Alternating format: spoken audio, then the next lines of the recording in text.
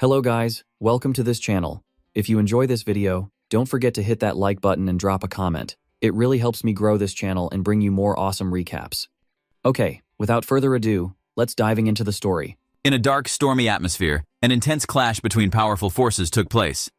The undead king, surrounded by countless minions, was exuding dark energy, facing off against the radiant Knight of Light. The undead king acknowledged his opponent, calling the Knight of Light a worthy rival. The Knight of Light responded with conviction, stating that the undead king was indeed the nightmare of the continent, but assured that as long as the power of light was with them, they would not lose. Without wasting time, the knight charged forward, illuminating the battlefield with brilliant light, determined to defeat the enemy. While the battle between the undead king and the Knight of Light raged on, someone else seemed far less impressed. In a dimly lit room, a person sipped a beverage, observing the fight. He couldn't help but comment on how theatrical the whole scene seemed. Shrugging, he reminded himself that it was all just a play. He couldn't help but worry about how everything had reached this point, thinking to himself that it was all his doing. Well, let me take you back to the beginning of this story, long before these events unfolded. It was a bright day in a bustling city with tall buildings. Inside one of these buildings, a man stood at the door, facing a visitor from the Transmission Investigation Division of the Superpower Control Bureau. The visitor confirmed that the man was indeed Han Sung-hyun, and he advised him to report to the Bureau if he ever awakened to superpowers. After a brief interaction, the visitor left. Sung-hyun closed the door, reflecting on how this was the first conversation with an outsider in 6 months, which now meant he wouldn't have to open the front door again for another half year. He thought about how it had already been 2 years since he last stepped outside. He considered himself a recluse, bound to his home, acknowledging that some might call him weak-willed or pathetic, but he felt he was just a victim of this cruel world. The scene then shifted to Sung-hyun's dark and untidy room, where he was resting against a wall. He can hear the television, breaking news about a fire in a shopping area, believed to have been started by an awakened who committed a crime before being transported to another world. Sung-hyun sighed and thought about the awakened, those who gained mysterious superpowers. He recalled how people who awakened were forcibly transported to another world within 24 hours, where they needed to meet certain conditions to return to Earth. Very few, however, ever made it back. 2 years ago, Sung-hyun had lost his family and his leg due to one of these incidents involving an awakened. He had tried everything to walk normally again, but found it to be in vain. He often questioned why he even tried, feeling it was pathetic and pointless. He wondered if more courage could have changed things, if only he could step outside again. Suddenly, a voice announced, "A dimensional shift detected." Sung-hyun, who was shocked, saw a system message. "Awakening unique skill." Sung-hyun panicked, wondering if he was truly awakening like this. It was all too sudden. Alerts kept appearing before him, indicating the awakening of the unique skill called Avatar. A vibrant blue light surrounded him, showing the activation of the skill. The system then informed him that he had 24 hours remaining until he would be transported to another world. Overwhelmed by the abrupt turn of events, Sung-hyun felt fear and panic take over. Most of the people who came back to Earth needed a whole year, yet he knew that time in the other world was 10 times slower than on Earth, meaning he would need to survive for 10 years before returning. He doubted he could even survive a single day. Panicked, he tried his best to prepare for this absurd situation. The countdown continued, and after 23 hours, now only a few minutes left, and Sung-hyun found himself wearing outdoor gear and slowly walking toward the transportation circle. His anxiety built up, realizing he couldn't do this. He could barely walk to leave his room. He had no power, no skills, and felt completely useless. But then a thought struck him. His skill. Perhaps he could still make use of it. He activated the Avatar skill, and a duplicate of himself appeared. Sung-hyun was stunned to see his own replica. He suddenly experienced an odd connection to the Avatar, sharing sight with it, which made him dizzy. He struggled to control 2 visions separately, realizing it would be impossible for him to move at the same time. With 1 minute left until transport, Sung-hyun felt a wave of despair. Even with an avatar, he thought his power was useless. But then, an idea sparked in his mind. Maybe, just maybe, his avatar could go instead of him. Acting quickly, he controlled his avatar, sending it to the teleportation circle, He held his breath as the system began confirming the awakened for transport. When the transport initiated, Sung Hyun felt a surge of relief. It had worked. The avatar had been recognized as him, and it was transported to the other world. Sung Hyun was amazed and overwhelmed by a sense of accomplishment. The room filled with blue light, indicating that the process was successful. After the blinding light, he opened his eyes and found his avatar reappeared in a lush green forest, with Sung Hyun sharing its sight. He was momentarily bewildered, believing he had been transported himself, but soon realized he was just seeing through the eyes of his avatar. He became dizzy from the dual perspectives and quickly dismissed the avatar, collapsing on the floor in his room, feeling nauseous. After regaining his composure, Sung Hyun summoned the avatar once more but still felt hopeless, doubting what he could do with such a power. Suddenly, a system message appeared, congratulating him for achieving a great feat, returning to Earth without using the karma shop. Sung Hyun received a special reward, a new skill that allowed him to travel to a previously visited location once per day. His karma increased greatly as well. Sung Hyun could hardly believe it. In that moment, he realized that he had become the awakened who had returned to Earth in the shortest time ever. He was stunned, barely able to process what had just happened. He couldn't help but shout out in disbelief. His life had taken a completely unexpected turn. Sung Hyun was startled when he noticed the system message displaying his current karma balance. It's almost 2 million. It was a staggering amount, and he couldn't believe that he had accumulated so much just by dismissing his avatar. Karma is giving based on the impact you have done on the other world. It accumulates through good deeds, evil deeds, killing, labor, and so on. The most important thing is, karma can be used to strengthen skills or return to Earth. He wondered if this could be some sort of glitch, and worried that he might be asked to give it all back someday. Despite the concern, he couldn't help but feel curious and decided to take a closer look at the karma shop. Scrolling through the options, he noticed that the ability to return to Earth cost 1 million karma points, which seemed pointless to him since he was already on Earth. He then stumbled upon something interesting: strengthen status. He selected it, and a new option appeared: recoverability enhancement, for 10,000 karma points. Intrigued, he then purchased it. Suddenly, a surge of energy coursed through his body and he could feel his injured leg healing. He looked down in amazement as his leg, once scarred and damaged, began to glow with energy and recover completely. The injury, a constant reminder of his painful past, was gone. Sung Hyun reflected on how much that injury had meant to him. It wasn't just an inconvenience. It was a symbol of his farewell to his family and the reason he had locked himself away for so long. But now, with his leg healed, Sung Hyun felt a new sense of hope and strength. It was as if he had been given a second chance, an opportunity to break free from the self-imposed prison that had kept him isolated for years. A notification from the system informed him that his recoverability had surpassed the threshold, and he had obtained a new skill called Super Recovery. Sung Hyun decided to put his new legs to the test, enthusiastically exercising to regain his full strength. He marveled at how strong he had become. It was almost unbelievable how quickly his fortunes had changed. For so long, he had resigned himself to a life of despair and immobility, but now he was beginning to see a future full of possibilities. He still had plenty of karma left, and he wondered what to do next. Scrolling through the karma shop again, he found an option to strengthen his unique skill for 300,000 karma points. He considered it for a moment before deciding to strengthen his avatar skill. Once strengthened, he summoned his avatar once more, observing the changes.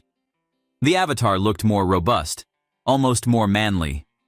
Sung Hyun could also sense a new connection, a skill called Mind Hub, which filtered stimuli and emotions, allowing only the information he wanted to receive. This meant that the dual consciousness would no longer make him feel disoriented. He had gained greater control, and with it, a deeper sense of confidence. Sung Hyun punched his avatar lightly, testing the new enhancements. The avatar didn't flinch, and Sung Hyun realized that even if his avatar got hurt, he wouldn't feel the pain. This was an exciting discovery, as it meant he could adventure in the other world without any risk to himself. The realization opened up countless possibilities. Sung Hyun smiled mischievously, realizing that he could explore a whole new world from the comfort of his warm room. He now also had not just one avatar, but two. As he grew stronger, he wondered if he could have even more avatars. Now, He decided it was time to give them names. After some thought and glancing at random items around the room, he decided on naming them Hans and Heinz. Hans, with an affinity for magic, and Heinz, known for durability. Their traits might have seemed mediocre, but to Sung Hyun, they were just the beginning of his grand plan. He felt a sense of camaraderie with them, even though they were technically just extensions of himself. He sent Hans to the other world, using the return skill, and tasked Heinz with the mundane duty of taking out the trash. Outside, after Heinz walked out of the house and looked around, Sung Hyun was surprised by the absence of anxiety or fear. The Mind Hub skill was working perfectly, filtering out any unnecessary emotions. It felt liberating, almost as if Heinz was a different person altogether.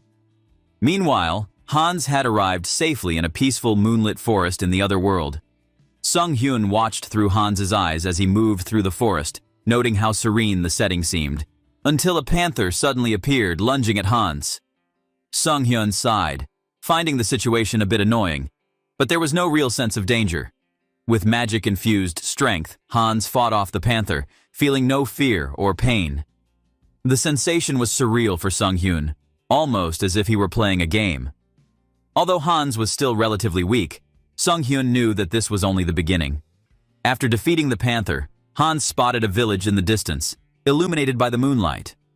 He approached it and was greeted by an elderly man named Malcolm, the village chief, who welcomed him warmly. Malcolm was impressed that Hans had made it through the forest at night and offered him a place to stay. Hans, or rather Sung Hyun, felt relieved and accepted the offer. He was given a room and even invited for a drink at the village tavern.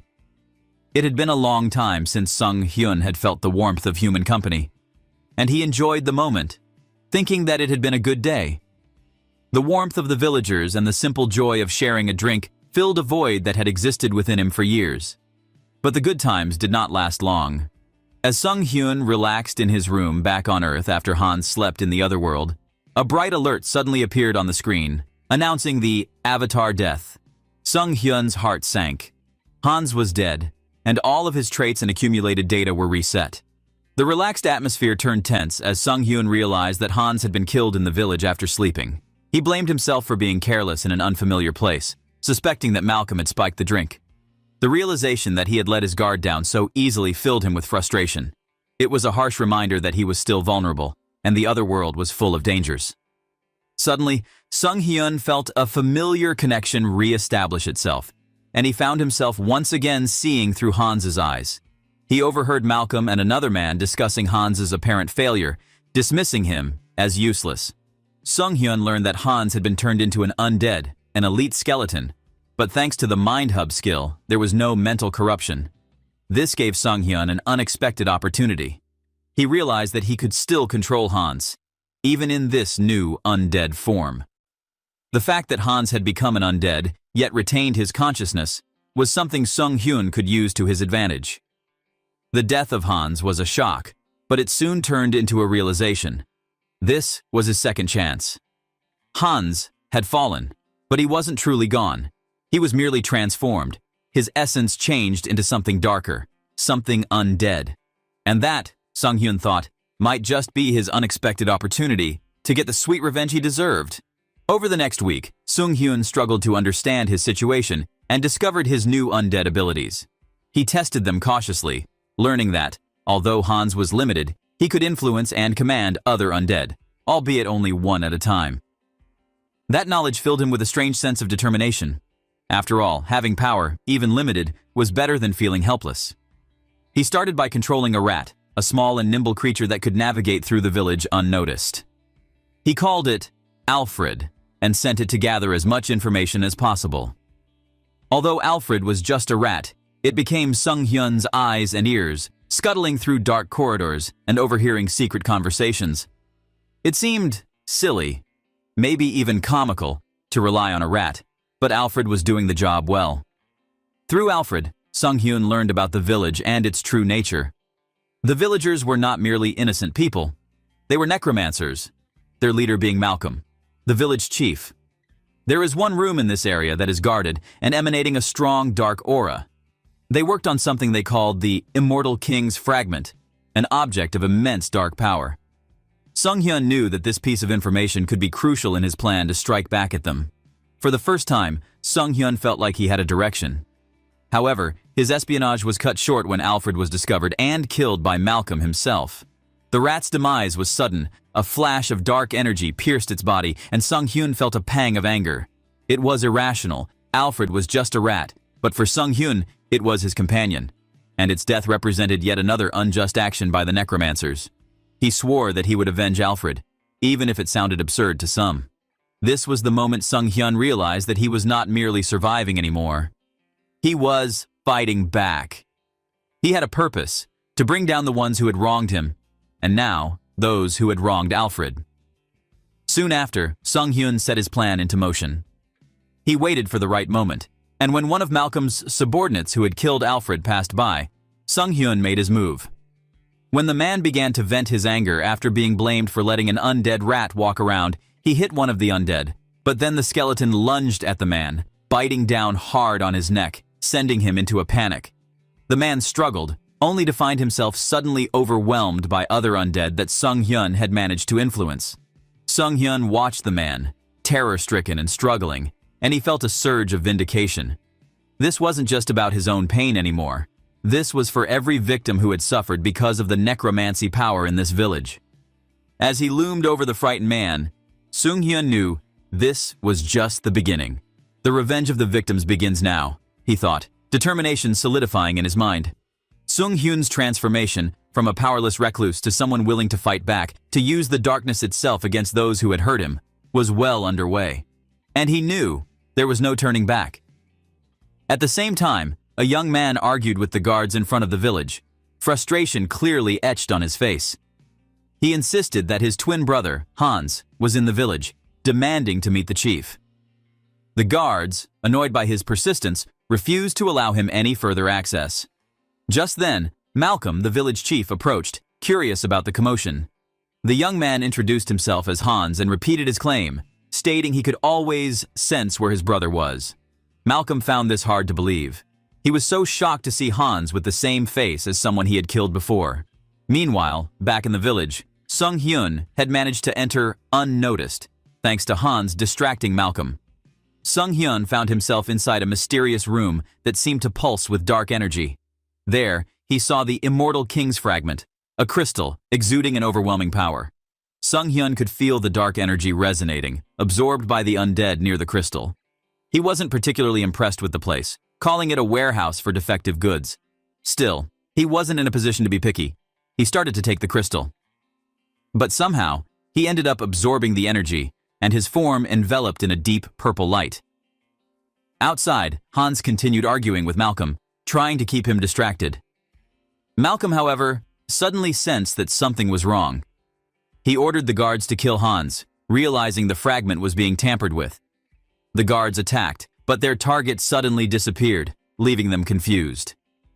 Inside the fragment room, Sung Hyun was struggling, the atmosphere filled with swirling purple mist.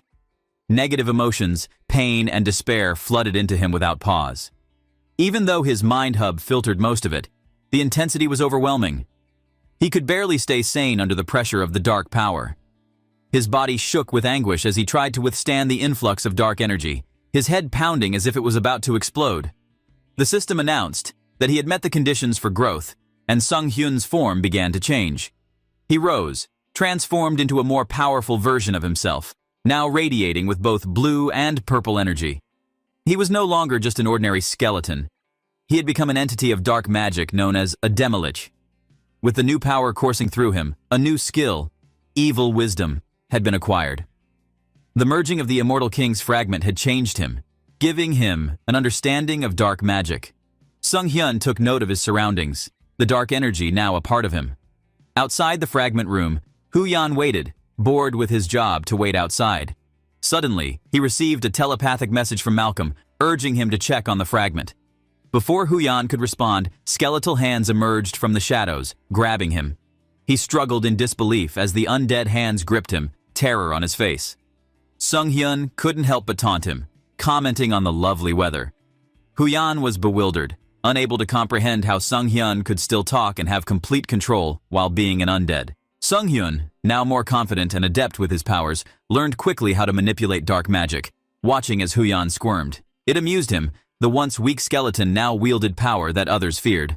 Sung Hyun tested his abilities further by using an explosion spell, shattering the door. He then commanded the undead to not leave a single person in the village alive, sending the creatures in a mad rush. However, their attack was suddenly interrupted by a bright explosion, forcing Sung Hyun to look up. There, standing before him, was Malcolm, fury burning in his eyes. Malcolm demanded answers, wanting to know how an elite skeleton had managed to fuse with the fragment.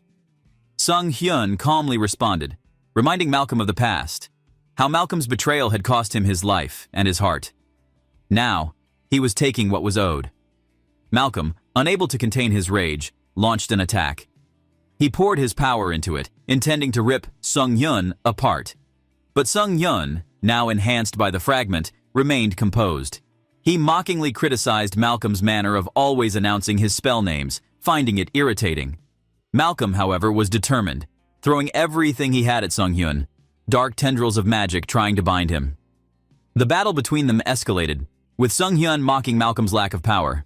Malcolm's frustration grew, realizing his attacks weren't having the desired effect. Malcolm shouted in fury, using his ultimate magic, channeling the souls of the necromancers to amplify his strength. The sky filled with swirling purple energy, and the cries of the necromancers echoed as their souls were drained. Sung Hyun observed, noting that Malcolm was using all the power available to him, desperate to win. Malcolm's ultimate magic sucked the life force from the people inside the village. Well, that man is surely crazy. Finally, Sung Hyun decided to end the battle. He channeled his dark magic, launching an attack that pierced Malcolm's heart. This fight is too easy for him, especially since his opponent takes a long time to enchant the magic. Malcolm's eyes widened in disbelief as he stumbled, his strength fading. He collapsed, his body falling to the ground, dead. Sung Hyun stood tall, looking down at his defeated foe. He glanced upwards, speaking softly as if addressing Alfred, the rat who had been his companion. He had completed his revenge, and now, perhaps, Alfred could rest in peace. Elsewhere, inside a grand church, a hooded figure kneeled in front of a large statue, praying. She suddenly received a revelation, and her eyes widening in shock. She stood quickly, running to inform Bishop Martin of what she had seen. The bishop, visibly shaken by her words, called for an immediate meeting. The hooded figure, Saint Riesta, spoke with conviction. Signs of the immortal king's revival had appeared in the west. She knew that the being that had once spread fear across the continent might be back. And she was determined that she would not let history repeat itself. Back to Sung Hyun. He stood under the night sky. He looked around and noted how the once numerous undead had been mostly wiped out. It was a pity, but he remained unfazed. After all, the beauty of being a necromancer lay in the ability to replenish lost forces with new ones. He intended to do just that. However, before that, he needed to deal with his own missing arm. Sung Hyun examined the undead limb nearby and decided it looked suitable. He picked up the arm and used his magic, allowing the blue energy to envelop it. As it merged with his body, he activated his super recovery ability, and soon, his arm looked as good as new. Pleased, he turned his attention back to replenishing his forces. He raised his hands, purple magic swirling around him, calling on the scattered remains of the undead to become his subordinates once more. The evil wisdom skill filled his thoughts, guiding him on how to utilize his powers. He attempted to use the fragments inside his body to pollute the dead skeletal remains, but the skeleton fell apart into pieces before his eyes. He sighed, realizing that the process was not as simple as it seemed. Still, after a few tries, Sung Hyun began to get the hang of it. He looked toward Malcolm's lifeless body, contemplating his next move. He decided to make the old necromancer a powerful undead, one with his soul intact, so that Sung Hyun could extract useful information from him. However, when Sung Hyun examined the old man, he realized that there was no soul present. A magic circle glowed faintly on Malcolm's body, revealing that someone had forcibly extracted his soul. Sung Hyun deduced that there was likely an organization behind this, trying to protect their secrets. He shrugged. Well, it doesn't matter. He could still make use of the body. Sung Hyun began to channel his magic, preparing to turn Malcolm into a top-tier entity, undead. He polluted the remaining magic in Malcolm's body, gathering what residual thoughts he could find. The transformation began, and Malcolm's form shifted into that of a death wizard.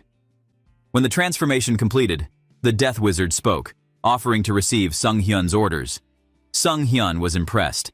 Malcolm could speak and follow commands, even if he did not retain his old memories.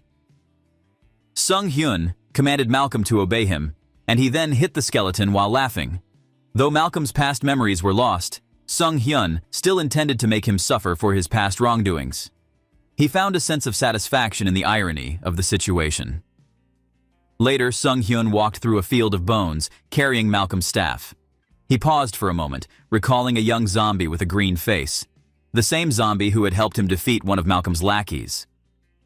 With a gentle hand on the young zombie's head, Sung Hyun muttered a silent wish for the creature to rest peacefully with its family. It was a rare moment of compassion, even for someone who had embraced the darkness. Back in his room on Earth, Sung Hyun leaned back on his couch with a satisfied smile. He felt full and content with his recent accomplishments. Picking up his phone, he decided to check the current price of gold. His mind wandered to the treasure hoard left behind after Malcolm's death. It had been quite a profitable endeavor. He then summons Hans, his skeleton avatar, to assist him. As the skeleton appeared, Sung Hyun quickly dismissed it, overwhelmed by the aura it exuded. He let out a sigh of relief as Hans vanished in a burst of blue light. Sung Hyun scratched his head in frustration, wondering what to do next. He needed Hans, but perhaps it was time to enhance his unique skill again.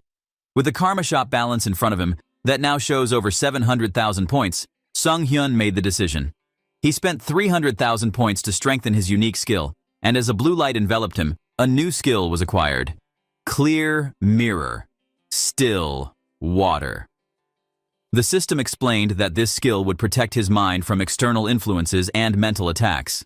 Sung Hyun felt a new surge of confidence, knowing that his mental strength had surpassed the standard threshold. Now he can easily summon Hans and never worries about the aura or mental attack again. With Hans at his side and feeling stronger than ever, Sung Hyun decided it was time to sell some of the gold he had accumulated. He went to a shop filled with bags of gold coins and requested that the money be transferred to his account. The transaction went smoothly, and Sung Hyun left the shop, feeling secure in his preparations. Just to be safe, he had hidden Hans in the shadows using black magic, even giving him a mask for anonymity. Perhaps it was overkill, but he preferred being cautious. However, just as he thought all was going well, the shop exploded. Sung Hyun watched in shock as a werewolf and a masked villain made their escape, carrying a bag of gold. The werewolf seemed excited by the heist, bragging about their loot. Sung Hyun yelled for someone to call the police, knowing that these villains, people who used their awakened abilities for crime, would soon be hunted by guardians. As the werewolf rushed past Sung Hyun, he was knocked aside. Frustration washed over him. He felt powerless to do anything in the face of such chaos. The villains were executing their plan flawlessly, but just then, they noticed a mysterious figure, a glowing skeleton, standing nearby. Sung Hyun's voice echoed in his thoughts. While Sung Hyun could do nothing, Hans was different. With a surge of dark power, Hans unleashed chaos, confronting the villains head-on. The narrative was shifting once again, and Sung Hyun could feel that this was only the beginning of something much larger. Three figures rushed through a dimly lit corridor, urgency etched across their faces. They were guardians, charged with protecting order and delivering justice. The situation called for swift action. As they approached their destination, they arrived at a chaotic scene, a corridor littered with the unconscious bodies of criminals, an undeniable aftermath of a recent battle. The first guardian looked around, confused by what he saw. "What's going on here?" he demanded. A groaning werewolf lay among the defeated. They can only conclude that someone had fought the villains and then vanished. The second guardian reacted quickly, urging everyone to search the area. The battle had not ended too long ago, which meant the mysterious figure must still be nearby. The guardians spread out, determined to locate the one who had caused this chaos. Somewhere, beyond their reach, a shadow moved with unnatural speed through a sunlit corridor, leaving behind a lingering dark trail. That shadow returned to Sung Hyun as he stretched, a look of contentment on his face.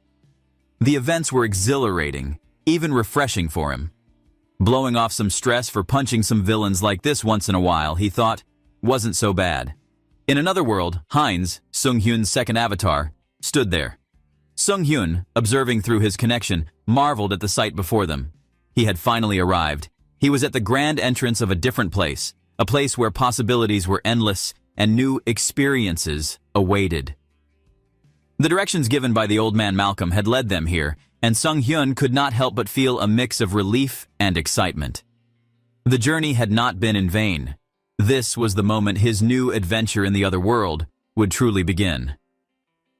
He stood tall before the grand city gate, taking a deep breath before stepping inside. The city, despite its impressive architecture, seemed strangely empty. The streets were lined with houses and shops, yet not a soul was to be seen. Leaves rustled along the ground, swept by the wind, but the usual chatter of city life was absent. He noted the lack of checkpoints, the indifference towards newcomers. Heinz, who moved ahead, spotted a tense situation in a nearby alley, a young girl being confronted by a bald man. The bald man reminded the girl of her debt. His voice was stern as he demanded 2 silver coins within 3 days, threatening her if she could not meet the deadline. The girl pleaded for more time, her anxiety evident. Sung-hyun observed from a distance, mildly disinterested. The scene felt cliché, just another thug taking advantage of a helpless person. He figured it was not his business and decided to move along. However, as Sung-hyun walked away, he accidentally collided with the girl, who immediately began apologizing. Her words were rushed, but he saw something useful in her. Perhaps this girl knew the city well. He offered her a coin and asked if she could be his guide. The girl's eyes widened at the sight of the silver, and she accepted the offer, her face a mix of surprise and gratitude. That evening, the girl, whose name was Diana, led Sung-hyun to an inn. She beamed as she introduced it, proud of her choice. She explained her situation, her struggles to care for her younger sibling, hoping to earn Sung-hyun's trust and secure a stable income. They agreed on the terms. She would guide him around the city in exchange for 2 silver coins per day. Sung-hyun decided to retire to his room after their deal. As he lay down on the uncomfortable bed, he struggled to fall asleep, the chill air and the stiff mattress keeping him awake. To his surprise, when he looked out the window, he found Diana sitting outside, her small frame curled up against the cold. He called out to her, asking why she was waiting so early in the morning. She explained she wanted to be on time for their meeting, though Sung-hyun suggested she should come around lunchtime instead. Diana was polite and eager, and even after being corrected, her smile remained. The next day, as they moved through the city, Sung-hyun noticed a peculiar symbol painted across various walls. He touched the strange mark, noting the texture. Diana told him it wasn't paint, it was blood. She can smell it. Sung-hyun looked at her curiously, surprised by her sharp sense of smell, almost considering it an ability. She explained that the symbol belonged to a group called Barkalak, a criminal organization that held power over this part of the city. Sung-hyun found himself intrigued but remained detached from whatever trouble the group might pose. As the vampire lunged, Sung-hyun told Aaron to run. Sung-hyun began to grow suspicious. Diana was late, which was unlike her. The minutes seemed to drag on, his concern increasing as each one passed. Then 2 thugs approached, trying to intimidate him. Sung-hyun managed to defuse the situation by bribing them, but as they walked away, he overheard them mention a kid they had taken. A sinking feeling hit Sung-hyun as he realized Diana might be in danger. He confronted Diana when she arrived, and she confessed through tears that her brother Aaron had gone missing. Her eyes were red, and her hands trembled as she spoke, her fear and worry written across her face. Sung-hyun suddenly grew suspicious as he recalled the thugs mentioning a child. He immediately told Diana what he had overheard, and she panicked, realizing the gravity of the situation. Diana, with her voice trembling, explained what she knew. The truth about the city became clear. It was a blood farm for vampires. The Barkalak weren't just thugs. They were monsters who needed blood to sustain their existence. Somewhere in the place where Sung-hyun's avatar had killed Malcolm, a vampire stood, sensing the dark magic in the air. The creature, sinister and calculating, muttered about the immortal king's fragment, regretting missing the opportunity to take for himself. He was confident, however, that he would soon track down the one responsible. The scene returned to Diana, tears streaming down her face as she faced Sung-hyun. She tried to make sense of her fears, speaking of vampires, including the Varkalak, who controlled all the organizations in the city. Diana's voice was filled with despair, and she spoke of how they struggled each day to survive, always knowing that in the end, they would be consumed. She believed that there was no way out. Even if they escaped, they wouldn't survive. She sobbed, believing her brother and herself to be destined to be eaten by the monsters. Sung-hyun stepped forward, holding her face with both hands, urging her to get a grip. He asked urgently if she knew where they had taken her brother, and Diana, in disbelief, questioned if he was really offering to help. She thought it was impossible and far too dangerous, stabbing its eye until blood keeps pouring. But Sung-hyun smiled darkly, reassuring her that he was more than capable of giving those bastards what they deserved. Determination filled his eyes as he declared the beginning of the mission to help Diana and her little brother.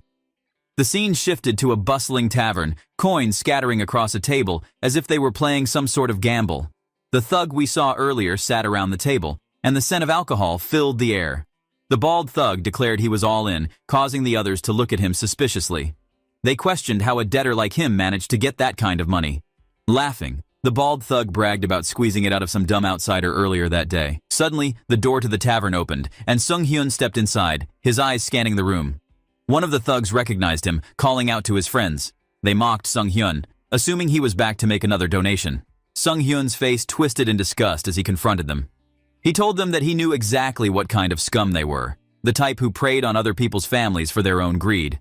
With swift precision, Sung-hyun struck the first thug, taking him down with ease. He counted aloud, 1 down, 2 to go. Panic spread among the remaining gamblers. The bald thug shouted, demanding to know who Sung-hyun was, calling for his death. But Sung-hyun charged with unwavering confidence, boasting about his toughness and rapid recovery skills. The tavern erupted into chaos as Sung-hyun fought the gamblers, moving with fluid precision, dodging punches, and retaliating with powerful blows. One thug tried to stab him with a knife, but the blade did not penetrate. Sung-hyun smirked, explaining that it was thanks to his Korean-made anti-kickbox suit. He took the second thug down, counting 2, and turned to face the bald one. The thug charged at him with a roar, but Sung-hyun's blue energy flared, forming a magical barrier. The bald thug was stunned, questioning how Sung-hyun had managed to get his hands on magical artifacts. Before he could react, Sung-hyun pierced through his defenses, taking him down as well, counting 3. As the dust settled, Sung-hyun looked around, assessing the damage. He wondered if he had brought too many magical items, seeing as he had not even used half of them. Just then, more thugs descended from the staircase, surprised by the commotion. They shouted, questioning who Sung-hyun was and what was happening. Sung-hyun sighed, ready for more action, commenting that this guy had a big mouth. He swiftly countered each attacker, the fight spilling outside. He kept counting aloud, 6, 7, 8. He stood over the defeated attackers, catching his breath, wondering aloud why there were so many of them. One of the thugs hit him, but Sung-hyun quickly regained his focus, realizing he had lost count of how many he had taken down. He shouted, calling out to the last thug standing. He stood amidst the disarray of the tavern, his eyes unwavering. He demanded to know where they had taken the boy they had brought in earlier. He pressed his boot firmly against the thug's face, but the man refused to tell him, taunting Sung-hyun about the master soon arriving. Sung-hyun looked down coldly, thanking him for the information. He raised his foot, ready for more action. After dealing with all the thugs, Sung-hyun made his way to a room and opened it. Inside, he found Aaron, cowering on the floor, trembling. Sung-hyun approached cautiously, telling Aaron not to be afraid. He explained that he had come to save him at his sister's request. Aaron, still fearful, asked if he knew his sister. Sung-hyun nodded, assuring him that he would explain everything once they were out of there. He urged Aaron to leave with him, but before they could move, a bat suddenly flew into the room through the window, transforming into a dark figure. A vampire. The vampire mocked Sung-hyun for interfering with his meal, his hand crackling with dark energy. He questioned if Sung-hyun was part of the Covenant of Destiny, or perhaps related to the child. Regardless, the vampire promised consequences for defying him. Sung-hyun stood protectively in front of Aaron, explaining that he was just an outsider who had been extorted by one of the vampire's underlings and happened to help the boy along the way. The vampire found it boring, expressing his preference for young boys as his meals. He prepared to strike, declaring that Sung-hyun could die now. The storeroom shook as the dark energy exploded, ripping through the walls. Sung-hyun shielded Aaron and both of them were thrown back by the blast. Sung Hyun noted the smell of alcohol and spotted a destroyed beer barrel nearby. He quickly asked Aaron if he was okay, and upon seeing him nod, he urged him to escape while they had the chance. The vampire watched them, intrigued by Sung Hyun's speed. He commented that Sung Hyun was quicker than expected and decided that this would be a good warm-up before his meal. As the vampire lunged, Sung Hyun told Aaron to run and not look back, pushing him away. The vampire's red eyes gleamed with malice as he struck at Sung Hyun, piercing through his defenses. Blood splattered, yet Sung Hyun remained standing, defiant. The vampire was impressed by his toughness and recovery. Sung Hyun acknowledged the difference in their strength, realizing the vampire was merely toying with him. Despite the overwhelming odds, Sung Hyun was determined to protect Aaron. The vampire laughed, amused by Sung Hyun's resistance, tightening his hold and cutting Sung Hyun's hand with his claws. The vampire whispered into Sung Hyun's ear, promising that his pointless resistance would end now. But Sung Hyun, feeling the vampire's strength, decided to take a different approach. He declared that if there was such a difference in strength, they would just die together. Sung Hyun activated a hidden fire magic tool, flames engulfing him. The vampire stepped back in shock, realizing what was happening. He questioned when Sung Hyun had hidden the fire magic tool in his mouth, snarling as the flames closed in. The room was engulfed in fiery chaos as Sung Hyun grappled with the vampire. He explained that when he had been slammed to the ground, he saw the alcohol spilled on the floor and got the idea to use it to turn the tables. The vampire called him a madman, accusing him of planning to die together. Sung Hyun's resolve was unshaken. He charged at the vampire, fire blazing around him, declaring that he would not go down without a fight. The angry vampire mocked him, calling him a weak piece of flesh that dared to harm a mighty vampire. But Sung Hyun confronted him, reminding him that he had called him a tough delicacy. Fueled by defiance, Sung Hyun roared as the flames engulfed the room, turning the vampire's arrogance against him. The vampire, panicked and surprised, stared in horror at the approaching the fire, his pleas falling on deaf ears. Sung Hyun's determination was palpable as the fiery chaos consumed everything around them, leaving no room for escape. The storeroom erupted into flames, engulfing the vampire and Sung Hyun. Amidst the chaos and heat, Sung Hyun found himself lying among the debris, the intense heat swirling around him. He couldn't help but marvel at the destruction that surrounded him, thinking that it was incredible how he was still alive, despite the devastation. He mused to himself that being too sturdy could be a problem sometimes. Sung Hyun slowly raised his head and looked towards the sky. The mission to help Diana was complete, and despite the lingering heat and destruction, he felt a sense of accomplishment. Outside the burning building, Diana was watching with tears streaming down his face, holding Aaron close. She cried out for Sung Hyun, her voice desperate as flames roared behind them. In that moment, a system notification appeared before Sung Hyun's eyes, marking the end of an avatar. The message read that Avatar Hines had died, with a respawn time of 7 days. Sung Hyun couldn't help but sigh at the realization, but knew he had to move on. The scene then shifted to a bustling town square. Diana was busy polishing a stranger's shoe, trying to earn her keep. She thanked the customer as he left, pocketing the coins with a sigh. Another person approached, and she eagerly offered her services. Suddenly, she heard someone call out, and turning around, she saw Sung Hyun, or rather, a new avatar of him. Diana's eyes widened with surprise and joy. She rushed to embrace him, exclaiming that she was relieved he was okay. Sung Hyun reassured her, though internally he knew that this new avatar, Hines 2, was different from the original Hines. He had decided to use a new avatar, creating one with an acceleration trait. It was his third avatar, and he wondered if Diana would even notice it was a different entity. But Diana seemed convinced that it was the same Hines, remarking how he smelled just like before. She warned Sung Hyun that he should not come back here, as the vampires were, likely, searching for him after what had happened. But Sung Hyun brushed it off confidently, believing that he had things under control. With the power of his original avatar, Immortal King Hans, at his disposal, vampires were the least of his worries. That evening, Sung Hyun sat inside the inn, checking his status. The cooldown for the isekai transfer was still 10 days away, much longer than he had hoped. He smiled faintly, accepting that things would take time. Just then, a menacing presence appeared behind him. A vampire had managed to find him. The vampire grabbed Sung-hyun by the neck, demanding answers, its glowing red eyes filled with rage. The vampire accused him, sensing traces from the fragment that led to this very place, and questioned why an outsider was staying in the territory of a vampire. Sung-hyun struggled, unable to move as the vampire's grip tightened. He realized that the vampire was incredibly powerful, a true monster. The vampire scrutinized Sung-hyun closely, but, surprisingly, it could not sense any dark magic aura from him, nor smell the blood of a fellow vampire. Sung-hyun, bewildered, had no idea what was happening.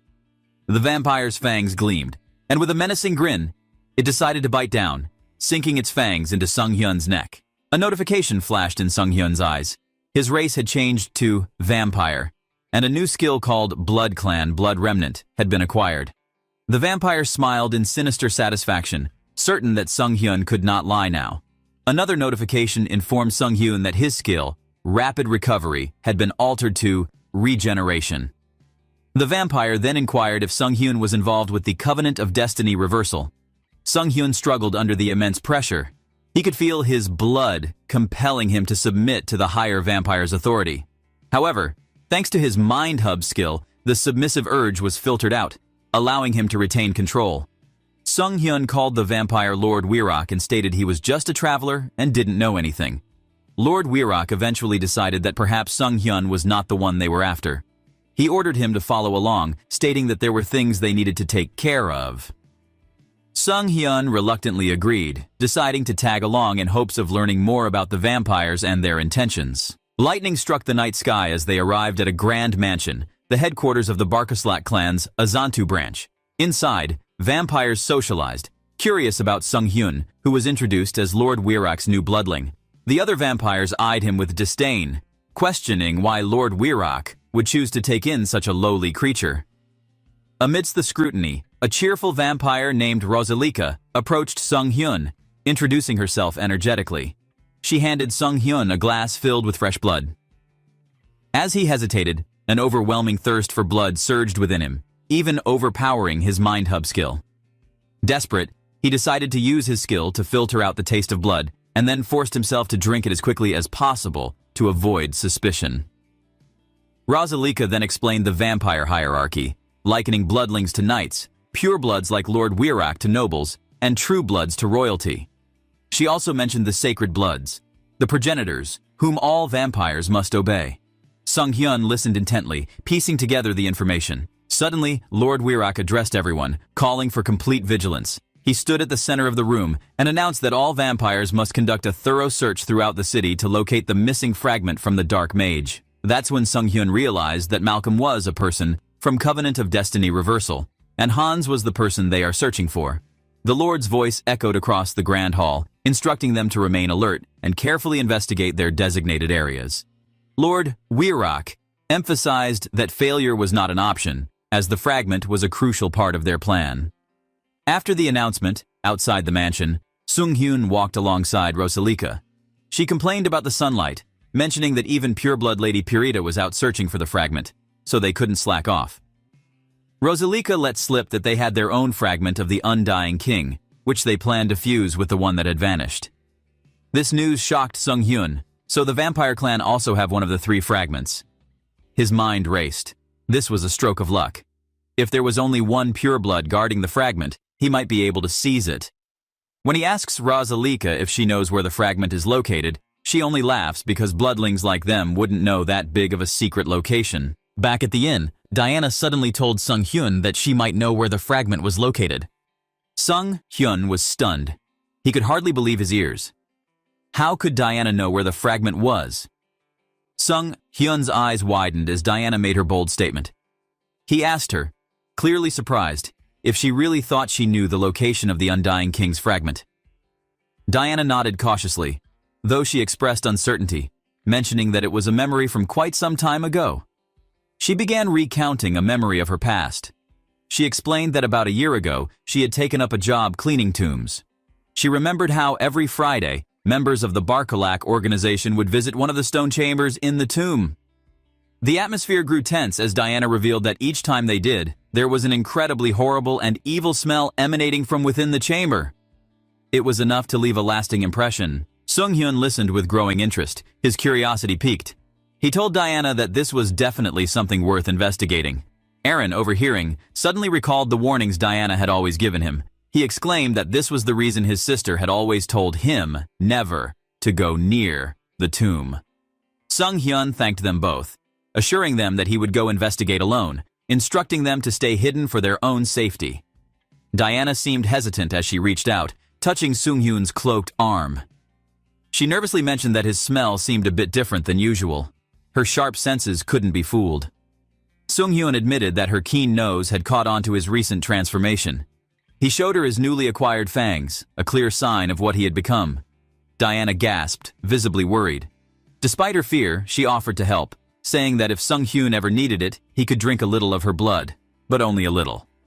Sung-hyun, taken aback, scolded her for saying such reckless things, brushing her offer aside and urging her instead to focus on helping him locate the chamber. The scene shifted to a dark cemetery under the dim moonlight. The silence was abruptly broken by a scream echoing through the tomb. Inside the dimly lit chamber, a man stood, trembling in fear. A vampire loomed over the person, scolding them with impatience, urging them to stand straight. The vampire sneered, offering the terrified individual a cruel bargain. If they could land even a single hit on him with their trembling sword, he would let them go unharmed. The person's fear was palpable, the sword shaking in his grasp. He could not bring themselves to strike, and the vampire quickly grew tired of the spectacle. Blood-like vines suddenly emerged, wrapping around the person, pulling them with a harsh force as he struggled in vain.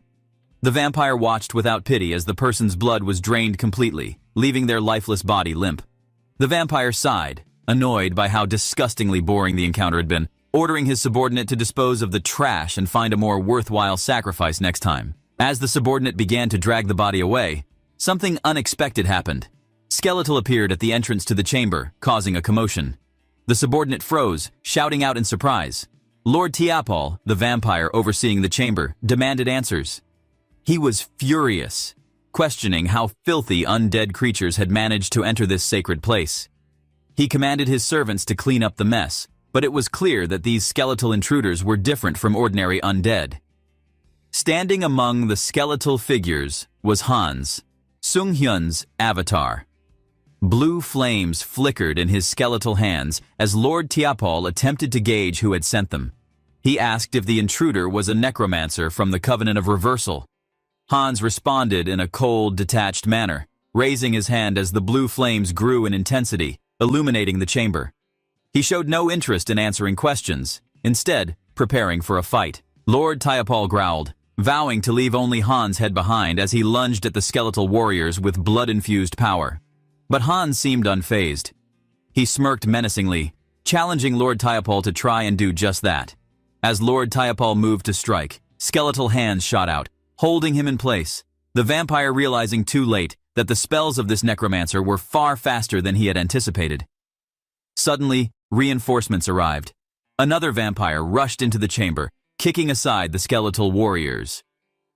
It was Sung-hyun's vampire avatar, Heinz II. Lord Tiapol looked relieved as he recognized his ally, asking if he had reported the attack to Lord Wirok. The Sung-hyun confirmed, explaining that Wirok's followers were already making their way inside, and that he had entered ahead to assist. The tension heightened as the battle continued, Lord Tiapol instructing Sung-hyun's to focus on stalling until proper backup arrived. But the moment Lord Tiapol looked away, Sung-hyun struck, sinking his fangs into Lord Tiapol's neck. The vampire lord gasped, confusion clouding his face, as he realized the betrayal. Dark energy crackled around his hands as he tried to free himself, but it was too late. Hans already blocked his movement. He accused Sung-hyun of colluding with the demi-lich, he stating how draining another vampire's blood could corrupt one's mind. But his words were cut short as Sung-hyun drained all of his blood, killing him with ease. Sung-hyun stood over Lord Tiapol's limp body, scoffing at the mention of mental corruption. That no longer worked on him. He can easily block the mental corruption using Mind Hub. His eyes then glowed red as blood magic swirled around him, revealing his sinister transformation. The power of the vampire lord coursed through him, and a notification from the system announced the acquisition of the skill. Sung-hyun relished the feeling of new power, his hand glowing with blood energy. He glanced at the remains of the chamber, realizing that with his new ability, he might even be able to break through the blood barrier and take out the treasure here. But there wasn't enough time for such an endeavor. He would have to settle for something more direct. With a powerful strike, Sung Hyun caused a devastating explosion, the rubble shifting as the force unveiled something hidden beneath. There, pulsing with a dark energy, was the second fragment of the Immortal King. Han's eyes locked on it as he reached out, feeling the intense energy radiating from the relic. As his fingers touched the fragment, a sudden burst of energy exploded, the force overwhelming his senses. He struggled with the power, even as his mind hub filtered out the negative thoughts. But the fragment's energy was almost too much. He decided the right thing to do now is focusing all his avatar mental energy into Hans. Meanwhile, outside the chamber, Lord Wirrak and his followers had arrived. He looked towards the smoke rising from the tomb, realizing he might be too late. The courtyard had descended into chaos, vampires aiming arrows of blood at the source of the power that floating with such incredible dark mana. Sung Hyun absorbed the blows, his aura becoming more menacing with each attack. The scene shifted, revealing Sung Hyun's true form amidst the chaos, his limbs glowing with skeletal energy as darkness enveloped him. The system notification appeared once more, stating that his super recovery skill had evolved into immortality, and that he had also acquired the special skill of forbidden knowledge. Sung Hyun had now become an Arch-Lich, an entity of unparalleled dark energy, ready to take on whatever came next. The stage had been set, and Sung Hyun was prepared to face all foes, his transformation marking the beginning of a new era in his journey. Near the battlefield, two figures rode on horseback in the forest path. They noticed something strange ahead, a feint of smoke in the air. Outside the backyard city where Sung Hyun had fought, the sky above swirled with ominous dark energy. The first knight's eyes widened as he gasped. The second knight, observing the darkening sky, wondered aloud if there could be a fire. The unsettling sight led the first knight to conclude that the dark clouds were towards the city of Ajantu. Without hesitation, the knight decided that they must return to the cathedral immediately to report the strange phenomenon to the saint. There was urgency in his voice. This wasn't just a natural event, it was something far more sinister. The knight echoed his concern, believing it to be a sign of the Immortal King's resurrection. Back in the city, Lord Wirrak observed the aftermath of the Han's transformation, his eyes widening in amazement. He noted that the Lich had become nearly 5, no, perhaps even 10 times stronger. Emerging from the shadows, Hans, now an Arch-Lich, was enveloped in a deep violet aura. The system issued a special note, indicating that by using the second fragment of the Immortal King, Hans's rank had increased significantly, and his dark magic had explosively grown. Now, Hans would continuously resurrect unless his source was destroyed. The system announces that through evil wisdom and forbidden knowledge, Hans gains an unconditional understanding of dark magic, and receives all secrets and knowledge. He then summoned his staff, darkness swirling around him as he prepared a spell. The spell was activated, and suddenly, the area was covered in thick black smoke. Lord Wirrak, still cautious, wondered aloud if the smoke around Hans was merely an illusion. The sudden dark magic was hard to decipher. One of the vampires called out to Lord Wirrak, suggesting they retreat and regroup. But before they could take action, a shadowy figure lunged towards them, catching them off guard. The vampire cried out in pain, and Lord Wirrak was taken aback, coughing as a dark energy pierced his chest. He struggled to maintain his composure but found himself face to face with an imposing opponent, Hans, the Arch-Lich. Hans looked at Lord Wirrak with a mocking grin. He acknowledged Wirrak's strength, noting that he was certainly stronger than other purebloods. However, in Hans's eyes, Wirrak was nothing more than a blood bag. Enraged, Lord Wirrak demanded answers, wanting to know how Hans could have absorbed the fragment's spiritual energy alone. Hans merely smirked, revealing a secret as he answered, because he hadn't done it alone. Sung Hyun, hidden in the shadows, moved quickly, baring his own fangs and sinking them into Lord Wirrak's neck. The blood power surged within him as he drained the vampire's life force, feeling his aura grow even stronger. The system informed him that he had met the conditions for growth. Sung Hyun felt his own transformation as he became a pure-blood vampire. He looked at his hands, acknowledging his newfound strength. His confidence grew with the realization that he could grow faster by consuming his own kind. With a determined expression, he vowed to devour every vampire that crossed his path. Meanwhile, in a different part of the forest, a group of vampires led by Rosalika and Lady Parita sensed the disturbance. Rosalika gasped, her voice trembling as she called out to Lady Parita, unsure of their next move. Lady Parita, however, remained composed. She noted that if Lord Wirac had been defeated, their enemy must be formidable. The magical power left in the remains was enough to make her wary. She instructed the group to retreat. With the sun rising soon, they needed to quickly return to headquarters and request support. The urgency of their decision was evident. The power they faced was not to be underestimated. In the city streets, a thug ran, breathless and anxious. He cursed the vampires for their arrogance, frustrated that they had fallen so easily. Suddenly, he felt a skeletal hand on his shoulder. The thug's scream echoed through the empty streets as Hans dealt with the remnants in the city. Meanwhile, Heinz had already left with Diana and her younger brother Aaron, hiring a small merchant group for their journey. Later, at a serene campsite, Heinz, cloaked in shadows, prepared food over a fire. He carefully seasoned the meat, adding plenty of pepper. Diana and Aaron watched excitedly, their eyes wide with anticipation. When Sung-hyun finally declared the special steak ready, Diana took a bite and exclaimed in delight at how delicious it was. Sung-hyun nodded warmly, pleased with their reaction. He encouraged them to eat plenty. They spoke briefly of their destination, an uncle's shop in eastern Rapalasi. Diana expressed uncertainty, worried that their uncle might not welcome them. Sung-hyun reassured them with a playful smile, suggesting that if things went poorly, he could always bribe the uncle with child support money. Deep down, though, he felt a twinge of sadness. He had grown quite attached to the children, and it saddened him to think of parting ways. He reflected quietly, wondering how many years it had been since he had felt emotions like this. He had changed a lot since coming to this world. The siblings, noticing his quiet demeanor, asked if he was okay, worried that he might be low on blood.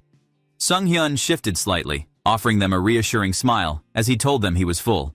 He thought to himself that he had certainly gorged on all vampires left in the village. Back in the city, Hans was busy turning the vampire corpses into undead, ordering them to wait in subspace. Sung-hyun admired the subspace skill, marveling at its convenience. It seemed endless, and combining his forbidden knowledge and evil wisdom traits, provided a perfect synergy. He pondered whether he might even be able to open subspace on Earth someday. Just then, a powerful attack startled him.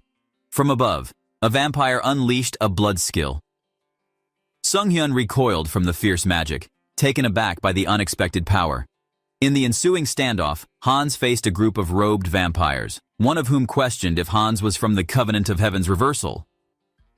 Hans decided to play along, declaring himself as part of the Covenant. The pure-blood vampire, Ovor, accused him of lying, stating that the Covenant's hideout had already been attacked and destroyed.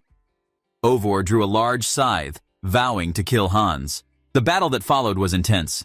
Ovor's attacks were swift and precise, and Hans struggled to dodge them. The protective barrier set up by the vampires prevented his escape, and Hans knew he needed more time to adjust to his newfound power. Ovor taunted him, threatening to crush his skull and extract the fragment within. Hans, however, was determined. He declared confidently that he would return to fight again, making a dramatic exit as he activated Summon Release. Blue energy engulfed Hans, allowing him to vanish through the barrier, leaving the vampires bewildered. The vampires reeled in confusion. How can someone escape the strongest vampire barrier? But suddenly, a new threat emerged. The Paladin Corps of the Divine Order appeared, their silver arrows striking true, killing one of the vampires. Ovor, now surrounded, realized too late that Hans's lingering presence had been a distraction, buying time for the Paladins to close in. He began to suspect that perhaps this was all part of Hans's plan from the beginning. He clenched his fists in frustration, vowing to find and kill Hans, no matter where he had run off to. Back on Earth, Sung-hyun stood in his apartment, relieved that he had made it back safely. Summon Release truly felt like a cheat key, and he smiled to himself as he thought of his next move. Though the threat of the vampires loomed for now, he had time to prepare. He sighed to himself. The fun of playing a game in another world was just too much to resist. When he recalled his earlier actions, the way he had proudly declared himself as the Death during his Summon Release, this memory filled him with embarrassment. His dramatic behavior and villain-like exit seemed more ridiculous than impressive, if I remember it again. He rolled over, kicking his blanket as waves of secondhand embarrassment overtook him. Next to him, Hans, His skeletal avatar silently polished his skull, seemingly unbothered by his master's turmoil. Hans broke the silence by complimenting Sung Hyun on his achievements. He praised him for defeating the vampire group and saving Diana and her family from the clutches of an entire vampire-infested city. Hearing this, Sung Hyun's mood brightened. He sat up, grinning. Saying it out loud, he almost felt like a hero in the video game he often played. Feeling better, he stood and decided to open the karma shop. He felt certain that the events he had set into motion would give him plenty of karma. As the system activated, Sung Hyun's eyes widened. His current balance was an astounding 700,000 karma points. He could hardly believe it, considering how he had spent all his karma previously to enhance his skills. Well, he was sure that this massive accumulation might be the result of his manipulation of the Dark Sorcerer and the vampires, turning them against one another. He marveled at how the system seemed to reward him generously for his actions, making it clear that karma wasn't bound by morality, but by impact. Feeling a surge of excitement, Sung Hyun browsed through the shop and decided to upgrade his unique skills, curious to see what new powers he could unlock. After confirming his purchase, the system notified him of two significant changes. Firstly, his summoning limit had increased, allowing him to deploy more avatars simultaneously. Secondly, he had acquired a new skill called Persona. Sung Hyun delved into the skill's description. Persona allowed him to channel his emotions into his avatars, using them as vessels to store and wield his feelings. He clenched his fists, realizing the depth of this ability. The system seemed to understand his current state of being, granting him a skill tailored to his needs. The possibilities thrilled him, but it also made him introspective. He thought about how much he had grown through his connections with others in this alternate world, helping others and even defeating powerful foes, a stark contrast to the isolated existence he had led on Earth. Reflecting on his journey, Sung Hyun acknowledged that he had always treated his experiences in this world as a game, which made the dangers and challenges easier to face. Yet, in reality, he still just locked himself in his room, bound by trauma that haunted him. His loneliness, sadness, and anger had piled up over the years, and he realized he could no longer ignore the weight of his suppressed emotions. Determined to address this, he called Hans and activated Persona, transferring all his negative energy into the avatar. The transformation was immediate, as the dark aura left his body, moving into Hans. Suddenly, Sung Hyun felt a lightness he hadn't experienced in years.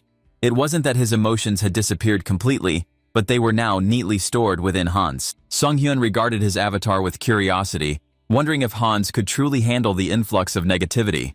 But Hans assured him that pain and despair were merely companions of existence, and that they posed no burden inside him. After all, dark mana and dark thought is a great companion. Looking at his skeleton avatar, Sung Hyun noted a subtle shift in Hans's tone, sensing an emerging individuality within the avatar. Hans seemed to be talking on his own, and he got the feeling that an emotionally charged avatar might develop its own personality, which both intrigued and unsettled him. Their conversation was interrupted by a loud explosion outside his house, so Sung Hyun rushed to the window and saw smoke rising in the distance. He muttered to himself that it was probably another villain attack. Well, it seemed the villains had become more active these days, but never mind, it was not his concern. He was sure the Guardians would take care of it. But suddenly, Hans spoke, looking him in the eyes and asking why Sung Hyun needed a reason to destroy evil. Looking back at Hans's eyes, a realization struck him. Deep down, he had always wanted to eradicate evil, especially because they are the reason his miserable trauma comes from. But his fears had held him back, and after transferring all his negative emotions into Hans, everything became clear. Hans reached into his inventory and retrieved a mask, declaring that the crumbling order of the world needed someone to enforce justice. And now, he will be their new law.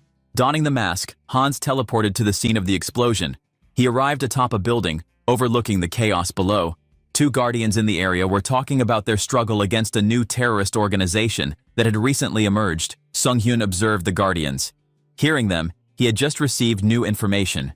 Those trash villains had formed an organized group, amassing power and spreading chaos. So now, he decided it was time to act. Summoning dark magic, he released two floating eyes imbued with his mana, instructing them to become his spies in the shadows. These eyes would seek out sinners and uncover their hiding places. As the magical eyes dispersed, they began transmitting scenes of injustice back to Sung Hyun. In one alley, bullies tormented a helpless individual, preparing to extinguish their cigarette on the victim's face. In another place, a mother and child endured abuse at the hands of an enraged husband. Elsewhere, criminals ransacked a convenience store and robbed it. Looking all of that, Sung-hyun felt a surge of anger. Though these weren't villains and just normal civilians, they were still stains on society. Determined, he teleported to each scene, delivering swift punishment to the wrongdoers. Sung-hyun didn't hold back. He made it clear that evil would be met with equal ferocity, carving fear into the hearts of those who dared to harm others. He left a chilling warning, urging them to remember this day and promising they would meet him again if they repeated their crimes. With each act of using the dark power, Sung-hyun grew more accustomed to wielding Hans's dark power. He marveled at how efficient and resolute his avatar had become, summoning more eyes to expand their reach. He needed to uncover all evil in this city. By the end of the night, he had only one goal: to purify the city and leave a mark of his newfound surging power as Hans, who dealt merciless justice. This was it. He realized that this was only the beginning of his mission to restore balance. He resolved to continue his crusade, vowing to bring order to a world filled with chaos. After a day spent defeating every criminal in the city, Sung-hyun felt an overwhelming sense of satisfaction. His Eye of Darkness proved invaluable, but its limitations became clearer. The spell weakened under exposure to light and eventually faded. This realization led him to conclude that he needed a more efficient method to locate his enemies. Using undead in a bustling city was a big no-no, and he began pondering alternatives while reflecting on the best approach for his problem. Suddenly, a bird pooped on his head, snapping him out of his thoughts. Annoyed, he looked up and swore vengeance against the birds. He yelled to kill them and make them his subordinates. But as he observed them flying freely, a new idea struck him. He imagined eyes that could be anywhere, undetected, and free to move. Yeah, this is it, the answer to his question. This inspiration led him to consider using a familiar, a servitude magic, often employed by skilled dark mages to control animals. The possibilities seemed endless, and his determination to create such a tool grew stronger. However, creating familiar was no easy task. Sung-hyun began experimenting in the Goblin Den, his secluded workshop far from prying eyes, but again and again, he failed miserably. He wanted a familiar that appeared ordinary, yet carried a powerful infection. Balancing simplicity and appearance with potent effects was challenging. Lowering the magical output made the familiar less threatening and ugly, but it also weakened its effectiveness in spreading infection. Each failure only deepened his frustration, and he found himself empathizing with programmers, debugging endless lines of code, error, and error. In the end, he realized why programmers often can't sleep properly. Hey dude, I'm a YouTube creator. I also have a lot of work, especially when people talk bad about my videos and make me down. But some of you keep cheering me, and here I am, still in the spirit to make videos for you all. Back to the story. After weeks of relentless effort, his experiments continued to fail. Cats grew monstrous with numerous eyes, and other creations turned feral and uncontrollable, wreaking havoc on his makeshift laboratory. On his final attempt, Sung-hyun infused a bird with dark energy, and to his surprise, it retained its natural appearance. The bird flew as though nothing had changed, and he hoped it could also spread the black magic infection. When the bird approached a flock, the dark magic succeeded, spreading among the others seamlessly, creating a new army of familiars for him. Sung-hyun's experiment had finally worked, and these infected birds would now serve as his eyes and ears, silently surveilling the area. He then commanded them to search for his enemies, scattering into the skies. Not far from there was a knight and a priest.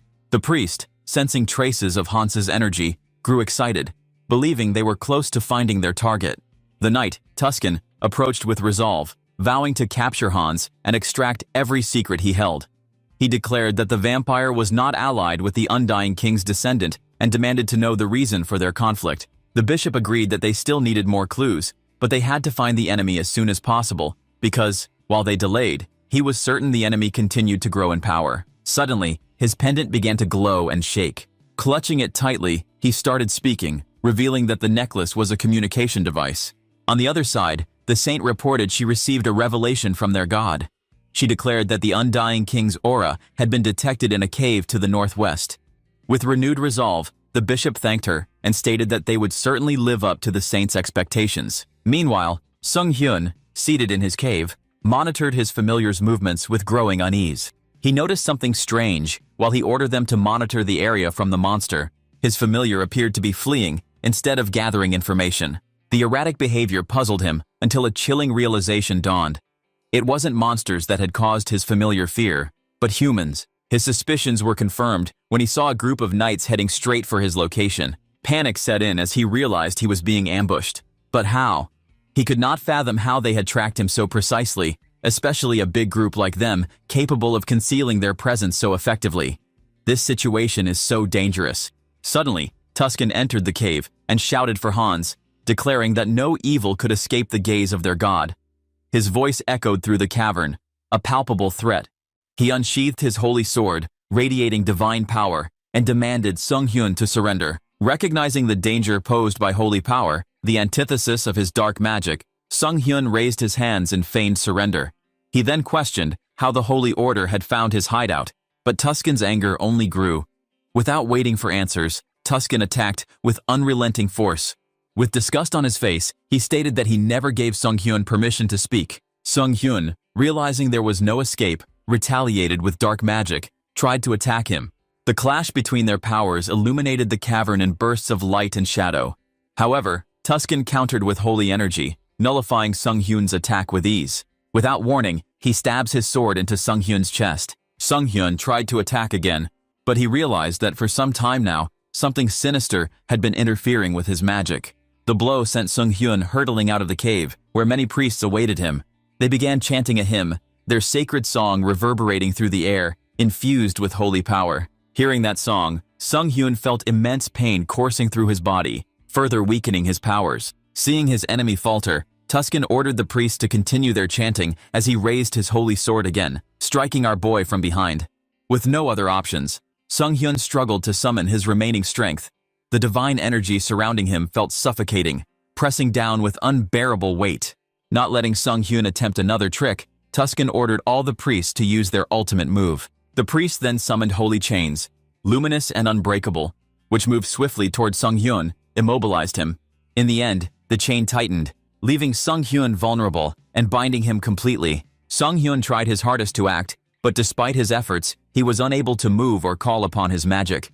The chains shimmered with divine energy, crafted explicitly to bind undead like him. Around him, the priests' chants echoed, their voices merging in a crescendo that strengthened the binding. They had planned every detail to ensure his capture, leaving no room for escape. He cursed himself for letting his guard down. Trapped and powerless, he finally realized how far they had gone to kill him. Now, he looked at Tusken as he remarked bitterly how much effort they were willing to expend to catch him.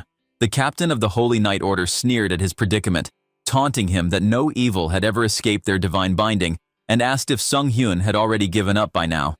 Their confidence was well-founded, but Sung Hyun's reaction shocked everyone. A chilling laugh erupted from him, echoing through that place.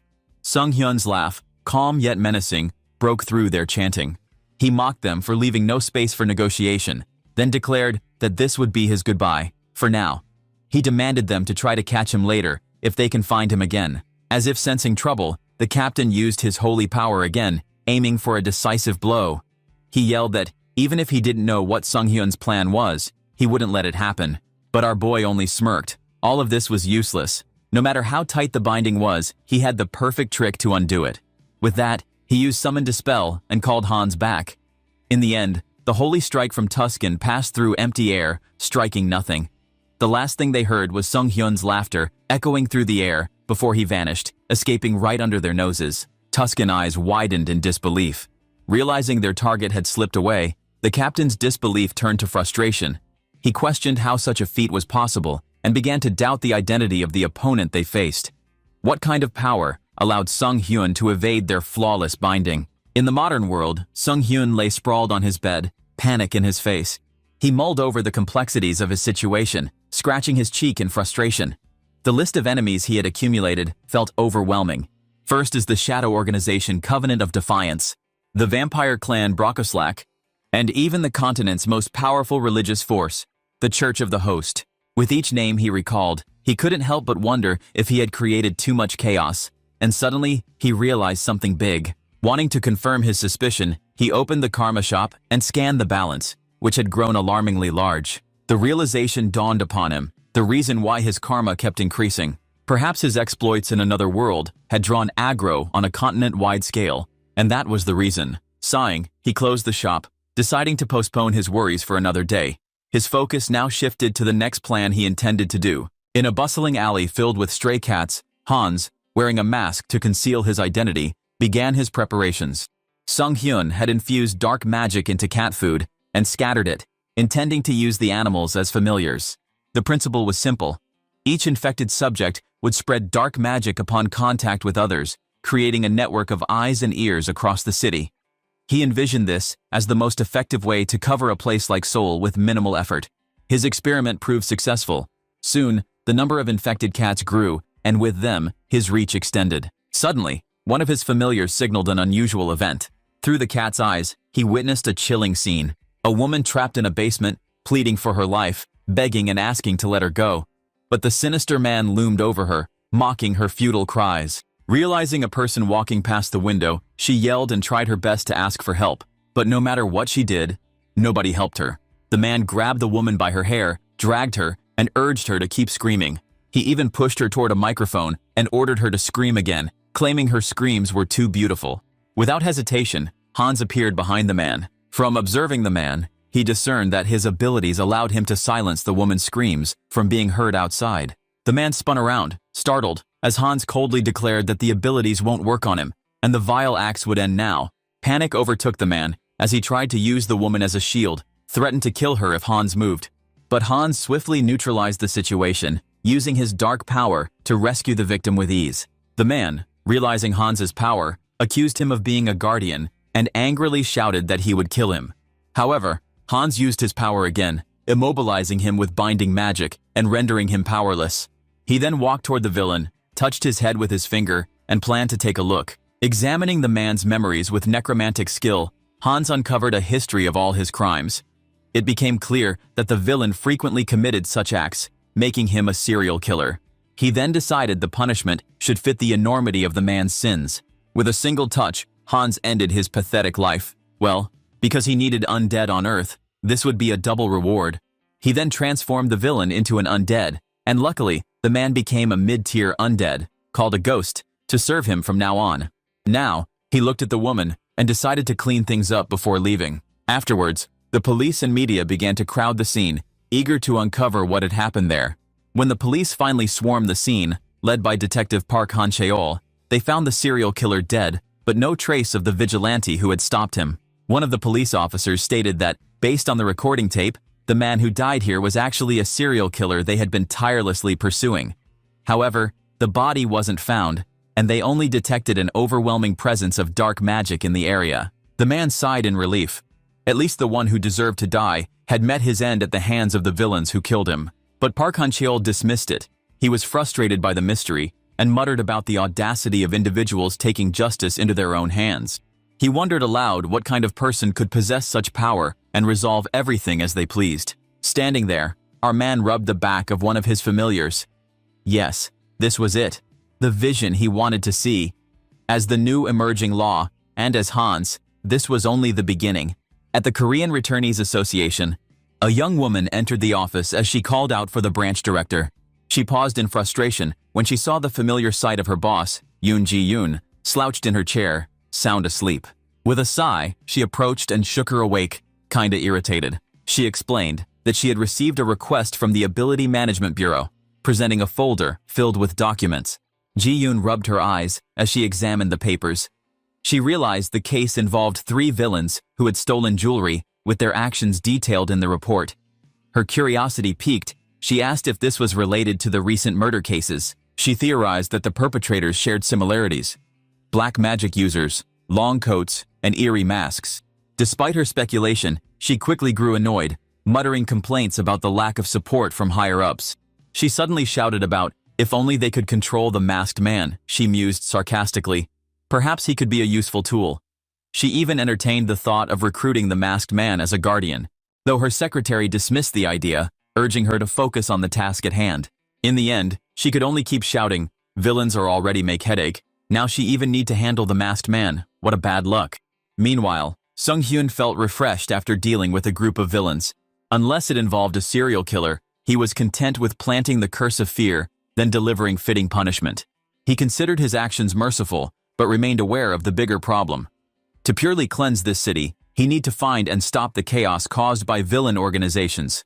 Yup, he resolved to track down the source of the disturbances. Yet, he feel all his doing on Earth is enough for now. In the end, he was sure this is the right time to shifting his focus to other worlds. Sunghyun's journey continued as he safely delivered Diana and Aaron to their uncle. The reunion brought tears of joy from their uncle, and Sunghyun felt relieved to see the man's genuine gratitude. Initially, he was worried that the uncle might not have good intentions, so he had prepared himself for confrontation. But now, looking at those people crying like there was no tomorrow, he felt no need for concern. The uncle thanked him profusely, while Diana suddenly hugs him, expressing her heartfelt gratitude. Sunghyun reassured her gently, promising to visit often and reminding her to stay healthy. Looking at Sunghyun, Diana comments on the changes in Sunghyun's personality. She was grateful for his kindness, but couldn't ignore the transformation she sensed. Hearing that, Sunghyun was shocked. Thus, he, reflecting on Diana's words, considered the influence of his persona skills, particularly when each avatar received a different emotion. He chooses the best emotion for his avatar, like Hans, with attention-seeking emotion, and Heinz too, for cool and calm emotion. When Diana asked about his next destination, Sunghyun replied with determination. He was embarking on a pilgrimage. His journey took him to Talaria, the capital city known for its divine church and the largest temple on the continent. Upon arriving in a secluded alley, he summoned his newest avatar, the fourth one. He named it Heinrich, imbued with the trait of martial spirit. Heinrich's individual trait, which is martial spirit, grants him bonuses for skill and experience from combat training, enhancing its capabilities. Sunghyun then instructed Heinrich to take his bag, deciding that navigating the holy city in his vampire form would be too conspicuous. So using his fourth avatar would be the right choice. After walking for some time, Heinrich approached the church, throwing down a bag filled with gold coins. He declared that it was all his wealth, and he decided to dedicate himself to God and pursue his dream of becoming a holy knight. So far, his avatar can be considered an evil being. So with this new avatar, he would wield a sacred sword and be respected by all. A priest accepted his donation with pride and promised to make him a fine knight through rigorous training. Another priest voiced opposition, cautioning against accepting strangers so easily like this. However, the first priest, Marco, assured him that evil intentions would be revealed during training. Turning to Sunghyun, he asked if he was confident. Yeah, this is the moment. So of course, Sunghyun replied with resolute that he was more than ready. But for our boy, his choice to become a holy knight is a nightmare. A month into the regime, he could feel that the training was grueling, pushing him to his limits. Now, he realizes that the noble image of the holy knights is just an illusion. The real them are masked with macho excess. He grasped the essence of their training, to strengthen faith and holy power through repetitive prayers and extreme situations. And yes, the training was effective, but also exhausting. Despite his discomfort, he pressed on, determined to achieve his goal.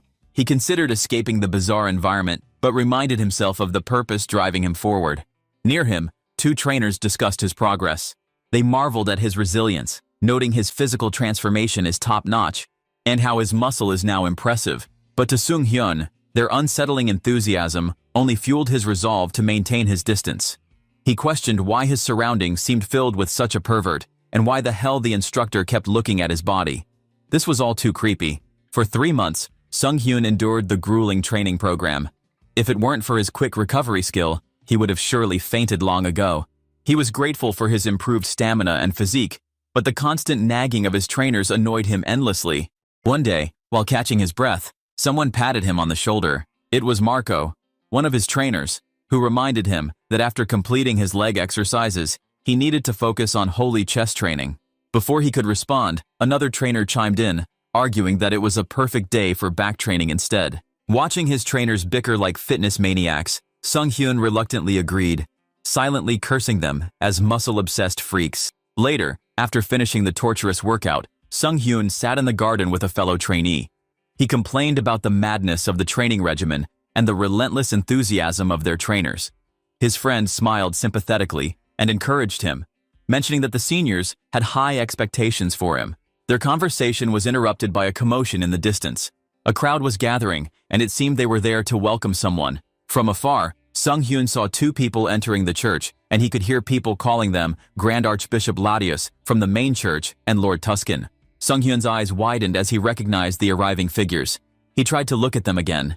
Yes, he had really seen them before. His friend whispered that he had heard they had gone on an expedition, but it seemed they had returned from it with the paladins and holy warriors. Seeing Tuscan made Sung Hyun's heart race. This was the paladin who had once fighting with Hans. If Tuscan had just returned, could they have spent the last 3 months hunting for Hans? Shortly after, all the trainees were summoned to the church, and a priest stood at the pulpit, announcing a baptism ceremony for those who had met the standards. The priests say this was unusual, as such ceremonies typically occurred only twice a year. He explained that special circumstances necessitated the early event. As names were called, trainees stepped forward, one by one. Feeling something was rushed, Sung Hyun's friend leaned over and whispered, asking why the church seemed so desperate. Hearing that, well, Sung Hyun guessed the only reason possible. They needed more knights to track down the heir of the Undying King. In any case, this is a perfect opportunity for him to save some time and be stronger faster. When Sung Hyun's name was called, he stepped forward with a plan in mind. For months, he had contemplated a new way to use his persona and mind hub skills. He knew that those baptized offered all their mana to God, losing the ability to handle magic in exchange for divine power. The strength of this blessing depended on one's faith in the deity. The purer and more genuine the faith, free of lies or doubt, the stronger the holy knight they would become. And that's where Sung Hyun intended to manipulate this process. Until now, he only used Mind Hub to suppress external stimuli or restrain his own emotions. But he realized something. The opposite is also possible. Then, as the priest began the baptism, Sung Hyun used his Mind Hub skill to filter out emotions like doubt and disbelief, leaving only pure faith. He then activated his persona skill, focusing all mental power and channeling all his faith-related emotions into Heinrich. The result was extraordinary. Holy power erupted from Heinrich, exploding like a light born from the star, the power shocking everyone present, including Lord Tuscan. To be precise, the radiance reached the head of their god's statue, leaving the priest in awe. He then placed a hand on Heinrich's shoulder, proclaiming that such devotion and faith to be receiving this massive holy power must be unparalleled. After the baptism, the system rewarded Sung Hyun with a new skill, Holy Baptism, which enhanced the potential of his avatars and improved the sharing of mental strength between them. Testing his newly acquired holy power, Sung Hyun noted its limits, but well, he felt relieved his fake faith had worked.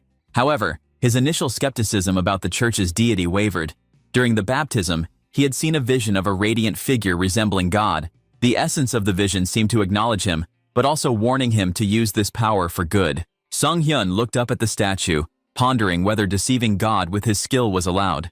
The next day, Lord Tuscan and Grand Archbishop Ladius, now looking at a map, discussing their failed search for the Undying King. Tuscan suspected that vampire forces within Talia had grown bolder during their absence, intensifying conflicts with the Covenant of Reversed Heaven, their church. The Archbishop realized the possibilities of such a thing happening, especially after their fight when pursuing the Undying King. He lamented the political pressure from Talia to disband the extermination squads was immense, and because their power was declining in this kingdom, there was no other option but to disband the group.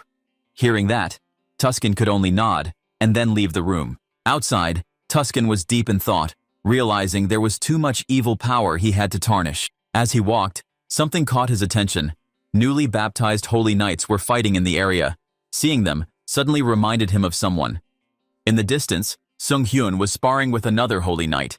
When he took a blow to the stomach, he didn't flinch. Instead, he used the punch to his advantage, turning the fight around and winning. Suddenly, the system explained that, through repeated training, Sung Hyun had now acquired the Holy Warrior combat technique, and the wound he received healed almost instantly, thanks to his rapid recovery skill combined with his holy power. Instructor Marco, who had been observing, asked if Sung Hyun had purposely taken the hit to turn the situation around and win. But Sung Hyun only smiled, helping his opponent to his feet. Deep inside, he felt that his progress still wasn't enough and that he needed to keep pushing forward. He knew he had to find new training methods to continue improving. Suddenly, someone interrupted his thoughts, making him jump in surprise. It was Lord Tuscan. He stepped forward and remarked that the holy power Sung Hyun wielded had already reached the level of an instructor, or even a senior holy knight. But Tuscan also noted that Sung Hyun still lacked the experience needed to become a full-fledged holy knight. He was certain that Sung Hyun had already sensed this himself, and he explained that he could help him grow stronger, suggesting that Sung Hyun would accompany him to the Grand Temple of Roselia, where his training could be furthered. Tuscan seemed to sense hesitation in Sung-hyun and asked why he appeared unsure. Yet Sung-hyun quickly denied any doubt, stating that he was ready. Tuscan, satisfied with the response, invited him to follow immediately. When Sung-hyun requested time to pack his belongings, Tuscan dismissed the idea, explaining that others could handle such matters. He acknowledged that everything might feel rushed, but assured him that everything would make sense once they arrived at their destination. At the Grand Temple of Rosalia, Sung-hyun marveled at the sight before him. The grandeur of the sacred site, the largest holy place on the continent and home to the Pope and the Holy Maiden, left him awestruck. As they entered the church, the saint greeted them warmly. Sung-hyun and Tuscan bowed respectfully, offering their salutations.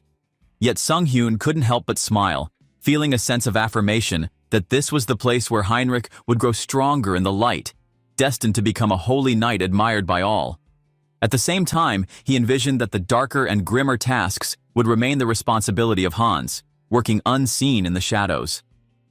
At the same time, back on Earth, Sung-hyun found himself staring at his phone after killing all the trash, skimming through news reports about the recent elimination of a human trafficking ring.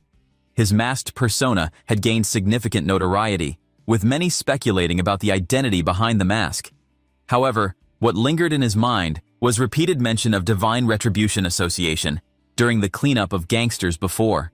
He decided not to concern himself with the details for now, confident that continuing to eliminate wrongdoers would eventually reveal the answers. As he walked through a bustling street with his vampire clone, Sung-hyun contemplated his next move. He acknowledged that, with Hans being actively hunted, so dealing with large quantities of valuable items of unknown origin would make him a prime suspect. He concluded that he needed a discreet location to handle such transactions. Entering a small, dimly lit establishment, Sung-hyun observed the quiet atmosphere. The shopkeeper, seated at a table and engrossed in a book, greeted him with mild disinterest. When Sung-hyun mentioned his intent to sell items, the shopkeeper scoffed, remarking that the place wasn't a pawn shop and dismissing him. However, when Sung-hyun placed a bag filled with coins on the counter, the shopkeeper's demeanor changed. The clinking of coins caught his attention, and he recognized the badge of the Sangho Human Trafficking Organization among the contents. He recalled hearing rumors that the organization had been wiped out by a masked figure. Sung-hyun, noticing the reaction, asked if the shopkeeper was still uninterested. The shopkeeper, visibly nervous, gestured toward a door at the back and instructed Sung-hyun to head through without taking any detours. Following the directions, Sung-hyun entered a concealed room where another individual awaited him. The mysterious figure greeted him and asked what he had to offer. Sung-hyun handed over the bag of coins and stated that he wanted payment in something other than cash. When the mysterious figure inquired what he was looking for, Sung-hyun requested a winning lottery ticket. He thought this was the best way. Overall cash was worthless if it couldn't be spent. He emphasized that the sooner the ticket expired, the better. The mysterious figure, understanding the request, informed him that the commission for such an arrangement would be high. Sung-hyun, unfazed, agreed and asked how much they could provide. The figure gave him a ticket worth 6.1 billion won, noting that the claim period would end in 4 months. Sung-hyun expressed his satisfaction and requested 2 more tickets of similar value. The figure hesitated, explaining that the amount Sung-hyun had provided so far was insufficient for that. Yet our boy just opened a portal from his wrist and revealed glowing gold bars. He placed them on the table and asked if those would suffice. The mysterious figure leaned in, visibly astonished, and remarked on the use of a spatial tool. He reached out excitedly, questioning Sung-hyun's background and where he had obtained such an item. Sung-hyun, angry by the reaction, pulled his arm away and firmly suggested they finish the transaction quickly. Sensing the shift in tone, the figure apologized and moved to conclude the deal. As the transaction continued, a faint and unsettling aura began to fill the room. The mysterious figure, clearly unnerved, remarked on the faint smell of blood he had been sensing, confessing that it hadn't been his imagination after all. Sung-hyun assured him to keep the deal clean, hinting that their interactions might become frequent. Later, under the night sky, Sung-hyun stepped outside, clutching the winning lottery tickets. He felt a sense of satisfaction, reflecting on how he had achieved the dream of a lottery win in such an unconventional way. He wondered aloud to himself what he should purchase first and mused about how useful it would be to have some subordinates to handle such matters in the future. Breathing in the cool night air, Sung-hyun stretched and took a moment to appreciate the surroundings. He noted the lively atmosphere of the area, recalling how it had been plagued by human traffickers only a few months prior. The streets had been dangerous and desolate then, but now they were vibrant once again. He found it satisfying to think that his actions had brought about this change, even if most people would never know who to thank for it. As Sung-hyun basked in his brief moment of peace, a stranger quietly approached him, catching him off guard. He felt a jolt of tension as he realized someone had managed to get close without him noticing. Turning quickly, he demanded to know who he was and accused him of being suspicious for sneaking up so suddenly. The stranger, unbothered by his defensive tone, simply grinned and revealed their fangs, stating calmly that he was a vampire, just like him. The stranger introduced himself as Gamma, a vampire from another dimension with a rank of 6 from a place called Dotmire. He then casually asked for Sung-hyun's name and inquired about when he had returned to Earth. Sung-hyun suddenly stated his name was Heinz and claimed to have returned to Earth not long ago. As the words left his mouth, he realized with alarm that he had answered far too easily. It occurred to him that this could be some form of mind control ability.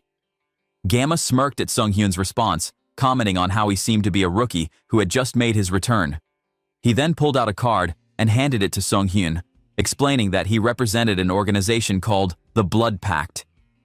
The group, he said, was dedicated to recruiting vampires who had returned to Earth from other dimensions. Sung-hyun studied the card, a mix of curiosity and caution swirling in his mind.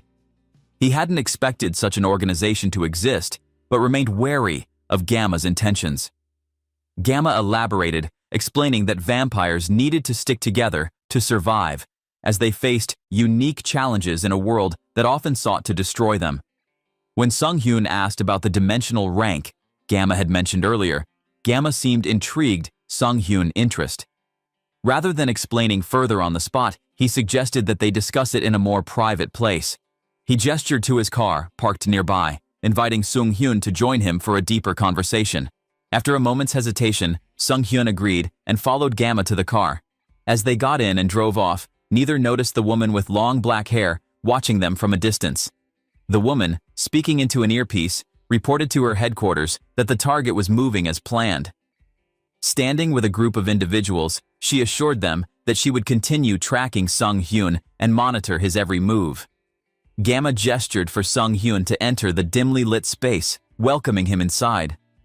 Sung-hyun asked about the nature of the place, his gaze drifting over the strange objects and glowing crimson crystals lining the shelves. The atmosphere felt oppressive, shrouded in mystery and unease. Gamma began explaining that every vampire possessed something called a vampire factor, which determined their strength. In the Blood Pact, he said, they measured and quantified this as a level. Sung-hyun's eyes shifted toward the center of the room, where an intricate magic circle, inscribed with arcane symbols, lay surrounded by cloaked figures. Gamma pointed to it and remarked that the circle was used to measure a vampire's level. Sung-hyun regarded the circle warily, his instincts telling him something was amiss. He thought the arrangement seemed far too elaborate for a simple test. Still, he stepped forward, reasoning that if the situation turned dangerous, he could always dispel the summon and escape. But his gaze fell on a skull embedded in the circle, and he noted traces of dark magic interwoven with sorcery, curses, and alchemy. The level of craftsmanship puzzled him, as such complexity was virtually unheard of in the modern age. He reflected on how, even 2 decades after the first returnees had appeared, magic tools remained rare due to the varied laws governing supernatural abilities across dimensions. The Blood Pact, he realized, must be a far more significant organization than he had initially assumed. Gamma instructed Sung-hyun to extend his arm for the test, and a cloaked figure approached with a small knife. As the knife pricked his skin, almost immediately, 5 blood orbs materialized in the air, crackling with energy.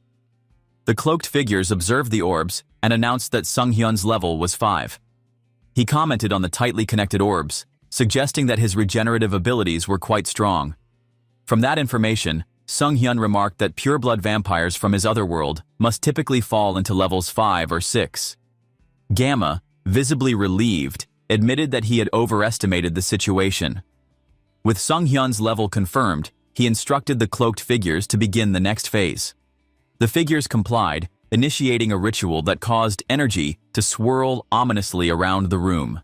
As the energy intensified, Sung-hyun's unease grew.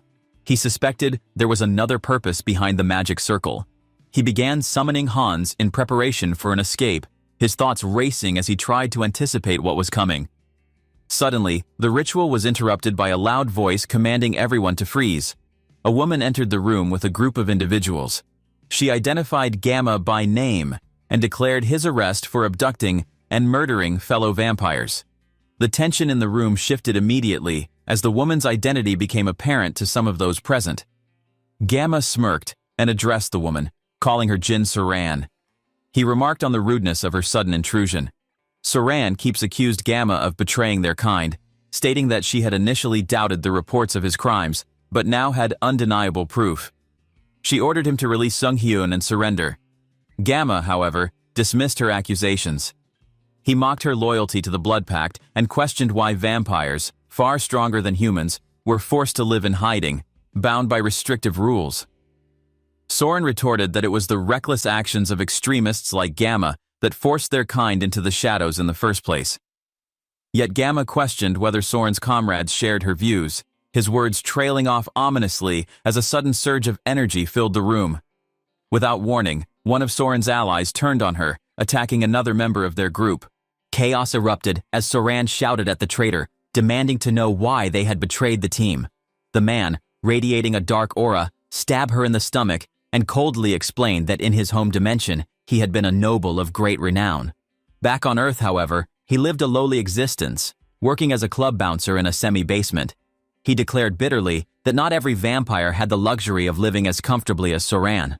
Soren, stunned by the betrayal, demanded to know what Gamma planned to do with the abducted vampires.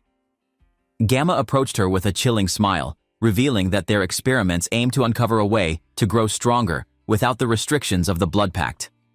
Soren's expression darkened as she accused him of attempting to create mad blood demons, a dangerous practice that had once led to the persecution of their kind. Gamma confirmed her fears, stating that their research had uncovered a method to remove the will embedded in blood, making their victims excellent raw materials. Gamma then uses the power on one of Soran's teams. As the ritual intensified, Sung-hyun watched in shock. He realized that the magic circle wasn't merely for measuring or binding vampire factors. It was designed to transform vampires into medicine, eliminating the side effects of severe mental contamination entirely.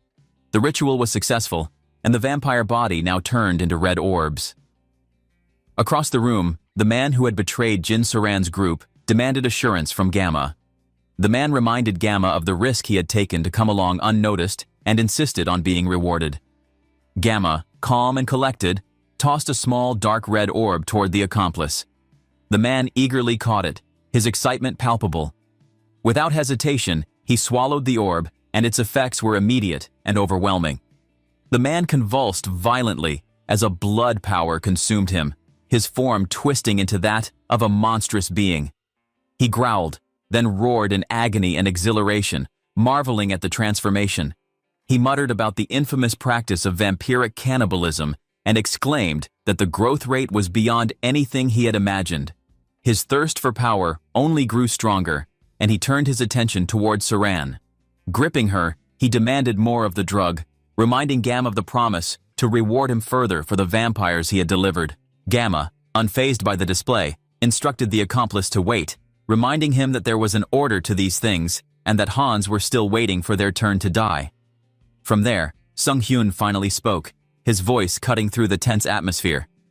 He commented on the effectiveness of cannibalizing vampires from other dimensions, noting the presence of 2 purebloods and 4 half-bloods in the room. His curiosity sharpened as he wondered aloud how strong he might become if he devoured them all. His eyes gleamed with dark ambition as he contemplated the possibilities. Hans suddenly emerged from the shadows, bringing with him an eerie and commanding presence. He criticized the lack of security in the room, despite their concealment abilities being decent. He then summoned his undead, declared that no one would be allowed to leave the room without his permission. Panic gripped all the people as they stumbled backward, overwhelmed by the sudden appearance of the undead. Gamma, however, barked orders for everyone to stay together, warning that scattering would only lead to their defeat. The man before desperately fought back, his monstrous strength clashing with the relentless undead warriors. Hans observed the transformed man with curiosity, remarking on the unusual nature of his body's transformation. The differences in vampiric forms across dimensions intrigued him. But not wasting a time, he then stabs the man in one swift magic. Sung Hyun clicked his tongue in frustration, muttering that he had hoped to capture the vampire with minimal bloodshed, but now had no choice. With a wry smirk, he quipped about the trouble of organic farming and resolved to handle the situation more directly. His resolve hardened as he prepared to unleash his darker instincts. As the battle raged on, he sucked the man's blood. Gamma, watching the scene unfold, was horrified as Sung Hyun began cannibalizing one of the vampires with terrifying ferocity. He questioned aloud what kind of lunatic would engage in such an act. This would be a disaster. Meanwhile, after finishing his big meal, Sung Hyun could feel the effects of the forbidden power coursing through him. His body underwent a transformation as the vampire factors fused and evolved within him. His physical abilities surged explosively, each new factor amplifying his power. The system confirmed the changes, granting him a special skill called hybrid evolution, which allowed him to steal the bloodline abilities of consumed vampires. Reveling in his newfound strength, Sung Hyun remarked on how fortunate it was that he had avoided losing control to bloodlust. He turned his attention to the remaining members of the bad guy and expressed his intent to take control of the organization, declaring that he needed subordinates to carry out his plans. He then chose Blood Pack and would eat anyone who dared to resist. The room fell silent, the suspense thickening as Sung Hyun's sinister smile grew wider. He announced that anyone who resisted him would either become his meal or join his undead army. Sung Hyun proceeded to eliminate every vampire present using his blood power without hesitation. He felt the rush of new energy flowing through his body. The system then announced that he had acquired a new vampire gene. It informed him that, thanks to hybrid evolution, he had gained the skill Insight. System noted that Insight would let him measure his opponent's physical conditions and stats, so he believed it might be very practical. He also realized that vampires each carried special bloodline abilities. He concluded that with hybrid evolution, he could absorb those abilities for himself. He then turned his attention to Gamma, who was still bound in midair. Gamma appeared overwhelmed by the slaughter and seemed horrified that Sung Hyun remained sane after consuming members of the same race. He wanted to know how Sung Hyun endured the mental pressure, so Sung Hyun explained with a casual tone that it was easy. He just needed to ignore any disturbing voices or bloodlust. Hearing that, Gamma thought it was absurd, yet he had no time to refute it. At that moment, Sung Hyun dealt a final blow, killing him in one swift strike. He then acquired the conceal skill from the system soon after. He smirked and used dark magic to read Gamma's thoughts. Strange images of laboratories, hidden documents, and references to a figure called Beta filled his mind. Again and again, he noted the repeated mention of the Divine Retribution Association, suspecting their deep involvement. He wondered what they might gain from lending technology and support to the vampires here. Later, under a moonlit sky in a busy city, Soren gradually woke up in the passenger seat of a moving car. She jerked up, looking frightened, and directed her anger at the driver. She thought that the driver was the one who killed her friend before, but Sung Hyun claimed that he was the vampire who had been captured before. She paused, realizing he was not the traitor she had assumed. She then asked for an explanation, wanting to understand the previous conflict, especially why their enemies had let them be. Sung Hyun could only mention a Ha-Ho mask and told her that he had saved them during the mayhem. In the end, she thanked him and introduced herself as Jin Soran from Nocturnia. She also invites Sung Hyun to join the Blood Pact and come with her to their base. Hearing it, Sung Hyun recognized her name and voice as vaguely familiar. though he could not recall where he had encountered her before. They then drove into a calmer district and parked near a modest building. Saran led the way inside, gesturing for him to follow. Upon entering, a small voice called out for Saran as soon as she stepped inside the building. A young girl hurried over, relief apparent on her face, and asked if Saran felt all right after the events from the previous night. Sung-hyun could only observe the scene, wondering who the child in front of him was. Saran responded by greeting the girl warmly and asking if she had been well. The girl then peeked at the stranger next to her, who Saran introduced as Heinz, and appeared to be joining the blood pact from now on. Inside, Saran prepared to guide Heinz to the space he would use from now on. Sung-hyun then asked about the girl before, and Soren explained to Heinz that the small girl's name was Nahi and that she had not come from another world as a returnee. They paused in the hallway near family portraits. Basically, Nahi had been born on Earth, but had been turned into a vampire by her father out of desperation to cure her of a fatal disease. Sung-hyun listened thoughtfully and realized that the government's strict control on vampires probably sprang from such incidents. But Saran added that infecting someone on Earth required a great deal of energy, and Nahi's father had nearly exhausted himself to protect his daughter's chance for a normal life. Saran then showed Sung-hyun to a simple bedroom. She told him that he should get some rest because it was already late. She then gave a playful wave and said bye. But Sung-hyun suddenly recognized the wave and the cheerful tone of her voice.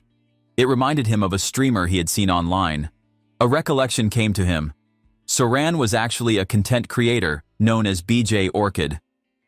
Embarrassed, Saran asked him if he was a subscriber, but our boy said no. He recalled stumbling on her channel a few times through algorithm recommendations. Saran's site, she explained that she had once been an idol trainee before awakening at 18, and that she was now 22 years old. He felt mildly stunned because he realized she was older than him. After a goodbye, he suddenly felt relieved that his intervention had saved her from what could have been her final broadcast, noticing she had posted a short break notice online right before getting involved in that dangerous situation. The next morning, Sung-hyun heard a commotion outside his door. As he went downstairs, he saw Saran on a telephone and had a discussion about the lack of evidence at the site they had visited the night before.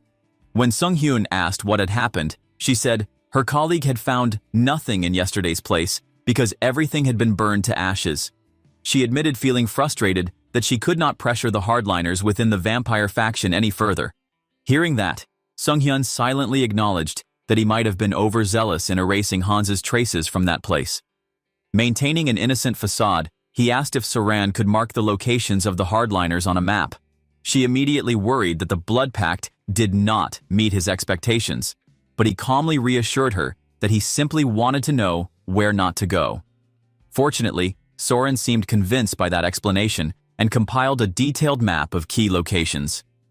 Sung-hyun accepted the map and glanced over the large number of spots marked. When Saran asked him to have breakfast, he refused her offer to prepare food and mentioned that he had already taken a look around the neighborhood. He admitted that there were many interesting restaurants nearby, which made him decide on a personal food tour. His eyes glinted with amused determination as he tapped on his phone. He intended to explore the city, though his true motive involved securing a way to advance his power. After all, there are so many restaurants nearby. He laughed maniacally. Vampire's Blood Restaurant is what he meant, guys. The next thing we knew, Sung-hyun now was in the room that was dark and filled with tension. Blood covered the floor, and lifeless bodies were scattered everywhere. Sung-hyun stood in the middle, looking satisfied. He joked that the meal had been delicious, as if he just enjoyed dinner at a fancy restaurant. One injured enemy glared at him and called him a bastard, vowing that his clan would find him. But Sung-hyun smirked, asking how they could track him down when he had stolen a concealment power from one of the vampires here.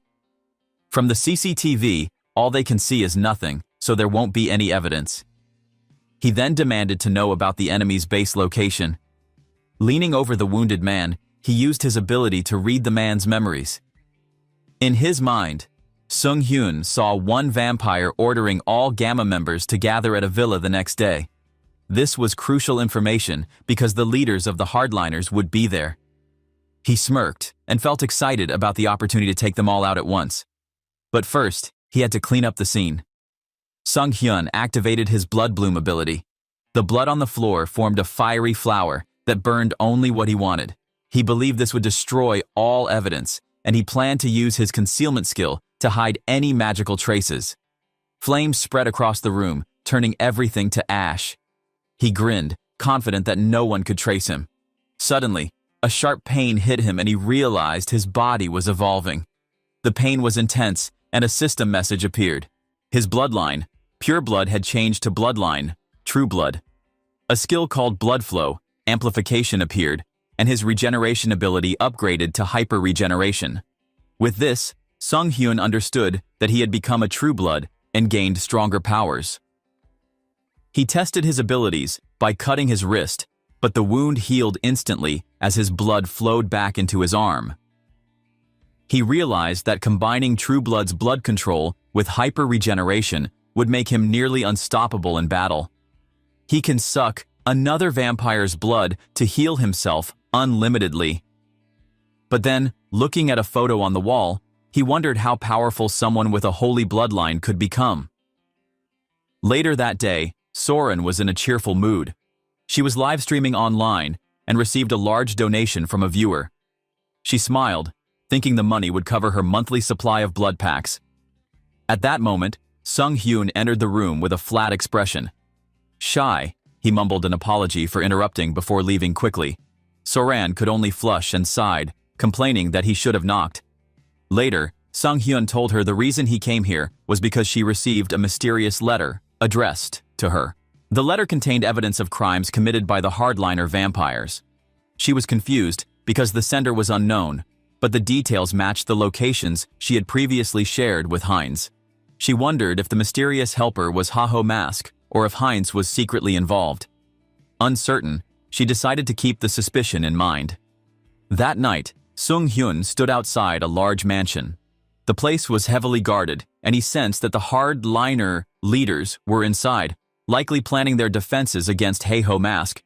Using his insight ability, he noticed an invisible blood barrier protecting the first floor. He also sensed many dangerous individuals with high levels of energy inside. Sung Hyun prepared to infiltrate the mansion, hiding his undead companion Hans in the shadows.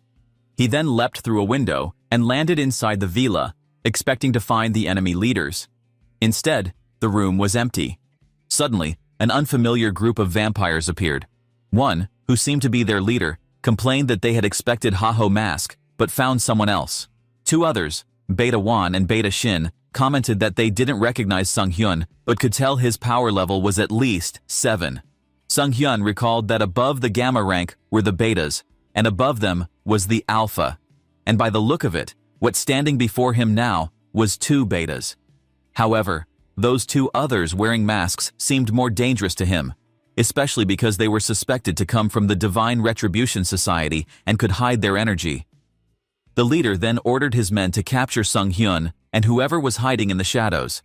Shocked, Sung Hyun realized they had already detected Hans and intended to fight. Without hesitation, Sung Hyun activated blood flow amplification, moving so quickly that the vampires struggled to follow him. He combined it with acceleration to enhance his speed. The vampires were horrified to see Sung Hyun absorbing the essence of those he defeated. They called it monstrous for a vampire to cannibalize his own kind. Yet Sung Hyun brushed off their shock, warning that he was just getting started. A loud explosion suddenly shook the door as a vampire attempted to escape. Hans appeared and declared that no one could leave, revealing that he had placed a barrier around the mansion. Sung Hyun smirked, ready to fight alongside Hans. They faced their enemies with confidence and yelled that, from now on, it was a death match. While the battle raged on, Sung Hyun fought the vampires with ease. One of them, a Gamma, realized that Sung Hyun wasn't just an ordinary level 6 or 7 like he knew. Sensing the danger, the Gamma changed tactics and activated his skin-hardening ability, making his body as hard as stone. But Sung Hyun smiled excitedly, thinking that such an ability would be useful for himself. Determined to win, he used more of his power and struck the Gamma with a powerful attack. And of course, the result was, the hardened skin shattered from the force. Gamma was shocked. His ability, which had always protected him and never been defeated in close combat, was useless. When the other vampires rushed to help, Sung Hyun easily defeated them. Desperate, Gamma managed to cut off Sung Hyun's hand, but Sung Hyun smirked and said it was pointless. He absorbed the blood of the fallen vampires around him, regaining his strength and becoming even stronger. The system notified him of a new skill, and he immediately used invisibility, disappearing from sight. Gamma could only be panicked, unable to locate him. Moments later, Sung Hyun reappeared behind him and delivered a fatal blow, saying, "Checkmate," while killing him. After that, the system announced that Sung Hyun had unlocked a new vampiric factor, and his blood magic skill had evolved into a special skill called Mystery of Blood. This new skill combined abilities like Blood Bloom and Blood Flow Amplification. And now, Sung Hyun could now control his energy much faster and more efficiently. Looking his friend died, another Gamma stepped forward to challenge him, but Sung Hyun activated Mystery of Blood, trapping his opponent in chains made of blood. Gamma sniffed and called it a petty trick, but our boy ignoring the insult. For him, killing trash doesn't need to be fair play. He then ended her life as well, repeating, "Checkmate," like he was playing chess. The vampire leader watched the fight in disbelief, shocked by Sung Hyun's overwhelming strength. He suspected that Sung Hyun alone is strong, but Haho Mask made it impossible to win. Feeling no other way, the leader ordered 2 members of the Divine Retribution Society to activate a mysterious orb. The orb activated, emitted a blinding light, and shot towards Sung Hyun. But Hans appeared from the shadows, effortlessly deflecting the attack and eliminating the orb's user. The other member of the Divine Retribution Society panicked and tried to run. Disgusted by this cowardice, the vampire leader killed him on the spot.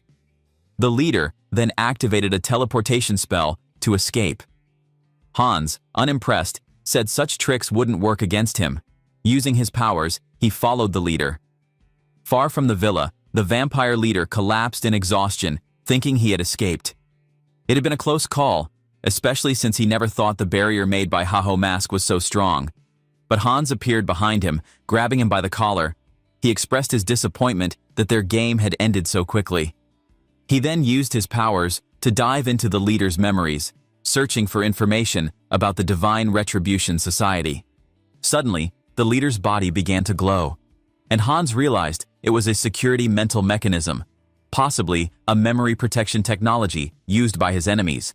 Then, he was suddenly pulled into an unfamiliar and strange and abstract space, so he realized this must be a mental realm. Suddenly, a voice greeted him, surprised that Haho Mask had managed to follow him there. Hans turned to see a figure sitting on a grand chair, watching him calmly. The figure introduced himself as the leader of the Divine Retribution Society and said he had been observing Hans's battles. Not wanting to drag their battle, the leader offered Hans a place in their organization. Intrigued but cautious, Hans asked about their mission and the reason why they caused so much chaos. The leader explained that they wanted to grant freedom to returners and build a world ruled by them. Hans laughed, calling their goal too ambitious for a new group, but the leader's response surprised him. The Divine Retribution Society had been around for a long time and had been fighting for freedom for years. Hearing this, Sung Hyun grew angry and accused them that they must be causing terrorism throughout history. His emotions surged despite the system's warnings. The Mind Hub skill struggled to control his rage, but Sung Hyun's emotion was too big to handle. The leader remained calm, dismissing Sung Hyun's accusations by saying the past didn't matter. The only important thing now is he encouraged Hans to make the right choice. Can't handle it anymore. Sung Hyun attacked the leader, but his strike was blocked by a barrier. The leader scoffed, asking, "Is that was Sung Hyun answer?" He then explained that in the mental realm, only mental strength mattered, so magic didn't work here. He confidently stated that Sung Hyun couldn't defeat him in this space. No one could. He was invisible in this realm.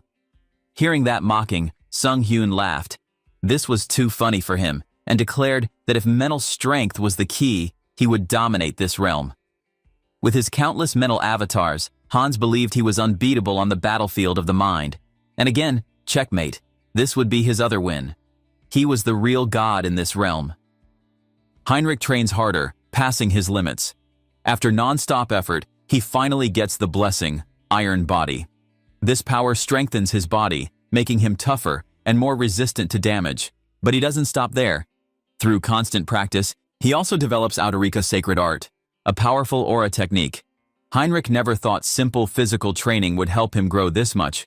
But now, he has divine power equal to a high priest. This means he is strong enough to become a paladin. Just as he gets ready for his next step, he meets the Saintess from the Church of the Divine Lord. She greets Heinrich with a warm smile, and he greets her back, sensing the sacred energy around her. Curious, he asks why she's alone. The Saintess laughs and says she was watching ladybugs in a flower field. She thought they were so cute that she lost track of time. Heinrich feels a little confused. Before he can say anything else, she suddenly congratulates him on receiving a blessing. Heinrich is surprised that she noticed so fast. She explains that blessing, Iron Body, is a power that only the person themselves can earn through effort. No one can give it to him, so he should feel proud. Then, the Saintess invites Heinrich to come with her for the prayer. As Heinrich walks beside her, he remembers something from his history lessons. The Saintess has a deep hatred for Hans because of past events. Long ago, the first immortal king spread destruction across half the continent. Even when all the nations fought together, they couldn't completely stop him. His closest ally, a dark sorcerer, secretly recovered his heart, allowing the immortal king to return. With his new life, he destroyed the Western Empire. It was only when a chosen warrior from the church finally shattered his heart that the immortal king was defeated. But his heart didn't disappear. It broke into 3 fragments and scattered across the continent. Ever since then, every time a new immortal king rises, the Church of the Divine Lord is the first to fight against him. Because of this, they have lost many people over the years. Heinrich now understands why the Saintess cares so much about her followers and why she hates the immortal king so much. As these thoughts fill Heinrich's mind, he suddenly focuses his mental energy on Hans. Meanwhile, Lord Wilder is coughing up blood, struggling to maintain his focus. His assistant rushes to help him, but Lord Wilder pushes him away, telling him not to interfere. He is fighting a battle of wills, something he never thought he would lose. At the same time, Hans is attacking the King of Rebellion, who is under Lord Wilder's control. Hans is completely overpowering him. Earlier, Lord Wilder had the upper hand, but something has changed. Hans is growing stronger at an unnatural speed. It feels like multiple people are adding their strength to him. Lord Wilder doesn't understand how this is happening. It's not just a contest of mental power anymore. There is a clear gap in skill. Realizing the danger, Lord Wilder orders his assistant to send a top priority command to the Seol branch to stop all operations, destroy all records, and go into hiding. He also sends a high priority warning to the Korean branch, telling them that there is a monster in Korea. In the Battle of Wills, Hans finally kills the Emperor of Rebellion. Even after using his overpowered skills like Mind Hub and Clear Mirror Serenity, his opponent still had strong mental abilities. However, of course, he could still defeat him. Hans picks up a piece of his body to study him more. By consuming karma, Hans evolves one of his skills. His dark magic transforms into a powerful new ability called Path of Sorcery. Hans realizes that this karma fragment is connected to the broken remains in his mental world.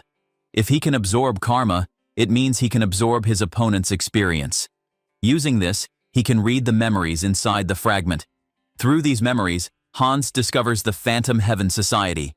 They are hiding deep in the forest. He refuses to let them get away. This time, he will uncover all their secrets. Late at night, in the Phantom Heaven Society, an injured man lies on the floor. Hans has attacked them. Lord Wilder already told them to evacuate, but no one warned them that a monster like Hans was coming. Hans quickly realizes that the evacuation order has already been given. Most of their important documents and records are gone. Till, at least some information remains. He grabs a document from the injured man's hand. The delay has cost him, and much of the key information has already been destroyed. Hans decides to look into the man's past and sees the truth, countless acts of evil. Then, Hans remembers something deeply personal. The Phantom Heaven Society was responsible for his family's death. They took everything from him. He won't make the same mistake again. This time, he will not let a single one of them escape alive. Initially, Sung-hyun used to believe there was nothing he could do about losing his family. He told himself that the Seoul Station terrorist attack, in which he lost his family, was just an accident. But now, he knows the truth. It was planned by a powerful organization called Divine Retribution Society. They are stronger than any enemy he has ever faced, but that does not matter. He will find a way to defeat them. Heinz clenches his fist and activates his power. A glowing red crystal appears in his hand. This is his new ability, Refined Blood Essence. Heinz can transfer his extra blood into other vampires, making them loyal and more powerful. Meanwhile, Soren is shocked when she hears that Heinz has defeated all the hardliners, the most dangerous faction within the Blood Clan. If he is telling the truth, then he is more powerful than anyone expected. Heinz tells Soren that he wants to meet the moderate faction's leader. Soren hesitates, but Heinz decides to show his strong aura, filling the room with his overwhelming presence. Soren's body freezes in shock. She realizes that he must be at least level 7 or higher, a level far beyond her own strength. She quickly agrees to contact her leader. When Soren's leader hears about Heinz's actions, she is amazed. She finds it unbelievable that Heinz has wiped out the hardliners and now wants to take their survivors into his own forces. Heinz calmly explains that he wants to maintain peace and destroy Divine Retribution Society, but the leader is skeptical. She asks if those two objectives do not exist against each other. Heinz's response, it depends on her perspective. The leader still seems hesitant, and Heinz prepares to use force if necessary. He clenches his fist and prepares himself. But to his surprise, she suddenly agrees. She says that she believes in herself and in her ability to make the right choice. She will help him destroy the hardliners. To help with this process, she assigns Soren to work with Heinz. Before he can say anything, the leader asks him if they should start planning their new faction. Heinz understands that this is just the beginning. First, he will destroy the hardliners. Then he will take over the Blood Clan. Later that night, Heinz stands in front of Soren. He tells her to remain calm, and he puts the red crystal into her back. Soren's body shakes as she feels a powerful transformation. The refined blood essence spreads through her veins, accelerating her blood flow. Her muscles and bones strengthen, and she feels herself being reborn. Her power increases by 30%, a significant boost. When the process is complete, Soren strangely calls him Lord. She asks what their next step should be. Heinz is confused by her sudden change in attitude. Soren explains that he has created a new vampire clan. Since this is the birth of a new clan, it needs a name. Heinz thinks for a moment. He wants something that highlights their unique trait, mutation through his dominant genes. Finally, he decides the name of his clan, which is Heterosi, which means hybrid vigor. From this moment on, Heterosi will rise to become the strongest clan within the Blood Clan. Meanwhile, Sung-hyun relaxes and believes Heinz's side is settled, but it is still not enough. They are not yet strong enough to destroy Divine Retribution Society. The Phantom Heaven Society has disappeared, but they are still a global threat. Sung-hyun needs to prepare for the final battle. He thinks about different ways to gain power and influence. He prefers war or terrorism, as these methods can help him accumulate karma, but they would also harm innocent people. Sung-hyun feels disturbed by his own thoughts. He wonders about a way to create incidents without harming civilians. At first, it seems impossible. But then, his eyes fall on a book cover, and suddenly, he has an idea. He thinks of a story about a hero named Heinrich and a demon king named Hans. The demon king gathers corrupt nobles to build his forces, while the hero defeats them and earns glory. It is a perfect cycle, destroying villains while gaining karma. Sung-hyun smiled, and thinks this is the perfect plan. Sung-hyun calls his fifth avatar, Holly, and gives him a mission. Holly's special ability is adaptation. He can quickly adjust to extreme situations. Han has been training him for a long time, but now, he wants to take his ability even further. Meanwhile, Hans finds a place that might help, an underground laboratory that once belonged to Divine Retribution Society. This lab was used for inhuman experiments, transplanting the bodies of demons into human. The process was meant to create chimeras, mixed beings with monstrous abilities. Among the research in that lab, Hans is looking for one thing: dragon blood. Dragon blood is special. It evolves continuously, adapting and improving by accepting only the strongest traits. If Holly can adapt to this procedure, he will become an ultimate living weapon. Hans feels resolute, as it is time to work on his planning. The Saintess is standing alone in the rain, deep in thought. Heinrich approaches and asks if something is bothering her. She acknowledges his presence and tells him it's nothing. The gloomy weather feels like a weight on her chest. Heinrich insists that if she catches a cold, it will be a problem, so they should head inside. Meanwhile, in a hidden laboratory deep in the mountains, Hans and Heinz are conducting experiments on Holly. Hans remarks on the Saintess's impressive abilities, noting that despite the barriers and isolation, she has sensed their presence. Heinz is relieved that she hasn't fully realized their exact location. Hans and Heinz are finally ready to begin proper experiments using the dragon's blood, a substance that evolves by absorbing its target's traits. With research data from the Vanshan Society and forbidden knowledge, the three of them, including Hallie, believe Hallie is the perfect test subject. At the church, the Lord asks Heinrich if he promises to become a holy knight, protecting the innocent. Heinrich agrees, and the Lord officially appoints him as a holy knight. During the investiture, Heinrich receives a divine blessing called Leap, which allows him to transcend space. He gets astonished when he realizes that this is a teleportation skill with no apparent restrictions. That moment, he felt the God presence again. He wonders why the God is directly watching over him, and the only answer he can think of was perhaps because he came from another world. Feeling grateful, he offers his prayers. The other people in the church are moved by his faith and devotion. They are excited to see which knight order he will join. After the ceremony, a knight congratulates Heinrich and explains that he will be temporarily assigned to various knight orders. Representatives from different orders approach him. The Sky Shield Order specializes in lance techniques and defending the sanctuary's outer perimeter. The Sunwolf Order leads charges in battle and focuses on destructive greatsword techniques. The Thunderclaw Order handles internal security and excels in both offensive and defensive swordsmanship. They ask which order he wants to train with. Heinrich doesn't hesitate and tells them he will train under all of them. With his abilities like boneless and growth acceleration, he has no limits and intends to master all Holy Knight techniques.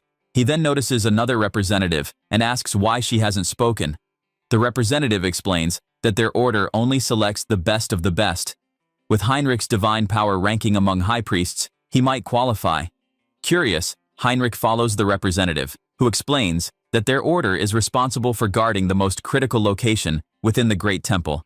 When Heinrich asks what that location is, she tells him he will find out if he passes the test. Inside a room, a masked man is waiting. Heinrich immediately recognizes him as an inquisitor. The representative instructs him to read a text on the desk aloud so the Lord can hear him.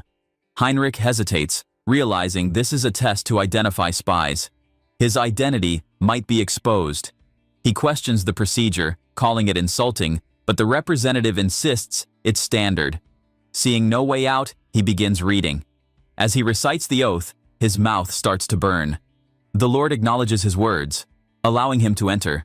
Confused, Heinrich asks what just happened. The representative explains that it wasn't a restraint, but the blessing of silence, preventing him from disclosing certain information willingly or unwillingly. She reveals that their order, the Radiant Guardians, is tasked with protecting the Great Temples underground.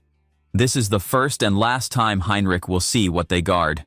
As Heinrich steps deeper into the temple, he realizes the reason behind the church's massive presence here. The layers of security and blessings make sense now. At the very heart of the Great Temple, locked away under the highest security, lies the final fragment of the Immortal King's heart. Heinrich is surprised to see the Immortal King's heart. This is the final piece of the fragment. The Church of the High God, one of the continent's greatest powers, has been searching for a fragment of the Eternal King for hundreds of years. It would be ridiculous if they still couldn't find one. To be honest, he wants to take the fragment now, but 4 Knight Orders guard the temple. Even for Hans, stealing it from the inner hideaway is impossible. Heinrich decides to take his time and find another way. Just then, the representative tells Heinrich that she will explain everything as part of the procedure, but he must never share this information. Heinrich understands and promises to keep it a secret, excluding his clones. Meanwhile, Hans performs an experiment in the laboratory. He is excited about finding the final fragment, but focuses on Hallie's unstable surgery. The dragon blood should have settled. but something is wrong. Hallie coughs and feels like it is bubbling inside him. Hans considers adjusting the intensity, increasing it, but Hallie's condition worsens. Hans wonders if Hallie has surpassed hyper-recovery limits. If this continues, he will lose both Hallie and the research. With no other option, he injects the remaining dragon blood into Hallie. Hallie screams in pain as a strong light bursts from his body. Hans worries it is a failure and apologizes to Hallie. Suddenly, a status window appears, which informs about a new unique skill: growth, unlocking potential and increasing the number of avatars. Hans complains that there is no growth, only corpses. Then, body mutation appears as a special skill. Hallie's super recovery evolves into regeneration, and his adaptation evolves into mutation. Hallie suffers from intense shocks, but finally stands up, breathing heavily. Hans celebrates, realizing the connection is complete. His experiment worked. Hallie feels like a completely new species. Hans is excited about an avatar increasing through natural growth without using the karma shop. This is an unprecedented breakthrough. Hallie decides to set aside new avatar plans and test his abilities. After that, he enters the forest, breathing fresh air. His senses are sharper than ever. He can hear even the faintest breath of a beast stalking him. A leopard watches from behind, before jumping to attack. Hallie recognizes it as the same species he encountered when he first arrived in this world. He picks it up by the throat and apologizes, saying his skills have evolved. He slams the leopard to the ground and kills it. He cuts its body open to take the monster core. To improve his mutation ability, he decides to consume the core. He eats it and gains enlightenment. He wants to confirm his concept with body mutation.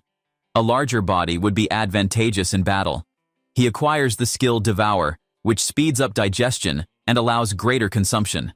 Using body mutation makes him hungry, but Devour should help.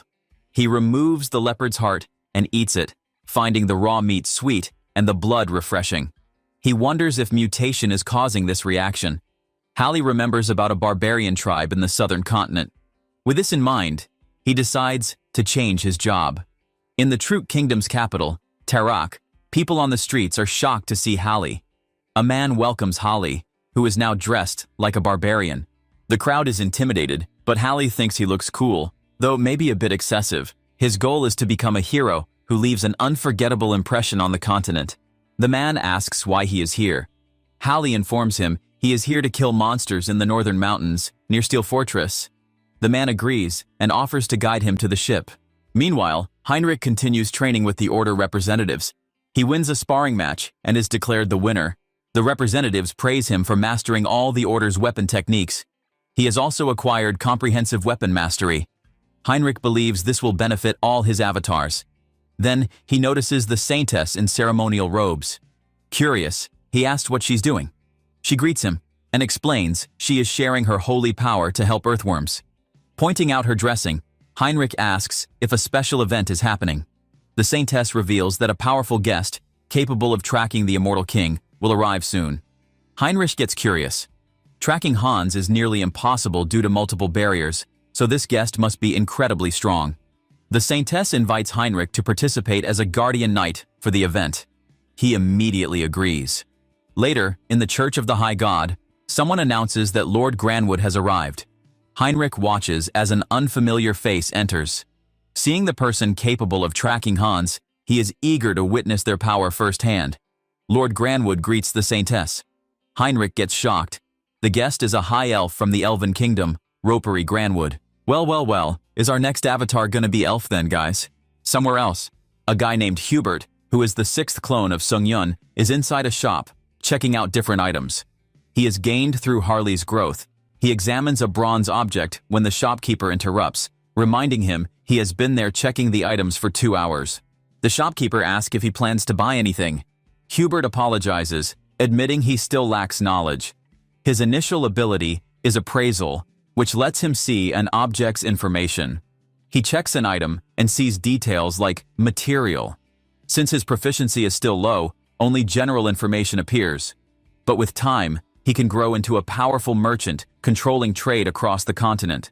First, he needs to stop opposition from existing merchants. To do that, Hallie's heroic reputation must grow. In the northern mountains, Hallie arrives and looks around, checking the landscape. He spots a bear and identifies it as the biggest troublemaker in the area. The bear gets angry and charges at him. Hallie prepares for battle, jumps forward, and swings his axe. But he misses, causing him to panic. The bear attacks and slams him to the ground. Holding his head, Hallie realizes his axe is useless. As the bear rushes toward him, he decides to rely on physical transformation instead. Using his ability, he lands a powerful punch, knocking the bear away. He realizes he is stronger with his hands than with weapons. However, this kind of power won't make him a hero, it makes him a monster. He wonders if he can use the monster's vitality without transforming. He decides to try drawing energy without transformation. Hallie has also achieved an insight and unlocked the special skill, Blood Aura. Excited, he feels like he finally gained a more human-like ability. Then, he senses something behind him. A giant ogre emerges and attacks. He sees this as a chance to test his new ability. But before he can react, the ogre steps on him. The ogre laughs, amused. Hallie, however, bursts out from under its foot and mocks him. He prepares for battle, ready to show the ogre true power.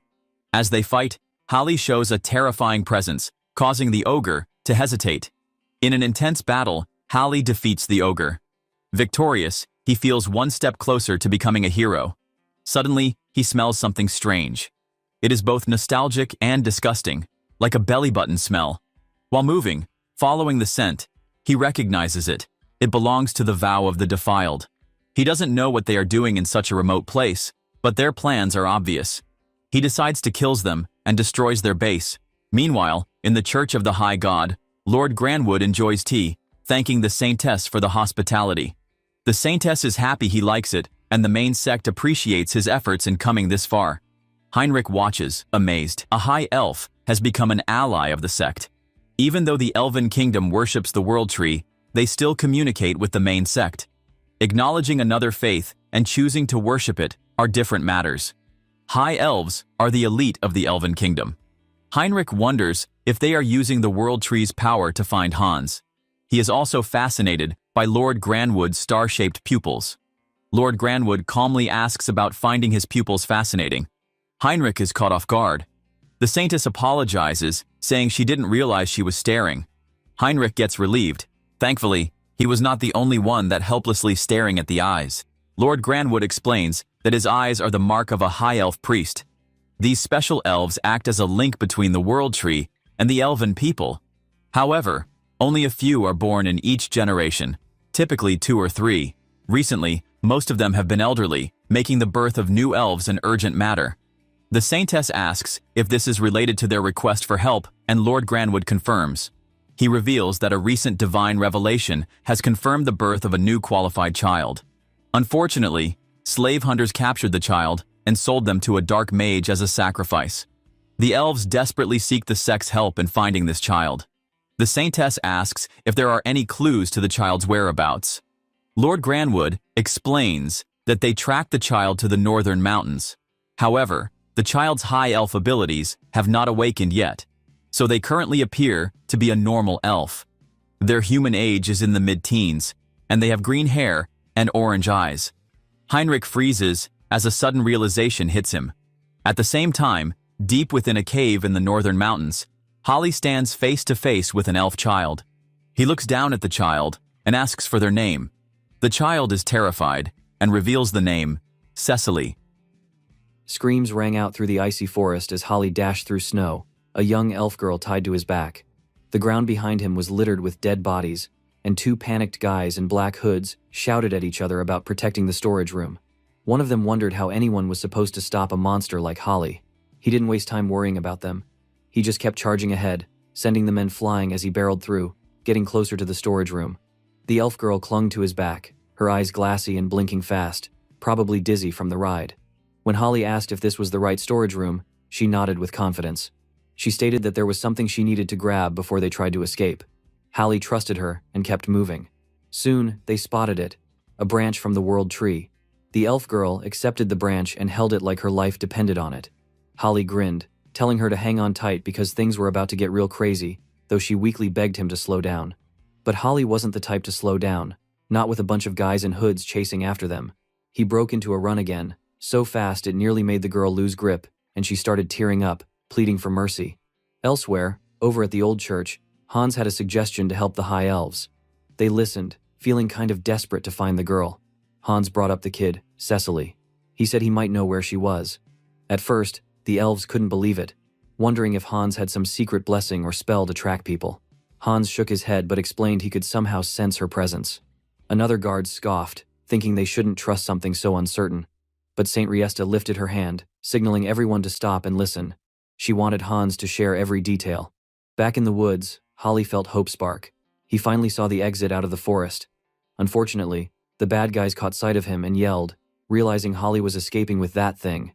One of them blew on a weird flute. Suddenly, the earth rumbled, and a ginormous worm almost as big as a bus busted up from the ground right in front of them. Holly realized he had no choice. He squared his shoulders and told the worm to get lost. But the beast lunged forward, gaping jaws wide, ready to swallow Holly and the girl whole. At that moment, Holly glimpsed something weird inside the worm's mouth. A glowing symbol. He knew, right then, the worm was being controlled. No wonder a desert monster like this managed to pop up in the snow. Everything clicked. With a wild grin, Holly decided to play hero. He grabbed the creature by the fangs and, with a yell, heaved the worm several kilometers away, sending it flying into the sky like it was shot from a cannon. Holly told the worm to go live a better life and quit letting people use it for weird stuff. But before he or the girl could catch their breath, the elf girl, now looking green as she fought nausea, another problem showed up. Wolves, dozens of them, started slinking out from the shadows, teeth bared, circling around Holly and the elf. Monsters kept popping up, and Holly was getting real tired of it. He figured the guys behind it all were just trying to pile on as many threats as possible, planning to stop him no matter what. At this point, Holly felt totally done with their tricks. He didn't care what they were planning. He was just going to smash every last monster in his path. High up in the mountain, a group of robed people whispered, watching everything go down. They were ticked off. Tomorrow, they'd planned to use the half-elf girl as some kind of sacrifice and offer the world tree branch to achieve their goal. But now Holly had ruined everything, despite them hiding the place with some fancy artifact. The leader, Elder Nurabe, felt sure Holly was about to get wrecked. It'd be impossible to fight through so many monsters. Then, just as a wolf leaped at Holly, something wild happened. Scales burst out over Holly's skin, his arm shifting like it was morphing into another creature.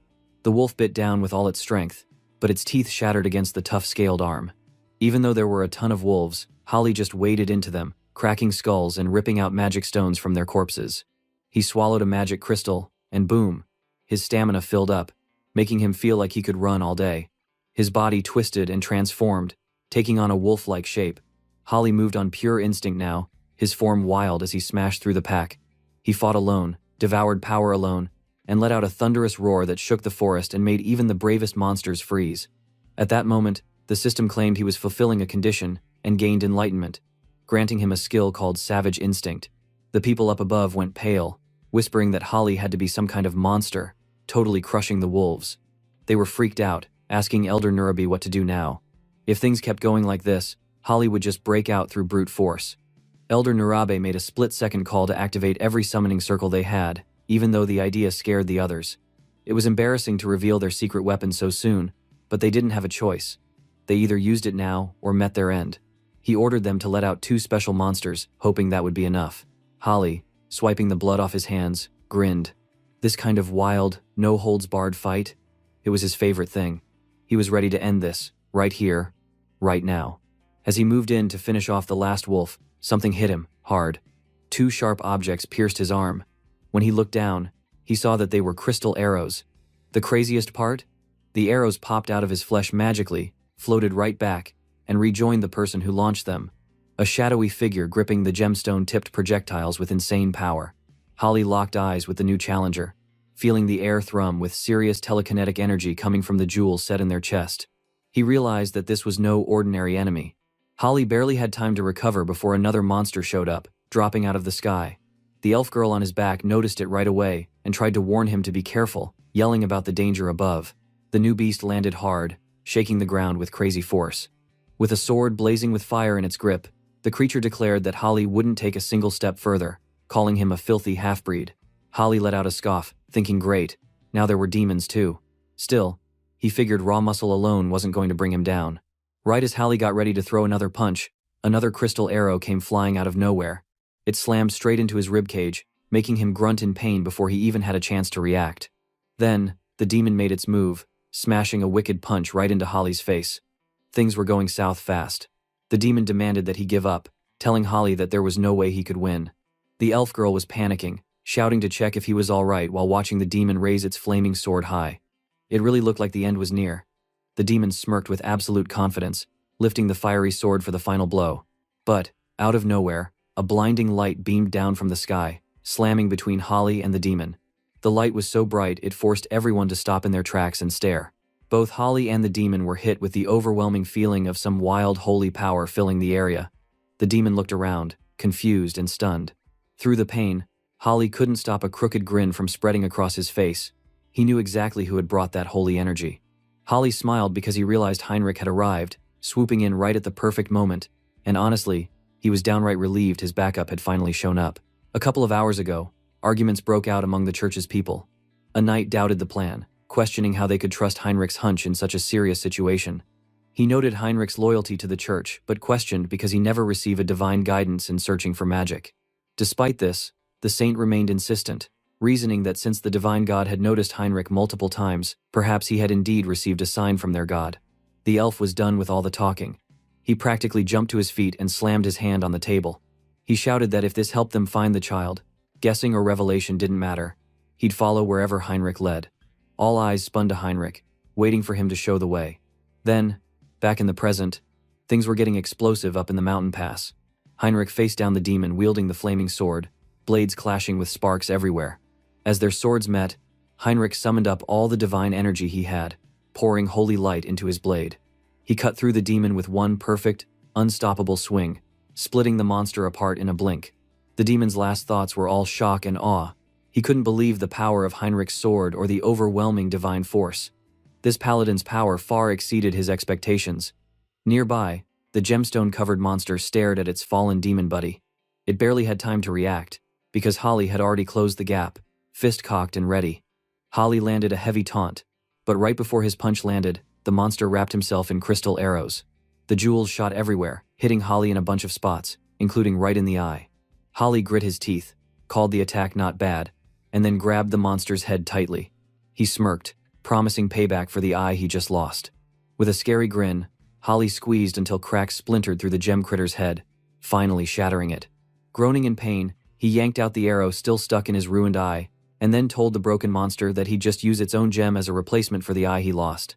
Without wasting time, Holly jammed the jewel into his empty socket. Immediately, a system notification popped out through his head. New body part successfully transplanted. New power received. Jewel eye. Psychokinesis unlocked, baby. Holly couldn't help but burst out laughing. Now he could hit fools from a distance. He tested the new power and felt the gem eye glow, humming with energy. The cultists watching all this happen started freaking out. Both their monsters had gone down. Now they wondered who that sudden paladin was with the holy power to mess everything up in seconds. Someone warned not to get reckless. It was just one guy and a kid after all. They needed to stay focused, prep for the ritual, release more monsters, and get ready to retreat if things got uglier. Suddenly, a big thud broke the air. Elder Narabe, the cult leader, watched as one of his men crumpled to the ground, head smashed by an iron club. A paladin charged in, leading the Holy Knight Order on horseback, battle cries rattling off the cliffs. The cultists started panicking, some yelling about starting the teleport spell to get out of here. But Narabe was furious. There was no going back. He grabbed the arm of a faithful cultist and kicked off his twisted ritual. One after another, cultist souls were sucked dry, their bodies dropping dead. Wearing his scariest grin, Elder Narabe offered every last soul as a sacrifice, chanting for the incarnation of greed to descend. A giant pentagram spread across the ground, glowing nasty red. Elder Narabe's voice boomed, ordering the demon to burn their enemies to dust. As something monstrous demon-like creature started crawling out, it seemed like chaos was about to devour everyone. But then, an unreal, pure light ripped through the darkness. A divine force slammed straight at the forming demon, erasing it before it could even finish forming. Only ashes remained where the monster should have stood. A priest called out, voice full of relaxed justice, warning Narabe that the only thing burning today was going to be him and his heretics. He then summoned more holy light under the elder's feet. A blinding explosion rocked the whole mountaintop, so massive everyone in the valley below stopped and stared at the sound. Down in the aftermath, Holly dusted himself off, grinning that things probably wrapped up. He called out for the elf girl, telling her it was safe to come out of hiding. She popped out, shaky on her legs and voice trembling. The fight had left her shaken, feeling sick to her stomach. Holly just laughed, saying a little fear meant she was still human, and as long as she was unharmed, it was all good. Saint Riesta let out a little laugh of relief. Heinrich had totally come at the exact right time. She thanked Paladin Tuscan, who rode in leading the Shining Knight troop. Heinrich thanked Tuscan, and then the High Elf leader, Ray Fury, finally showed up. He was emotional, amazed Heinrich was right about the girl's location. He wanted to know how Heinrich had known Cecily would be here. But Heinrich could only shrug. He didn't know, he just felt it.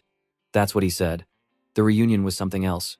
Ray Fury, seeing Cecily for the first time, knelt with shaking respect. It was an honor to finally meet her. Cecily just looked confused, blinking as Ray Fury poured on the fancy greetings. Holly stepped back, watching, amused. He could feel the weight of Ray Fury's gaze. The High Elf's presence was undeniable. Holly smiled. He truly felt lucky to have gotten Cecily safely back to her kin. It was an honor to help, he said. Cecily thanked him with a big, warm smile. Not missing a beat, Ray Fury offered whatever thanks he could for protecting Cecily. Even though Holly insisted he wasn't looking for payment, Ray Fury was clear. Elves repay debts the proper way. Holly grinned, deciding to accept. Ray Fury asked him to kneel, and the whole scene got a bit awkward. Then, Cecily leaned over and gently kissed Holly's forehead, quietly blessing him.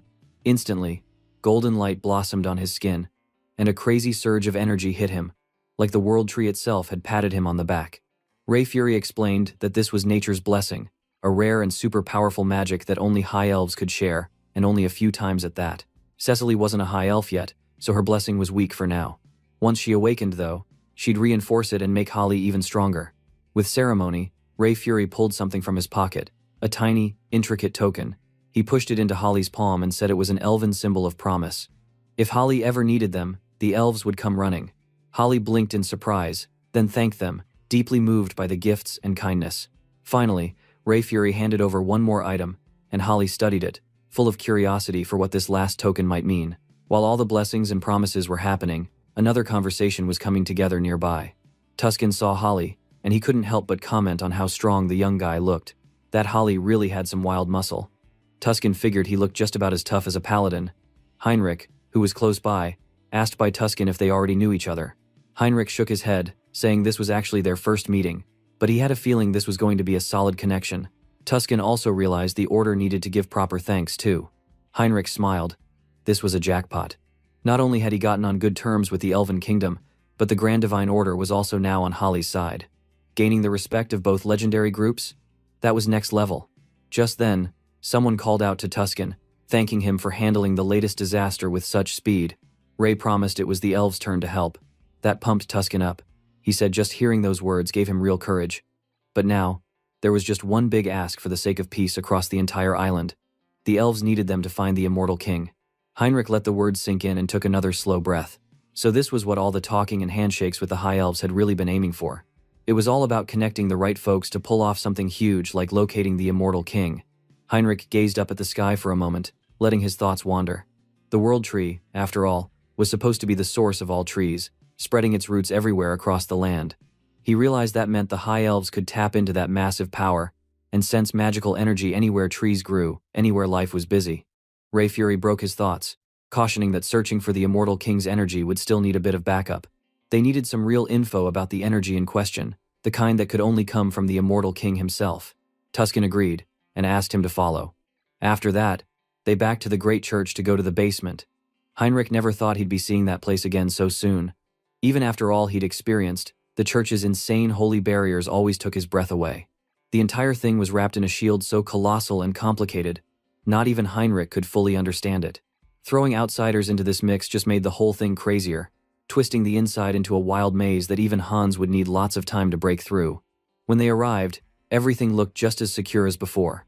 The place was crawling with holy knights and high-ranking guardians. No one could sneak in without the entire fortress turning into a storm of swords and spells. At last, the group reached the core of the basement and gazed at something legendary. A fragment said to have come from the immortal king himself. The high elf announced it was time to start mapping out the energy trail. He got to work, the elves using their connection with the world tree to try and track Hans, following the signature of the immortal king. Elite squads started closing in, everyone bracing and ready for what came next. There really was a path now, leading straight toward Hans and the undead king. But wait, Heinrich suddenly smiled and thought of something. The time was too good to miss. If he played it right, he would have a chance to grab the last piece of the immortal king's legacy. This time, there was no backing down. In the next scene, an empty chair sat in a dark room, looking way too spooky for anyone's comfort. Something was up. It was time. The air felt heavy, as leaders from all kinds of powerful background gathered. Shadows shifted everywhere, making it all feel like something out of a nightmare. It was the Vow of Defiance executive meeting room, the kind of meeting where decisions could shake the whole world. The first to check in was a shadowy figure, the Empire's representative. Next, a dark violet figure shimmered into view, standing for the east. Then, there should have been another person, Nurabe, but someone coldly said he was dead, so he definitely wouldn't be showing up. The room grew real quiet after that.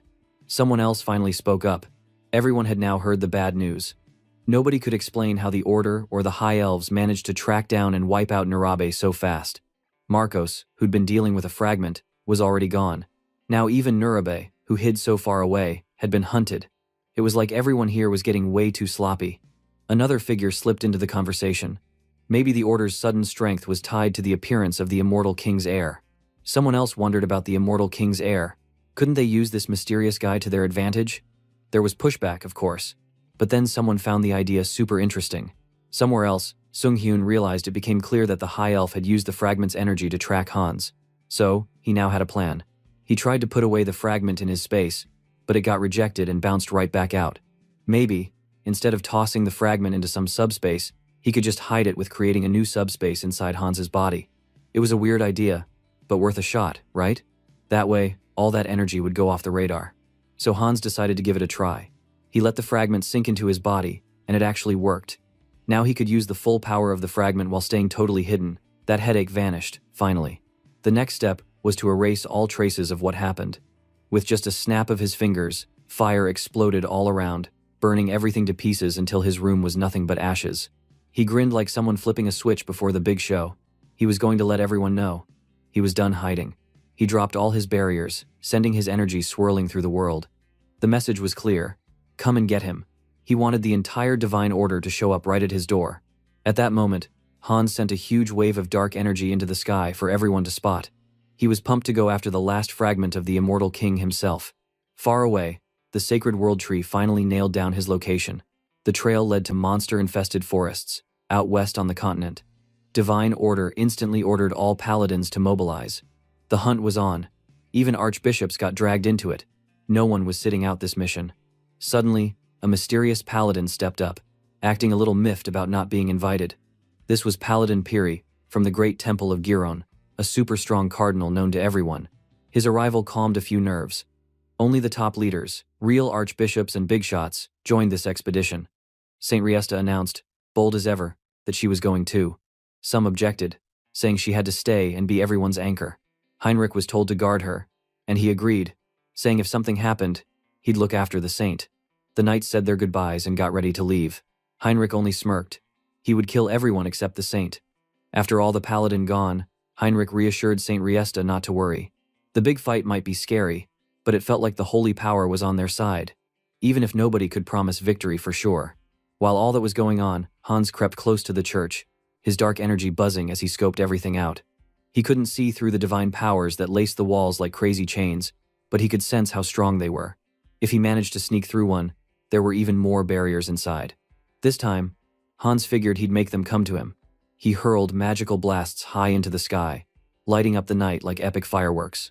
The guards freaked out as soon as they saw the dark shapes and glowing magic. The alarm rang. Shouts echoed everywhere as everyone scrambled. Out in the gloom, Hans's undead army started closing in, a horde of skeletons and monsters pouring out of the darkness toward the church. Meanwhile, deep in the monster forest, the High Elf and his hunters grew more and more frustrated. They had tracked Hans so carefully, but now there was nothing. The elf insisted he should have been here. Suddenly, doubt rose. If the undead king knew he was being tracked, he could have set them up. The order to fall back came fast. It was a trap, all along. Back in the church, everything was wrecked. The ground was littered with the bodies of both holy warriors and undead, a ruined battlefield. And there, calmly standing where everyone would see him, was Hans. His eyes glowed with power. Finally, This was the moment. The last fragment of the immortal king was his for the taking.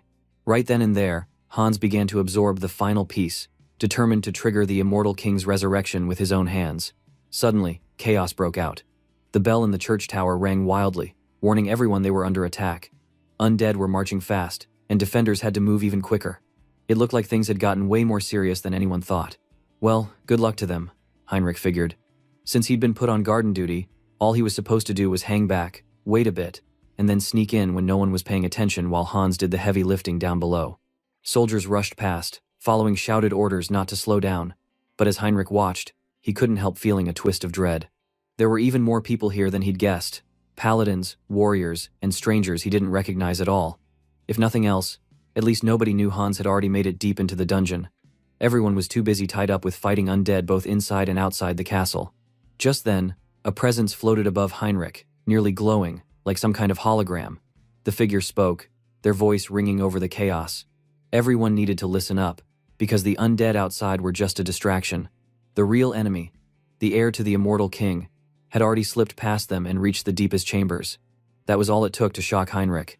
He wondered who this person was and then realized with horror, that was an inquisitor. How did they figure out the plan so fast? Heinrich pushed forward through the crowd. If he didn't do something now, everything would fall apart, and Hans would never grab the last fragment in time.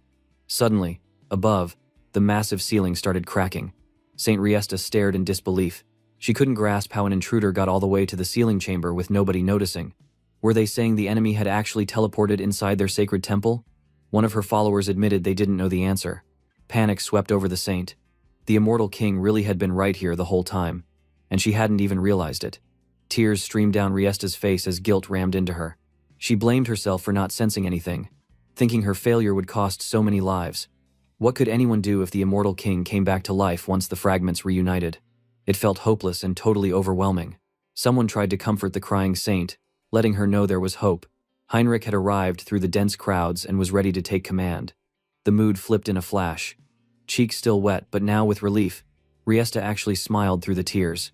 Having Heinrich there to lead gave everyone strength. "Please help us fight this evil," she said, grateful for the warrior's presence. Meanwhile, Hans was busy counting the losses. He was impressed with how many of his undead the defenders had managed to beat back. Among the fallen, he spotted Malcolm's undead. But Malcolm wasn't just another opponent. He'd fought bravely, like a final boss in a game. Hans gave him a moment of respect before turning his eyes back to the prize, the final fragment of the immortal king, which finally appeared before him. Without hesitation, Hans started to absorb its energy, wanting the king's last legacy for himself. He drew out every last drop of power, drinking it all in. But when it was done, something felt off. Instead of feeling stronger, Hans felt nothing. Maybe it just took time, he wondered. That's when he heard footsteps. Paladins swept toward him through the smoke, weapons drawn, ready to strike him down. Hans reacted instantly with a blast of magic, hurling the paladins backwards. They crashed hard.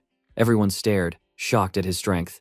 The saint dashed over with healing magic, purging dark energy from the wounded holy warriors. Heinrich knew it was his time to step up. He wanted to charge in and fight, but Saint Riesta caught his wrist, pleading with him to wait. They needed to analyze the immortal king's power first. They couldn't risk a reckless attack. Inside, though, Heinrich was in turmoil. His whole plan had been to stall by pretending to fight Hans. The defenders weren't done. Someone shouted to keep attacking. Warriors and saints rained radiant swords and beams of holy light on Hans, hoping to overwhelm him, stop his regeneration, and chain him in place. Hans fought back, raising barriers and tossing warriors aside, while sneering at their attempts to provoke him. The battle heated up with spells and spiritual weapons flying everywhere. The defenders realized Hans hadn't mastered the fragment's full power yet. They pushed hard, keeping him on the ropes. Suddenly, Hans laughed. It was all too late for them. The final fragment was his now. He'd fused it completely. Power thumped through his veins, and weird visions flashed behind his eyes. Hans started laughing deeper, madness and power twisting the air around him. The room thickened with energy that made it hard to breathe. Saint Riesta stared at him in terror, barely able to process what she was seeing. Heinrich's face was filled with joy, almost like he was seeing history unfold. But the saint broke, sobbing. They had failed. The immortal king really was returning. In the chamber, Hans began to transform before their eyes. A system alert rang in Hans's head. He had died, conquered death, and now he had transcended everything. An achievement unlocked. The immortal king had returned. The calamity of the sidereal dimension was here. The immortal king, Hans, now stood at the center of the storm. The paladin who came back with the elf rushed up the winding stairs. Their armor clanked and their hearts pounded. They all wanted to help Saint Riesta as fast as possible, but the moment they pushed into the chamber, everybody just froze. All eyes locked on a single figure. The guy in front of them looked more human, not like some scary skeleton. He had solid muscle and skin now, but something about him felt way more powerful than ever before. They realized this could only be the true immortal king, Hans, and they all wondered if they'd already messed up. Maybe it was already too late to stop him. Yet one brave soul refused to give in. He remembered this holy spot was meant to drain the immortal king's power. If he had to give up his life to stop Hans, so be it. He called everyone together. They had to give it all they had. Hans, on the other hand, thought none of these people could even touch him. They couldn't see his system window, so it was easy for them to dream big. In his head, Hans saw the notification. He had just unlocked a new achievement. Immunity to instant death had been granted. Decayed heart and immortal skill fused into immortal heart. He felt unstoppable, way beyond anything normal. Hans even felt he could beat death at its own game now. He covered his eyes and focused. The Eye of Darkness woke up, sending chills across the whole room. All the soldiers locked eyes with him and instantly fell under his spell. They sweated and shook as terror ate at them. Some started hallucinating bugs slithering under their own skin. His power wasn't just fear. He even started to control lower-level demons who looked his way. Everyone knew, stare too long into those creepy eyes, and you had no shot. Still, Hans wanted more chaos. He built power in his hand and called for the undead to rise. All the skeletons, bones, and random corpses lying around dragged themselves up and fused together. Before long, a gigantic corpse golem stomped around, knocking down pillars and smashing everything in its lane. The golem left a trail of destruction while Hans stood there thinking this all looked pretty lame. He was so close to ending it all. Desperation crept in for Saint Riesta. She was out of time and options. If she slipped up now, it wouldn't just be her church. Whole continents would burn.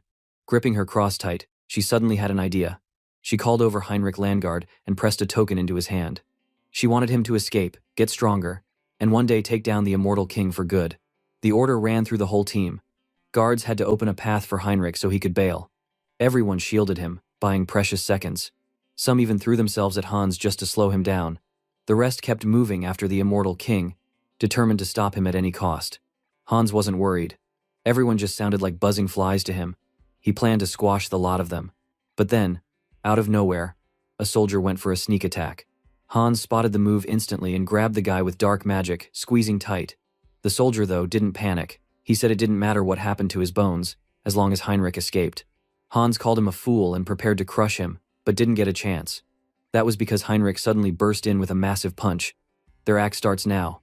The hit landed square on Hans's face, bursting with divine energy. Before Hans could even blink, Heinrich whipped out his sword and unleashed a flurry of wild, clean strikes. Hans was shocked by how fast Heinrich moved.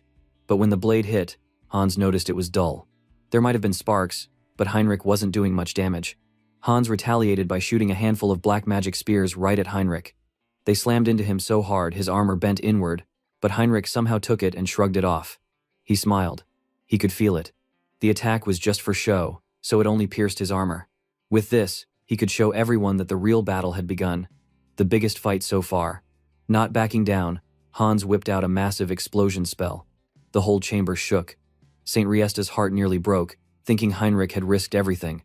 She cried out, wondering why he hadn't just run when he could have been their hope for the future. The answer came when Heinrich, battered but not broken, explained he never joined the order just to save himself. He believed true protectors fought alongside their friends, no matter how dangerous things got. In Heinrich's hand, the pendant started to blaze with super bright light. Hans's earlier insult about Heinrich's dull blade stuck in his mind, but this new light blasted through those words. Heinrich became truly enlightened. The system claimed blessings always followed courage, and this time, new power filled him.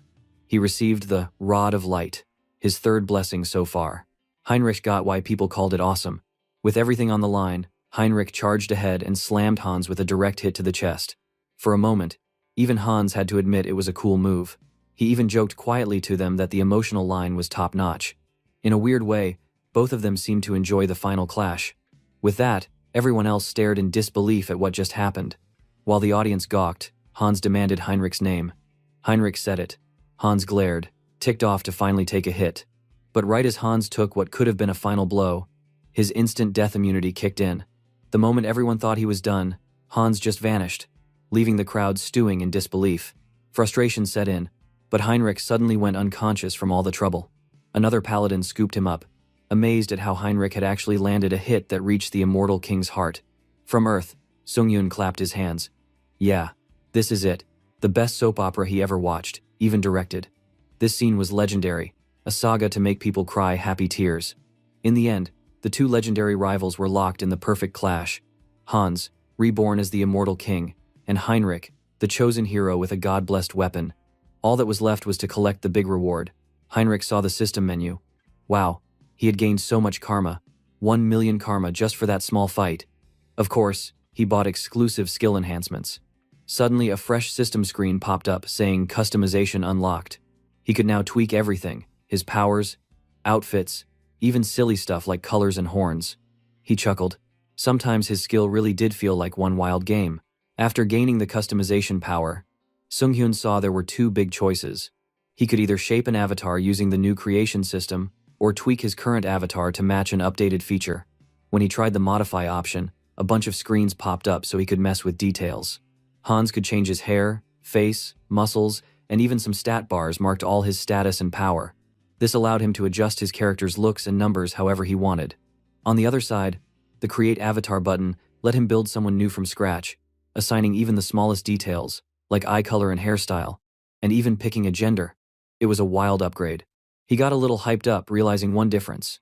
He could flip between being a guy or girl. Sungyun tried the female option, curious what would happen, denying to himself he was doing anything weird. Still, when he pressed the button, a big locked alert flashed up, blocking access to the female side, making male the only active pick. Ah, what a shame. I want to see the female clone. Suddenly, a third option glowed below. Medium selection had shown up. It said Sungyun could make special creatures if he used a rare item, or medium, from the real world. Sungyun blinked, and the first thing to pop into his head was that world tree branch from Cecily. Technically, he'd kept it for the nature air purifier ability, but it looked like now was the perfect time to toss it in for an elf build. The system agreed, instantly detecting the branch and sliding him onto the elf creation screen. The new avatar rose up on the panel, a tall, sharp-eared stranger with awesome hair, looking every bit a fantasy hero. Sungyun took full creative control and tinkered, cranking up the beauty meter, tightening limbs, stretching the dude's arms and legs, doing his own take on what an elf should be. Gorgeous. Obviously. Stats and sliders showed that as an elf, the main focus was on a talent called Nature Affinity. Using the World Tree branch made this boost grow way faster, since the profile now listed the trait, Child of the World Tree. Hans came up with the name Harris for this new elf. In the final preview, Harris turned out looking super regal, with blonde hair shining bright and a model's stance straight from an elven royal poster. If bro come to Earth, he would become a model for real. A menu described all the upgrades from being born via the valuable branch, explaining how Harris would shoot ahead in magic growth and nature tricks. Sungyun was grinning wide, patting himself on the back for the cool pick, until Harris's avatar threw him a nasty look, gagged, and nearly lost it on the spot. An urgent warning in his mind reminded Sungyun that Han's dark magic clashed hard with nature. Basically, Harris started wilting, as if a healthy plant was being choked by darkness. Sungyun was shocked. He hadn't even thought through what his dark magic would do to the elf. In a panic, he quickly canceled the avatar before it totally crashed. He told himself to save elf mode for another day. There was still more to do, so Sungyun wandered over to his shelf and pulled down a fat book called Conan the Barbarian. With all this drama, it seemed like the right moment to dream up the next story. Maybe becoming some hardcore mercenary king for his next run. Meanwhile, Harley was out there in the city, stoked. He was enjoying a new feature of his recently purchased coat that allowed him to make his ears float. The seller giggled, happy the look suited him.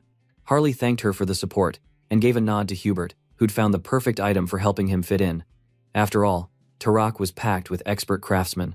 Outside, the day in the city rolled on like nothing special was happening. People just hustled around, running everyday errands, smooth as ever. Then Harley remembered a rumor about punks causing a mess in Hubert's shop.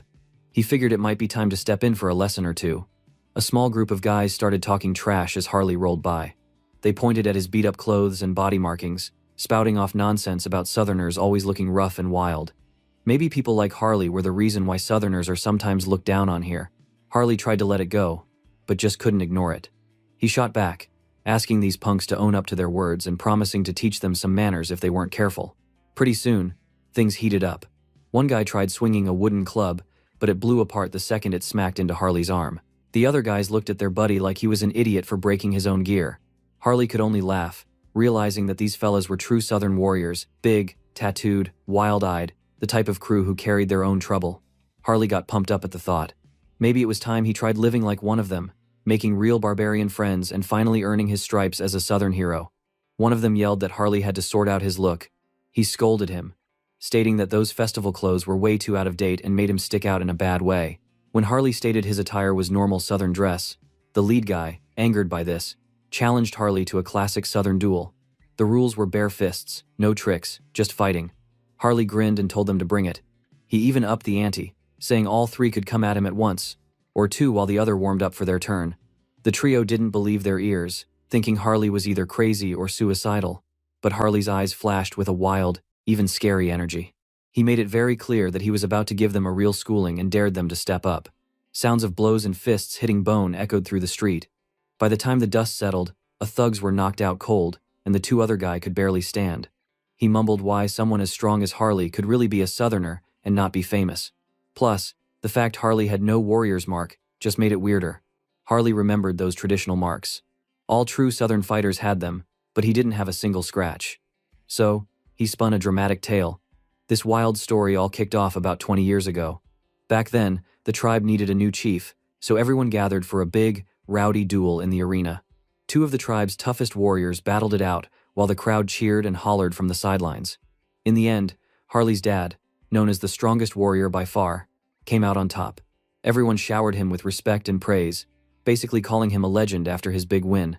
As per their tribe's old-school rules, the king congratulated Harley's dad and announced that he could make any wish he wanted.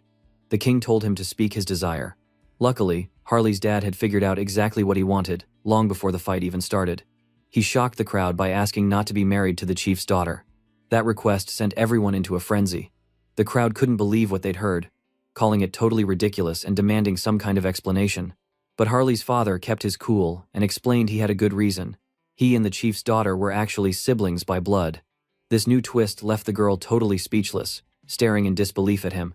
Even the chief's daughter, who thought she knew everything, turned to her dad with questions.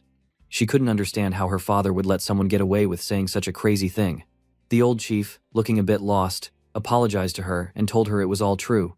He admitted she wasn't really his biological daughter, but someone he'd adopted a long time ago. Of course, all order broke down at that point. The chief, trying to regain control, ordered his guards to capture Harley's dad and punish him for speaking out. In the chaos, Harley's mother, who was pregnant with Harley at the time, realized things were about to go south in a hurry. While her husband bravely stood and fought off the tribe's warriors, she slipped away to safety. She hid out in a dark, secret cave where she raised her son far away from all the fighting. Harley's dad sacrificed himself trying to give his family a chance to escape. In the end, Harley grew up hidden from the world. Sadly, even his mom passed away not long ago from an illness. That's why Harley had no warrior's marks. He never got the chance to join the tribe's traditions or get those tough guy tattoos. Hearing that story hit the guys so hard that all three of them started bawling. They apologized and called Harley a real Southern warrior. Of course, Harley knew every word he'd told them was fake. But man, his acting skills were top tier that day. The celebration was in full swing as everyone raised massive mugs of beer to welcome their new brother, Harley. They toasted loud and proud, making the tavern practically shake. Then someone cracked a joke about how far away this place was from the south and wondered what brought Harley all the way up here. Harley said there was a whole story to that as well. After his mom died from sickness, Harley had been left completely alone in a brutal world. He wandered around with nowhere to go, not knowing how to survive or what he should even do next. At his lowest, the only person who didn't just ignore him on the street was a young merchant named Hubert. This guy actually stopped and offered to help, which no one else had done. Hubert even went out of his way to get Harley on his feet. Over time, they became best friends, and Harley always said Hubert was his savior. A real one-of-a-kind bro. But not long after, Harley found out Hubert was in deep trouble and some nasty bandits were shaking him down. No way could Harley ignore that, not after what Hubert had done for him. That was why he journeyed so far, determined to give help back.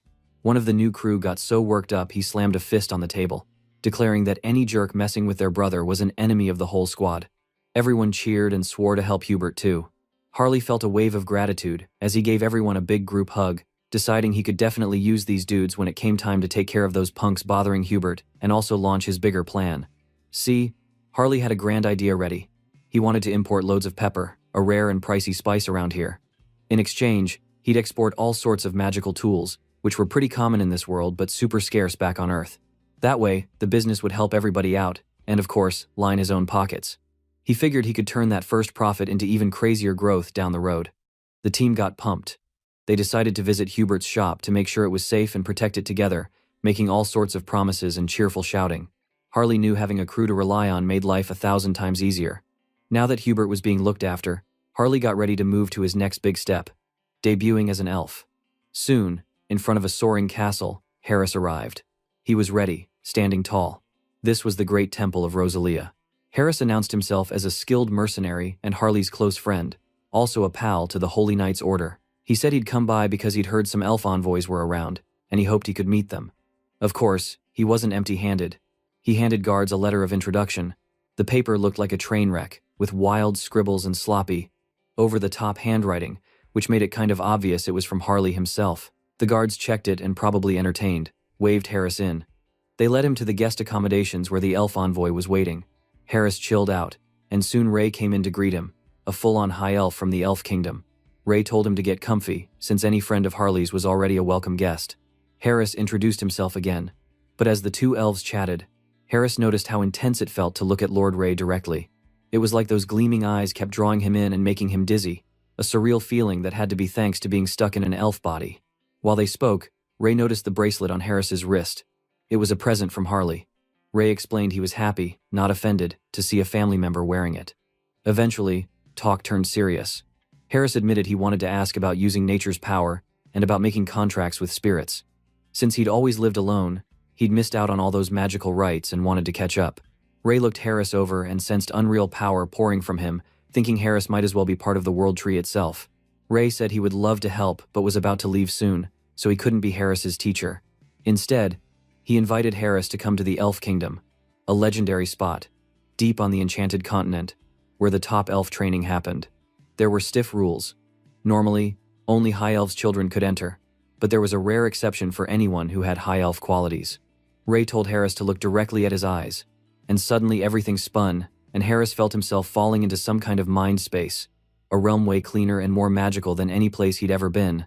Out of the blue, he spotted a dazzling elf with hair as pink as cotton candy, standing high in a world tree. Was this the elf goddess herself? Maybe it was the source, the sacred world tree. The magical moment continued as the beautiful elf floated down, face glowing with peace. Harris watched, not sure what was happening, as the elf came closer and, just like that, touched his face gently. Harris had no clue why the goddess, or whoever she was suddenly paying so much attention to him. And just like that, something big was about to change in Harris's world. Harris blinked, still in awe from his crazy encounter with the beautiful elf. That magical elf, probably the world tree herself, stroked his face and spoke a strange language, sounding soft and dreamy. "Oh, poor child. Come to the realm of the elves," the beautiful elf said. Right after, she disappeared into thin air, leaving Harris alone and super confused. He thought she might really be the spirit of the world tree, but what did her words even mean? He didn't understand a single bit of that elf language. He wanted to ask, "Hey, come back, explain." But before he got a chance, he had snapped right back to the garden. The mystical elf was gone, and Harris was left wondering what the heck was going on.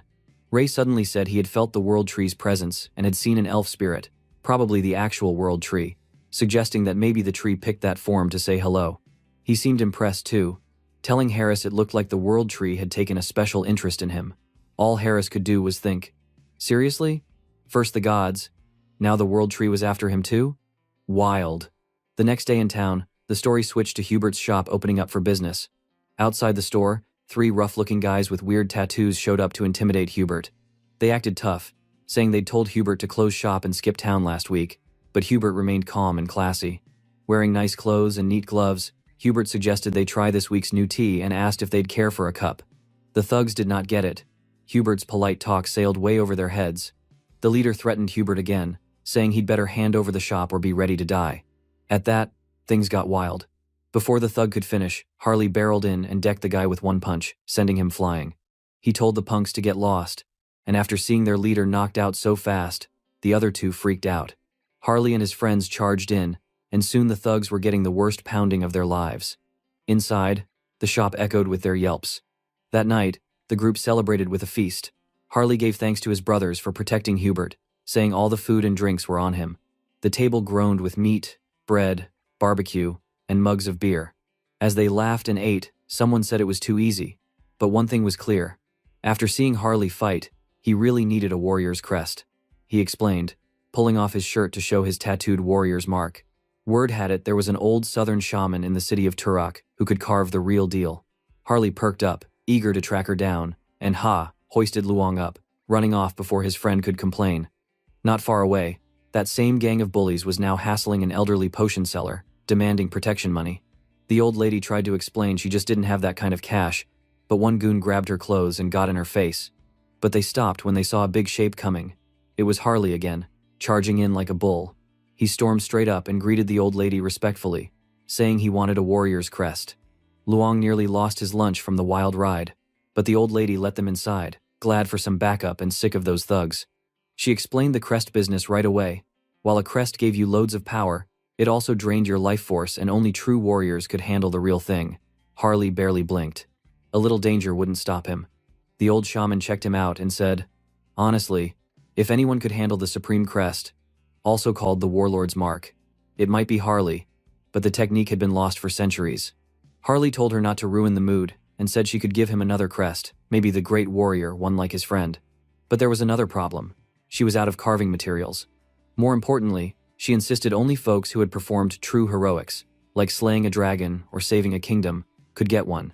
To be fair, she said, Harley would have to kill the ogre way up north beyond the Iron Fortress to prove himself before earning the crest. Luong was horrified. The ogre was supposed to be a monster bigger than a whole house, with a skull the size of Harley's body. The challenge was no joke. But while they talked, Harley rummaged around and, with a grin, hauled out a gigantic ogre skull from his space magic, acting like it was nothing.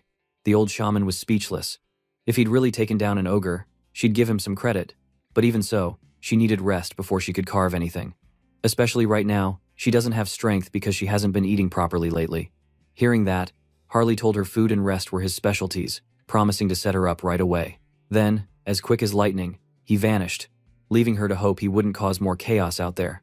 Sure enough, out in the street, the same bullies saw Harley again and were just about ready to lose it. Harley strolled up and landed another blow, rattling the teeth of the thug, reminding them never to threaten their shaman again.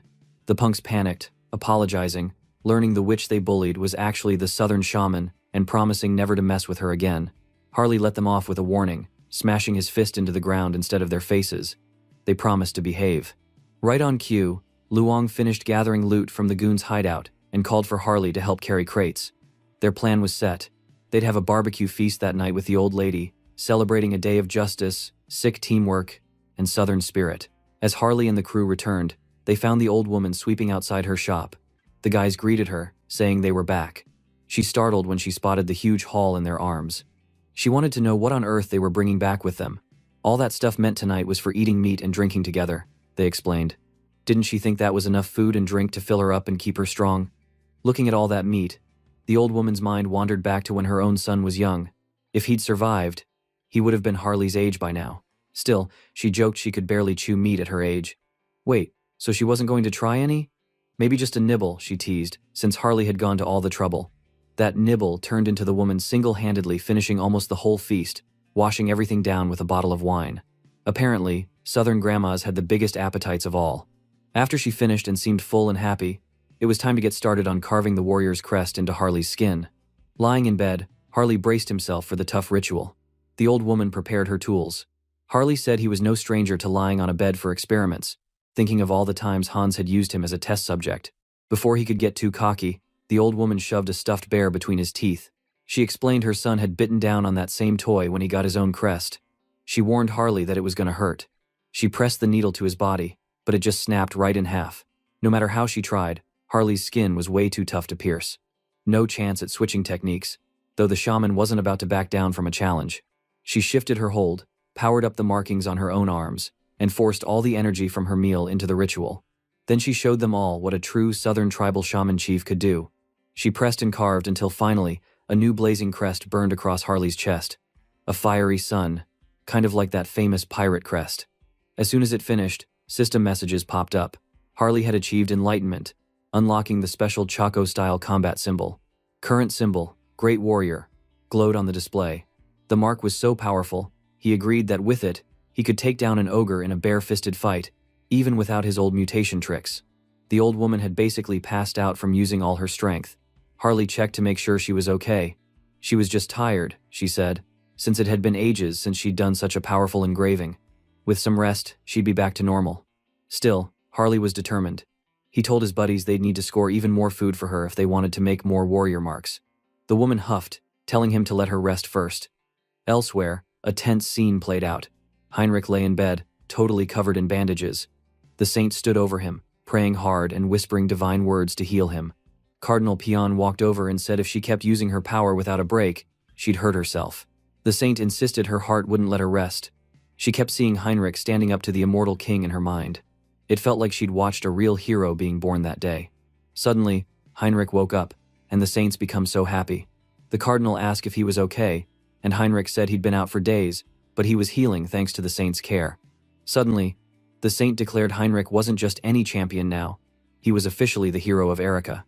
Hearing that, Heinrich grinned, thinking that now both sides had their main actors, the hero and the demon king. It was time for the next chapter. He called to Hans in his mind, asking him to raise a toast. On Earth, Hans realized that with the hero now born, he would embrace his role as the demon king, spreading dark magic and fear across the land. But now he has a more urgent matter. It's time to cleanse Earth of dirty bastards and villains. Meanwhile, chaos stirred elsewhere. Emergency shouts filled the hall of a big hospital. Somebody yelled to clear the way for a patient who had come in first. Police rushed around, complaining about more trouble. The Ha-Ho mask had apparently struck again. Out of nowhere, a police officer walked over and started questioning An Sang-jin, the guy who was known for using dark magic. The officer wanted to know if Sang-jin had any clue about what was going on. Sang-jin, working for the skill management department as a dark mage, explained what he thought. He said it was obvious. Whoever had ended up like this dead body got mixed up with someone incredibly dangerous. According to him, these folks had all messed with the wrong person, gone down the wrong road, and now there was nothing left of them but empty shells. Sang-jin muttered that whoever wore that creepy Ha-Ho mask was a total monster, not even human by his standards. The kind of dark magic the Ha-Ho mask used was beyond anything people could really understand. He figured the victim's soul had probably already been snatched away and trapped for good. If it had been Sang-jin in the victim's shoes, he'd rather take the easy way out than risk getting captured by a monster like that.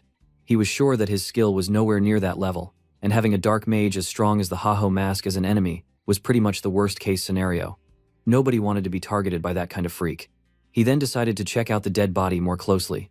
He used his own magic to scan the man's head, trying to see the curse up close. But as soon as he tapped into dark magic, he felt a sudden jolt, as if something or someone huge and scary was watching him. It was terrifying.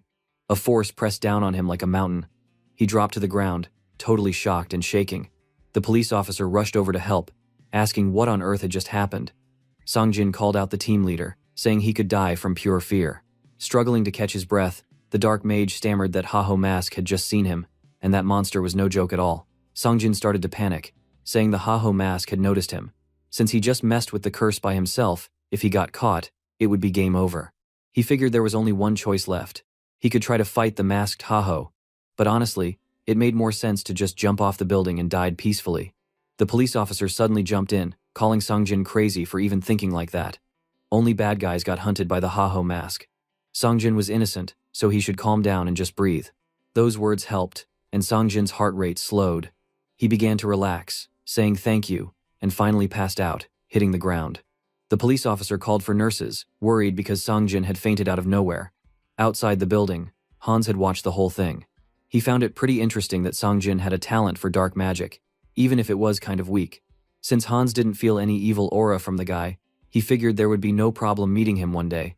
The next day, news and mystery posts flooded the internet, buzzing about the masked Ha-Ho mask. Sung-hyun knew that the Ha-Ho mask had become so popular that nobody could keep up anymore. People wondered about his powers, calling him everything from a vigilante to a shadow hero. Sung-hyun knew all this attention could become a real headache someday.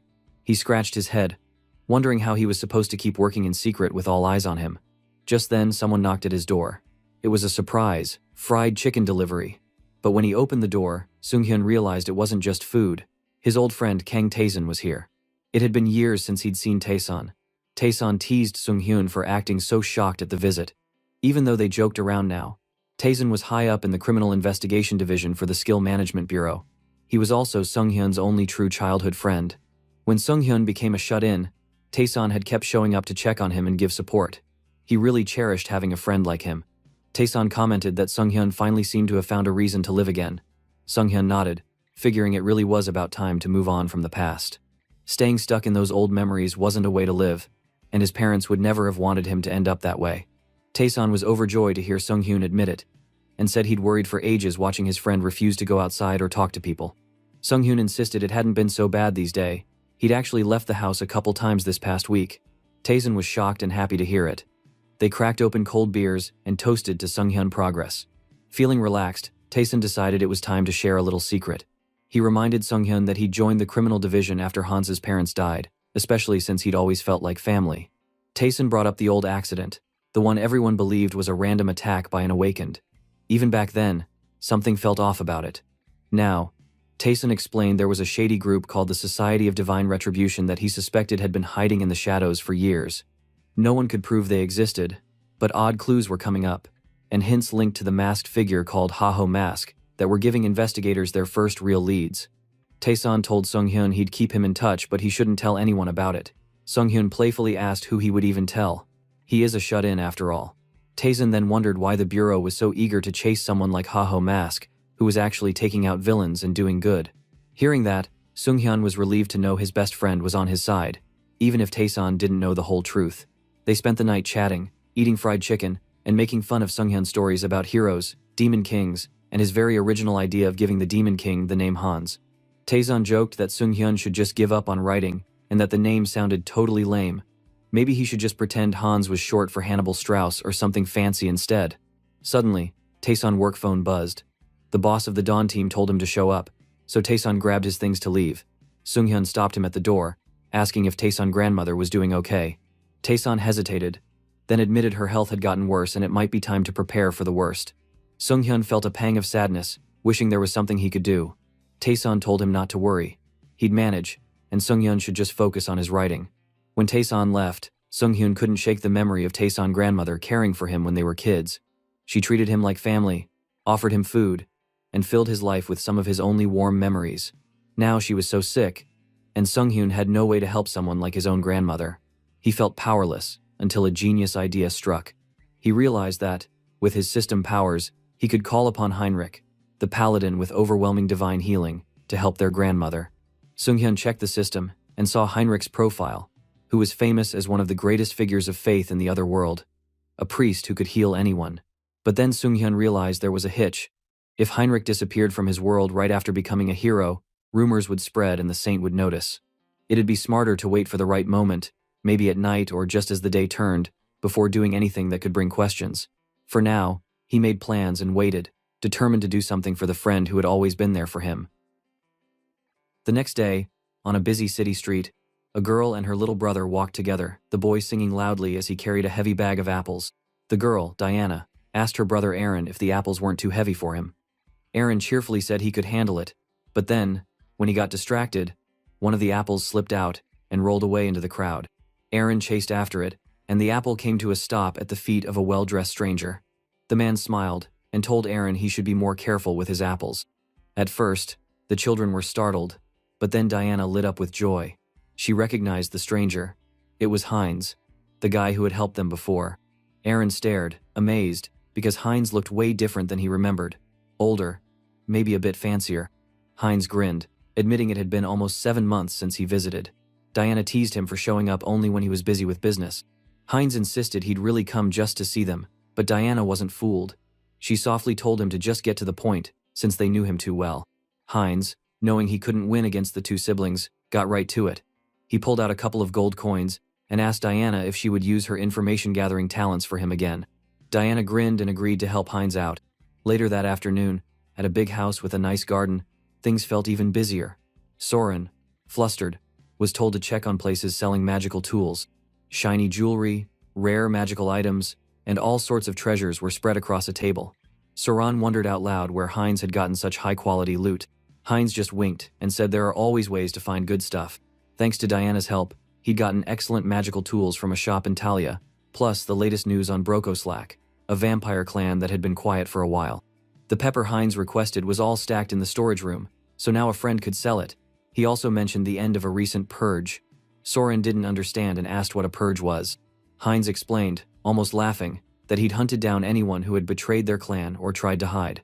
With a flick of his hand, he showed cards of all his defeated targets. He announced it was finally safe and stable for their clan. From now on, said Heinz, all they needed to do was keep trading magical tools and spice, and he asked Soran to run their little group of traders from now on. Soren was stunned. She wasn't sure she could handle something that complicated, but Heinz told her that she was smart and totally capable. With that encouragement, Soren blushed and promised to live up to his trust. Heinz, in his head, was amused at how easy she was to convince. Now that he was trading between two worlds, he felt like his group had become a small business. Switching scenes to later that night, the city glowed with lively music, laughter, and moonlit crowds. Heinz, having gathered clues from Diana, crept toward a secret spot he believed was the base for the Broko clan. Two tough-looking soldiers guarded the door. So he tossed a little stone to create a distraction and slipped in through the back, moving like a shadow. Inside, in a fancy room, Rosilica, someone he knew before, gulped down a glass of fresh blood and sighed about how lonely it was to drink alone. Then she heard a sound. Hearing someone, she grew suspicious but saw no one in sight. Heinz released his concealment skill and called her. When Rosilica didn't remember him, he introduced himself as Heinz, a vampire she'd actually met before, though she barely remembered. Rosilica tried to be polite, pretending to mix her own blood into the drink she was offering Heinz. Then, she called on blood magic to attack him, flinging her blood to create a binding spell on Heinz. But Heinz just laughed, and then he did something shocking. He controlled Rosilica's own blood, forming ropes out of it to tie her up. Rosilica was stunned. Only a true-blooded vampire could do that kind of magic, freely manipulating another person's blood. Realizing Rosilica seemed genuinely not to remember him, Heinz claimed he belonged to a branch family of Brokoslack. Rosilica doubted it, remembering stories about some clans being persecuted, and Heinz confirmed it, adding that he would grant her more power if she cooperated. Although she was stubborn at first, one touch made her helpless. Heinz pressed a magic crystal to her, and suddenly she was overwhelmed by a powerful energy rushing through her body. Rosilica, caught in the magic of the crystal, felt a wave of ecstasy rush through her. The sensation was stronger than anything she had ever felt before. The crystal's power took hold, filling her body with energy, making her whole world feel stronger and sharper. At the same time, she could feel a shift, like her old master had vanished, and someone new now controlled her fate.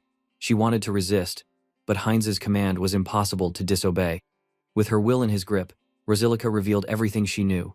She confessed that the true blood who ruled over this whole region of Talia was Lady Freya.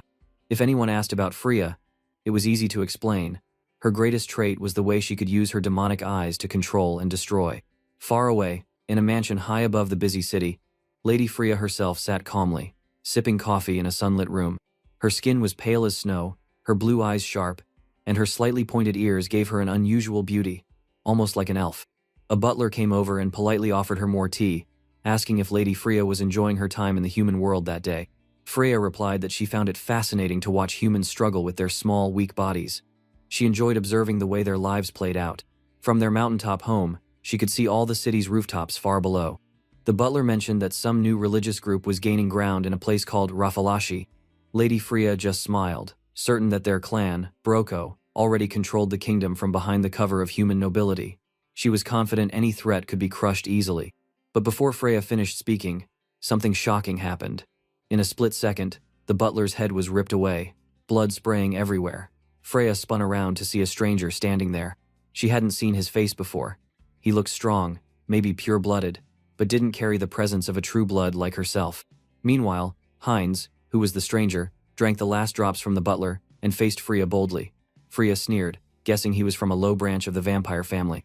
She made a mocking face and took a slow, dramatic breath, ready to show him what a real ruler could do. With a flicker in her gaze, she activated her terrifying demonic eye. Her eyes turned pitch black, ready to destroy him with her power. But nothing happened. Heinz stood strong, brushing aside the magic like it was nothing. Freya was stunned. No one had ever evaded her demonic eye before. Heinz laughed. He had already realized exactly how her power worked. The fact that her attack didn't affect him meant only one thing. Now, it was Freya who started to doubt her place in the world. Heinz just grinned, as if asking her with a smirk, "So, who really doesn't know their place?" In that moment, Freya realized that Heinz was a true blood vampire after all. She was furious that someone would dare to attack right in the middle of Broko Slack territory and demanded to know his real goal. Heinz didn't hesitate and made it sound like it should be obvious. He wanted everything in Broko Slack and aimed to become king of the vampires in the cities. Hearing this, Freya thought he was either out of his mind or insanely bold. Still, she reminded him that she was true blood too. Suddenly she activated both her demonic eyes and moved so fast that even Heinz couldn't react in time. She landed a powerful punch straight into his stomach, her hands wrapped in magic and martial energy, and forced him to spit up blood. In her mind, she felt sure his ridiculous plan could never work with skills that weak, especially since he couldn't even dodge her blows.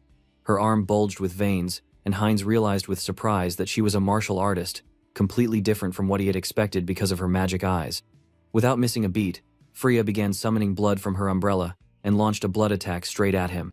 Heinz could barely keep it together, still standing but feeling the pressure as he kept coughing up more blood. He understood she was seriously tough. She pushed ahead, swinging her umbrella like a pro swordsman, and Heinz scrambled to dodge, knowing her quick attacks would eventually wear him down, and every dodge left him a bit more battered. Freya decided it was time to end it. She summoned a massive wave of blood, a huge area attack. Heinz tried to charge through the wave, but something strange happened. Freya suddenly disappeared from his sight. In an instant, his vision tilted, and she hit him with an elbow that broke his neck and sent him flying. His body lay on the ground, soaked in blood, and Freya believed she had won. But Heinz's body started moving. He got up, as if nothing had happened, and his injury healed instantly, as if a broken neck was no big deal.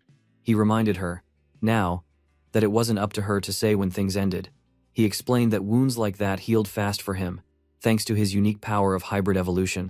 Freya was floored. She thought to herself that there were only a handful of people besides her master who had survived her attacks. Heinz admitted to himself that she had good talent and special tricks, although there were still flaws, especially in her martial style. With those beautiful eyes, he thought, maybe he could help her become stronger, if she followed his way. He wondered aloud if she'd ever thought of joining him, but Freya bristled at the insult and determined she'd turn him into a pincushion, so full of holes he'd never rise again. Just then, before she could move, her body went rigid. She realized with horror that she couldn't control her body. She noticed there was a huge pentagram drawn with blood and layered with forbidden magic on the ground. Heinz had set it up while fighting her. He started shifting the blood all around, binding her with bloody strands around her neck.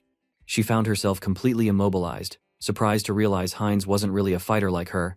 He was more of a blood specialist, kind of like a vampire mage. Heinz then transformed his finger into a magic crystal and pushed it into her neck, beginning the next stage of the attack. She cried out from the sharp pain as the crystal's magic invaded her body and took control. The process was agonizing and overwhelming, too much to resist. Heinz figured that for someone of her rank, a tiny dose of this magic wouldn't work, so he'd had to go all out. Soon, Freya's body started to glow with an intense red energy. The transformation finished and she fell to the ground, completely drained. Even as she stared up at Heinz, furious beyond words, Heinz smugly pointed out that she felt different now. She had to admit, through her anger, that her whole body had changed. Her senses, strength, movement, and everything about her had improved. She felt faster, much more powerful, and sharper, as if every part of her evolved to a new level. Heinz thought to himself that she ought to thank him, and Freya considered, just for a second, if she actually could use this to beat him instead. She launched at him, but discovered her body stopped moving before she could land another punch. She felt a weight, as heavy as iron chains, holding her still. Heinz claimed that binding was made of blood magic. He had complete mastery here, and she had no choice but to follow his will. Freya was stunned. It shouldn't be possible for any vampire, not even one using sacred blood, to override control from another clan, but Heinz's blood domination made it real. With her at his mercy, Heinz pushed for what he'd really come for. He demanded to know where the clan master was. Freya tried to resist, but her mouth opened anyway. She blurted out the answer: the Duke Bright's mansion. In shock, she realized she was completely under his control, like some kind of mindless servant.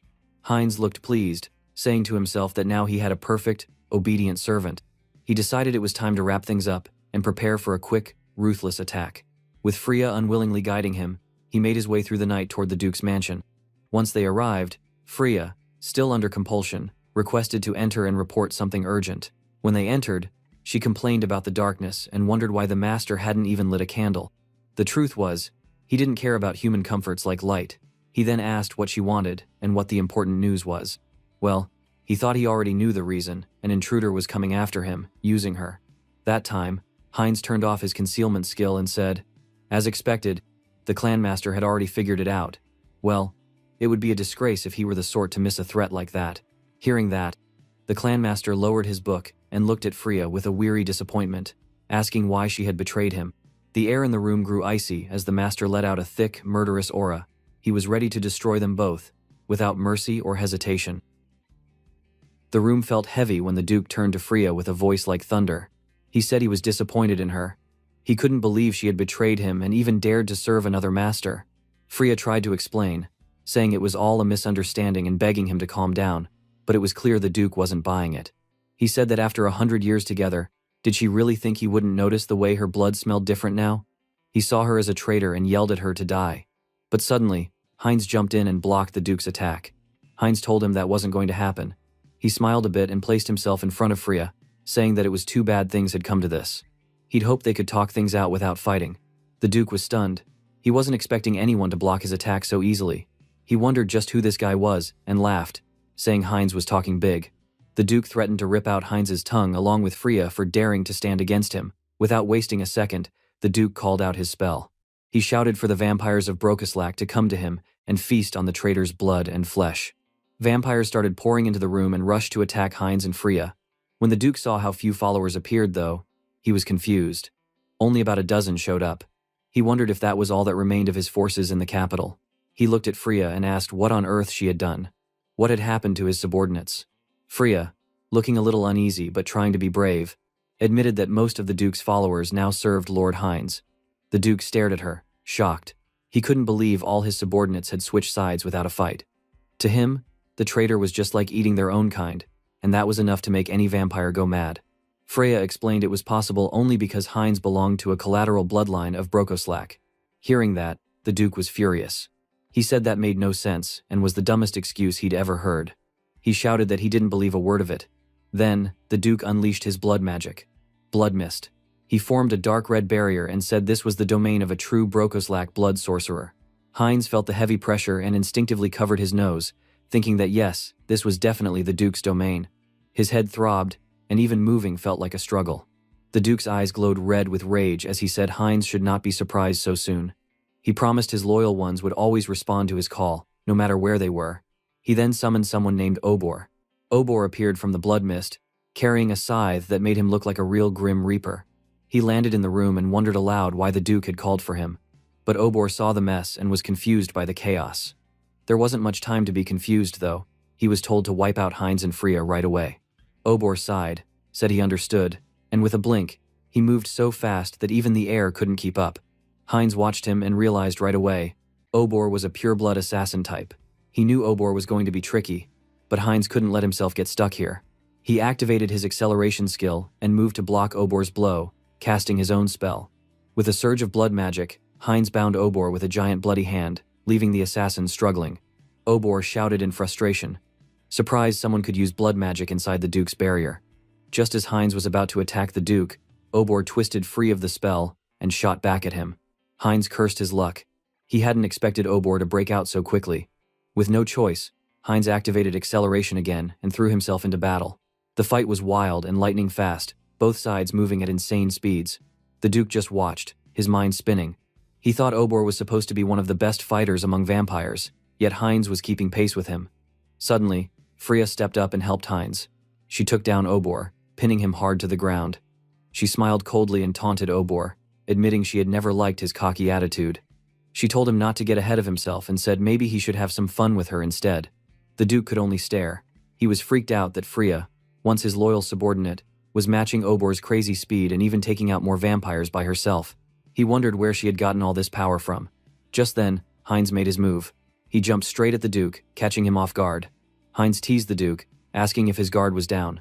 The Duke caught himself and smiled back. He said Heinz was a fool for walking willingly into the blood barrier since he'd never dodge attacks in here. Heinz didn't care. He yelled that he never planned to dodge at all. Instead, He let his left arm get sliced off without a second thought. The Duke paused, totally thrown off, and wondered why Heinz would let himself be hurt like that on purpose. Heinz just grinned and told the Duke not to worry because he was super careful about wasting things. Almost instantly, Heinz's arm regenerated, good as new. The Duke panicked, realizing Heinz could heal that fast. Heinz looked him in the eye, grinned, and told him he didn't plan on killing him. The Duke stared, shocked and confused, and blurted out, "You don't plan to kill me? What is it you want?" Heinz's smile grew wider as he leaned in, his fangs clear. He told the Duke exactly what he planned. He was going to inherit his lordship. Without waiting another second, Heinz opened his mouth and went in to drink the Duke's blood, letting his enemies know the game had just changed. Somewhere eerie and dark, a scary-looking coffin suddenly started to shake. The lid slowly creaked open, revealing a woman with long black hair resting inside. She stretched out her arms, yawning, and grumbled about being so tired and wanting just 5 minutes more sleep.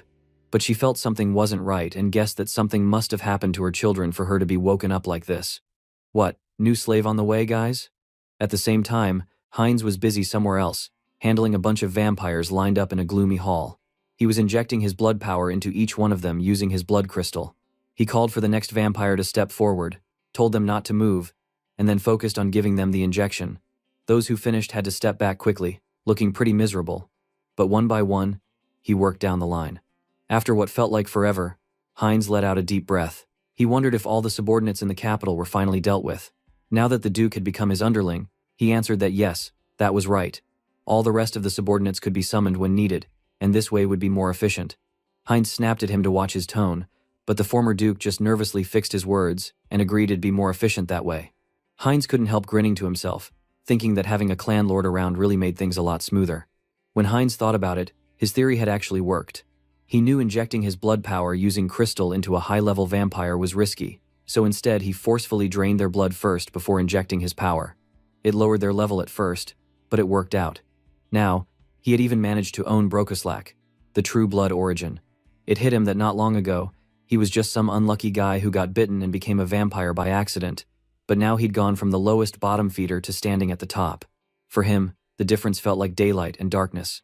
He ordered the Duke, calling him Mullo now, to take care of gathering the remaining Brokoslaks in every region. Mullo agreed. "One last thing," Heinz said. "Gather some intel about the whole continent. Build or find a network, make deals, whatever, just make it happen." Mullo looked uncertain but said he would do it. Then Mullo admitted he'd heard from Frisia that Heinz's goal was to unite all the vampires and become king. Mullo said Heinz's abilities were clear enough, so he'd give Heinz his full support. Hearing that, Heinz couldn't help but flash a sly, evil grin. He said he was counting on Mullo. But later, as he walked out, he started to panic a little inside. Did he really say he'd unite all the vampires and become king? Maybe he just said that in the heat of the moment. But then again, he figured having more soldiers to boss around wasn't bad at all. The whole vampire king thing, maybe it was finally time to make a real plan for it. Meanwhile, back on Earth, Sung-Yoon was messing with his system, playing around with the new personalization feature. He worked at tweaking Hans's appearance, wanting him to look cooler, crazier, and more dangerous. He talked to himself, setting the jawline sharp, curving the orbital bones just right, and finally got a look that felt perfect. After all, if he was supposed to be the immortal king, he deserved to have some style. Next, Sung-Yoon walked over to his computer, feeling pumped. He wondered to himself if the whole vampire Brokoslak deal was finally over. And, after a quick check, yes, stage cleared. That could only mean one thing. It was time for his favorite part, spending his karma in the karma shop. He opened up his karma shop, and the system flashed with a huge number. His current karma was at almost 1.4 million. The next unique skill enhancement would cost 900,000 karma. Sung-Yoon was kinda proud. Taking over a whole powerful clan definitely wasn't something most people could pull off. He wondered what kind of upgrade he'd get this time. He hit the unique skill enhancement button. Suddenly, 2 windows popped up on the screen. He blinked. What, 2 upgrades? But his usual increase avatar quantity wasn't there. On the first window, it showed medium selection. It said something about his avatar's potential getting way higher and the growth rate getting even faster. Sung-Yoon started to sweat a little. He just dropped a massive load of karma for this one chance. It felt like a ripoff because he didn't get a new avatar slot. Compared to how much fun he had collecting different races, this was a big L, but there was nothing he could do now. Now, he looked at the second window, something called Entity Projection. The skill info surprised him so much he was left gaping. The system explained it could be used once per day and allowed the user to project one of their avatars onto their own body. Sung-yoon almost couldn't believe it. If this was real, did that mean he could use the powers of every clone he made, directly, with his real body? His mind started to race, thinking about how wild things were going to get from here. For a second, he just stared at the screen, grinning like a mad genius, knowing his reach and power just leveled up forever. Sung-yoon opened up his system and looked proudly at the lineup of all his avatars: Hans, Heinrich, Heinz, Harley, and Harris.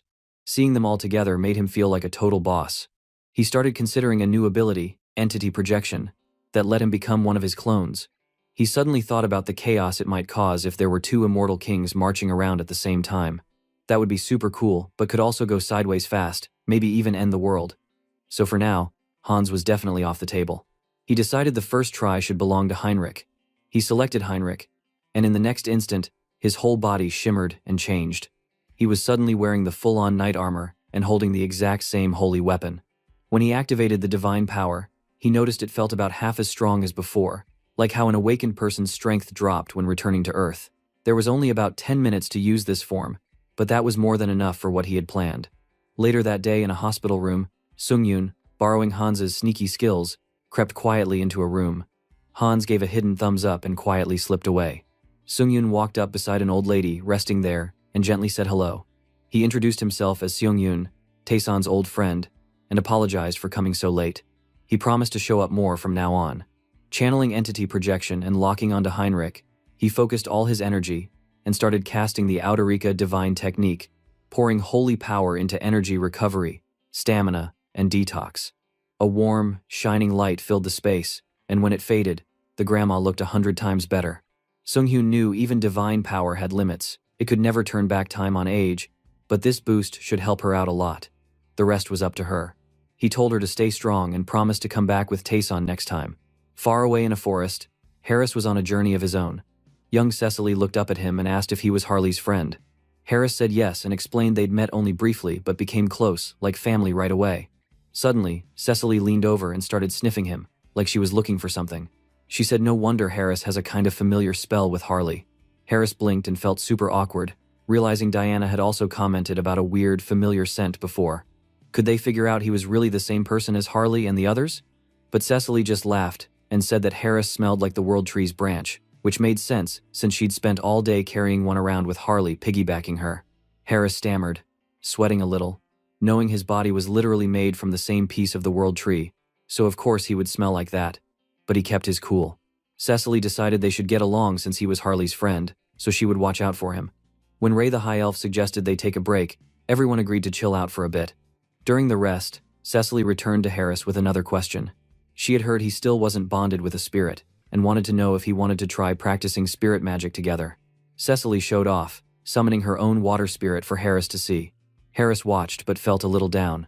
No matter how hard he tried, he couldn't get spirit summoning to work, even though he maxed out his affinity stat. Was something wrong with him? Was it because he was only a fake elf? Ray noticed and calmly explained that for spirit mages, spirit partners and the elf needed to grow together. Instead of summoning spirits directly, it was more important to first form a bond and then release the inner nature power to reach out to the spirits. That clicked for Harris, who realized he'd been doing things backward this whole time. He tried focusing on his affinity and pulling out all his nature power, and right away, something clicked. Cecily's eyes popped open when she saw him, shocked that he pulled it off so quick for a first-timer. Ray just looked proud and said Harris had a real knack for learning fast. Suddenly, the system pinged, popping up to say he'd gained enlightenment and unlocked the new skill called spirit magic.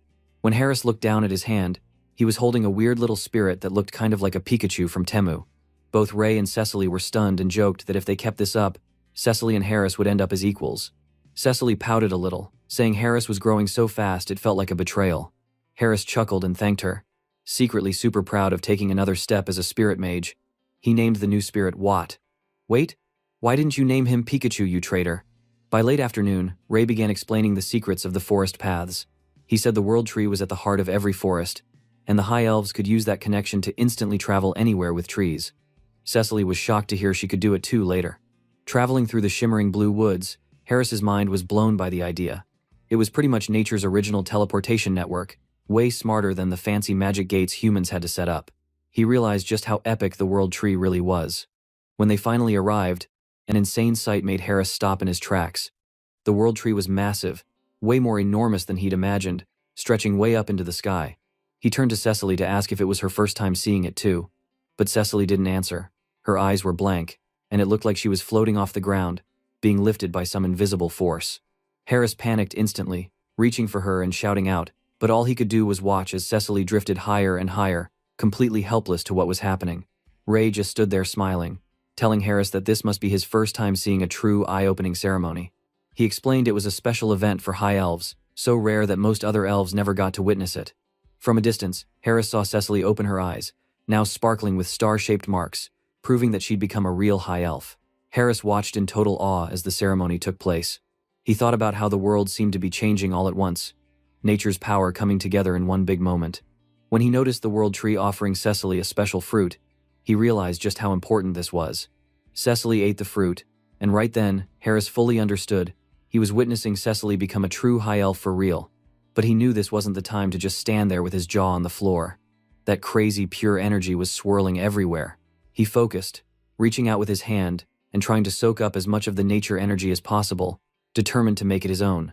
Ray gave Harris a curious look, noticing the way the energy around Harris was moving. At the same time, a system notice popped in front of Harris. The individual has met the conditions and achieved enlightenment. You have acquired the skill affinity with nature. Harris pumped his fist quietly, thrilled. Now he could get stronger just by chilling in nature, like a real elf.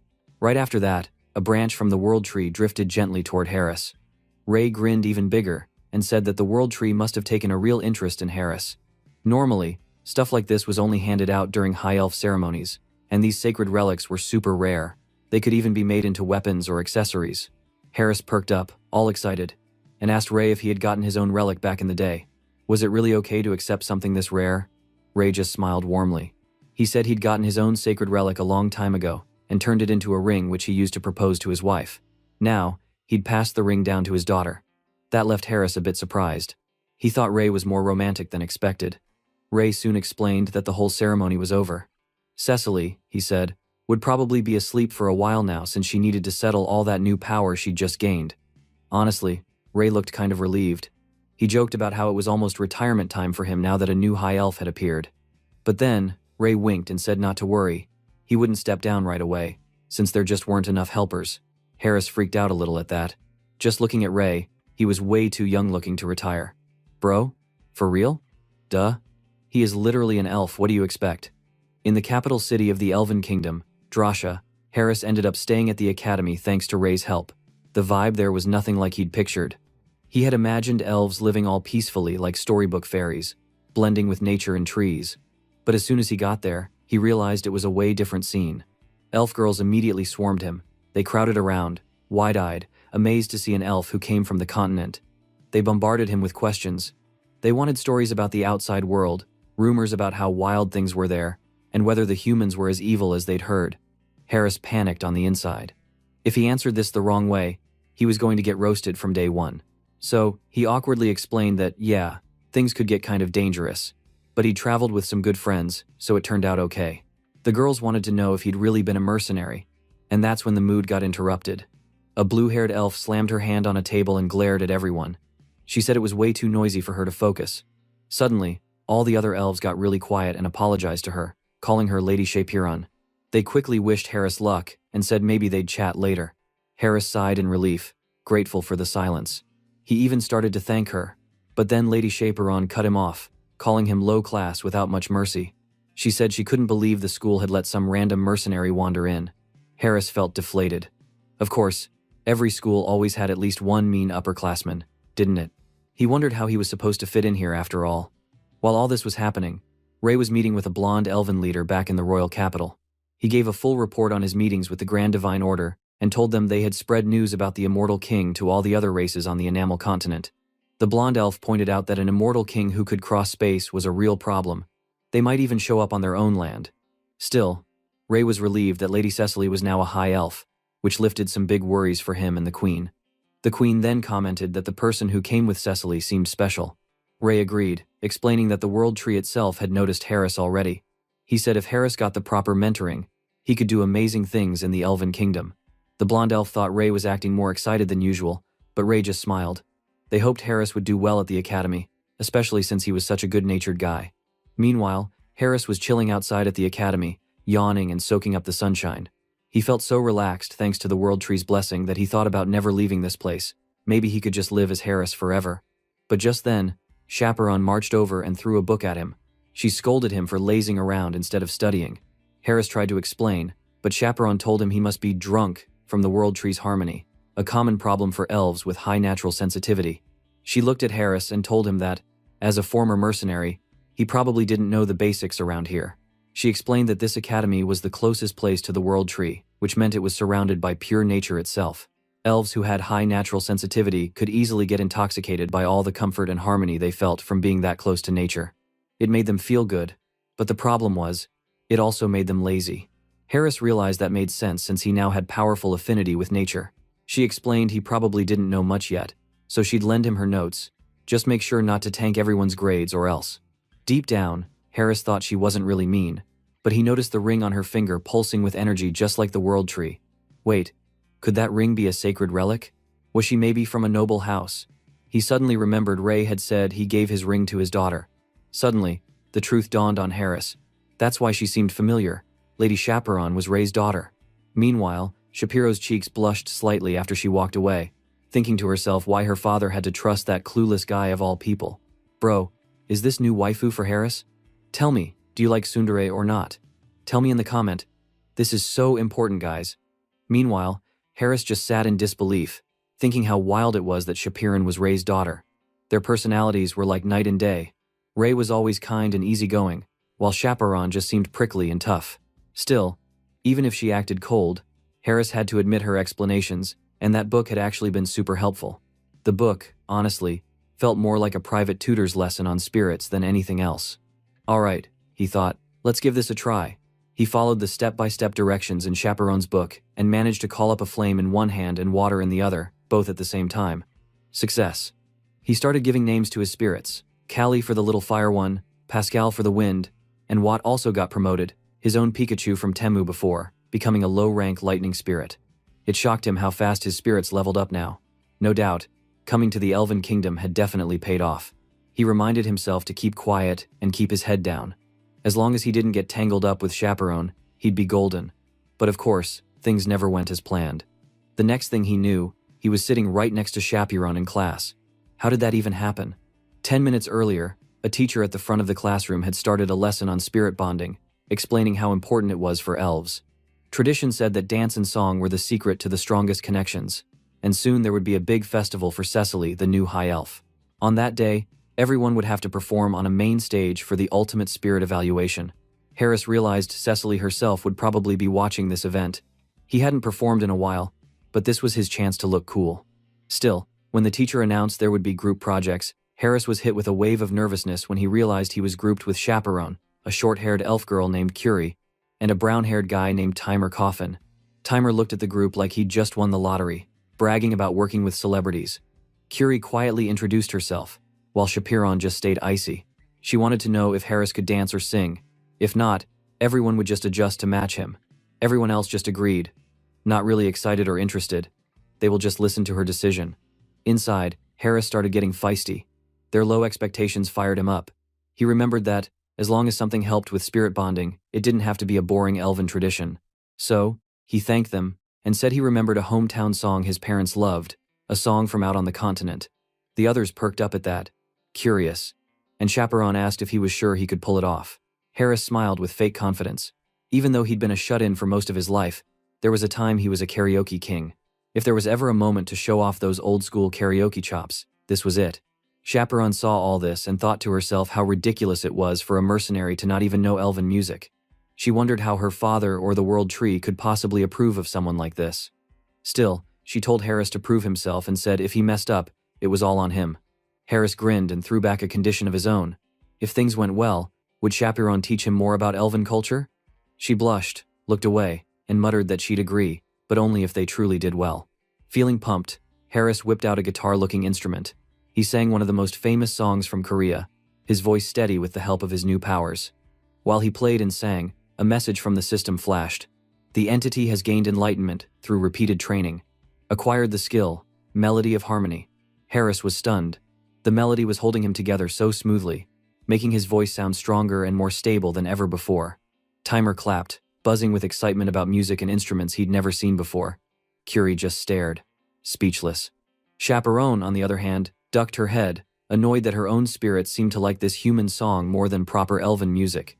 Timer teased Chaperone about swaying her own shoulder to the beat, which she furiously denied. Suddenly, a wild evolution started happening. Harris's spirits, Kaylee the fire spirit and Pascal the wind spirit, started to grow big and shiny just like Watt had earlier. Harris couldn't stop smiling. He'd managed to level up all his spirits with music. Then, something strange happened. A weird glowing swirl appeared above his head. Harris blinked, super confused, wondering what was going on. Chaperone's eyes went wide. She realized they were seeing a spirit of sound, a legendary type barely anyone ever witnessed for real. Timer went into full shock mode when the swirl solidified, and a brand new spirit popped out into the real world when Harris touched it. Harris only grinned, naming the new spirit Decibel on the spot. Now, with Callie, Pascal, Watt, and his new buddy Decibel, Harris had officially scored some major style points.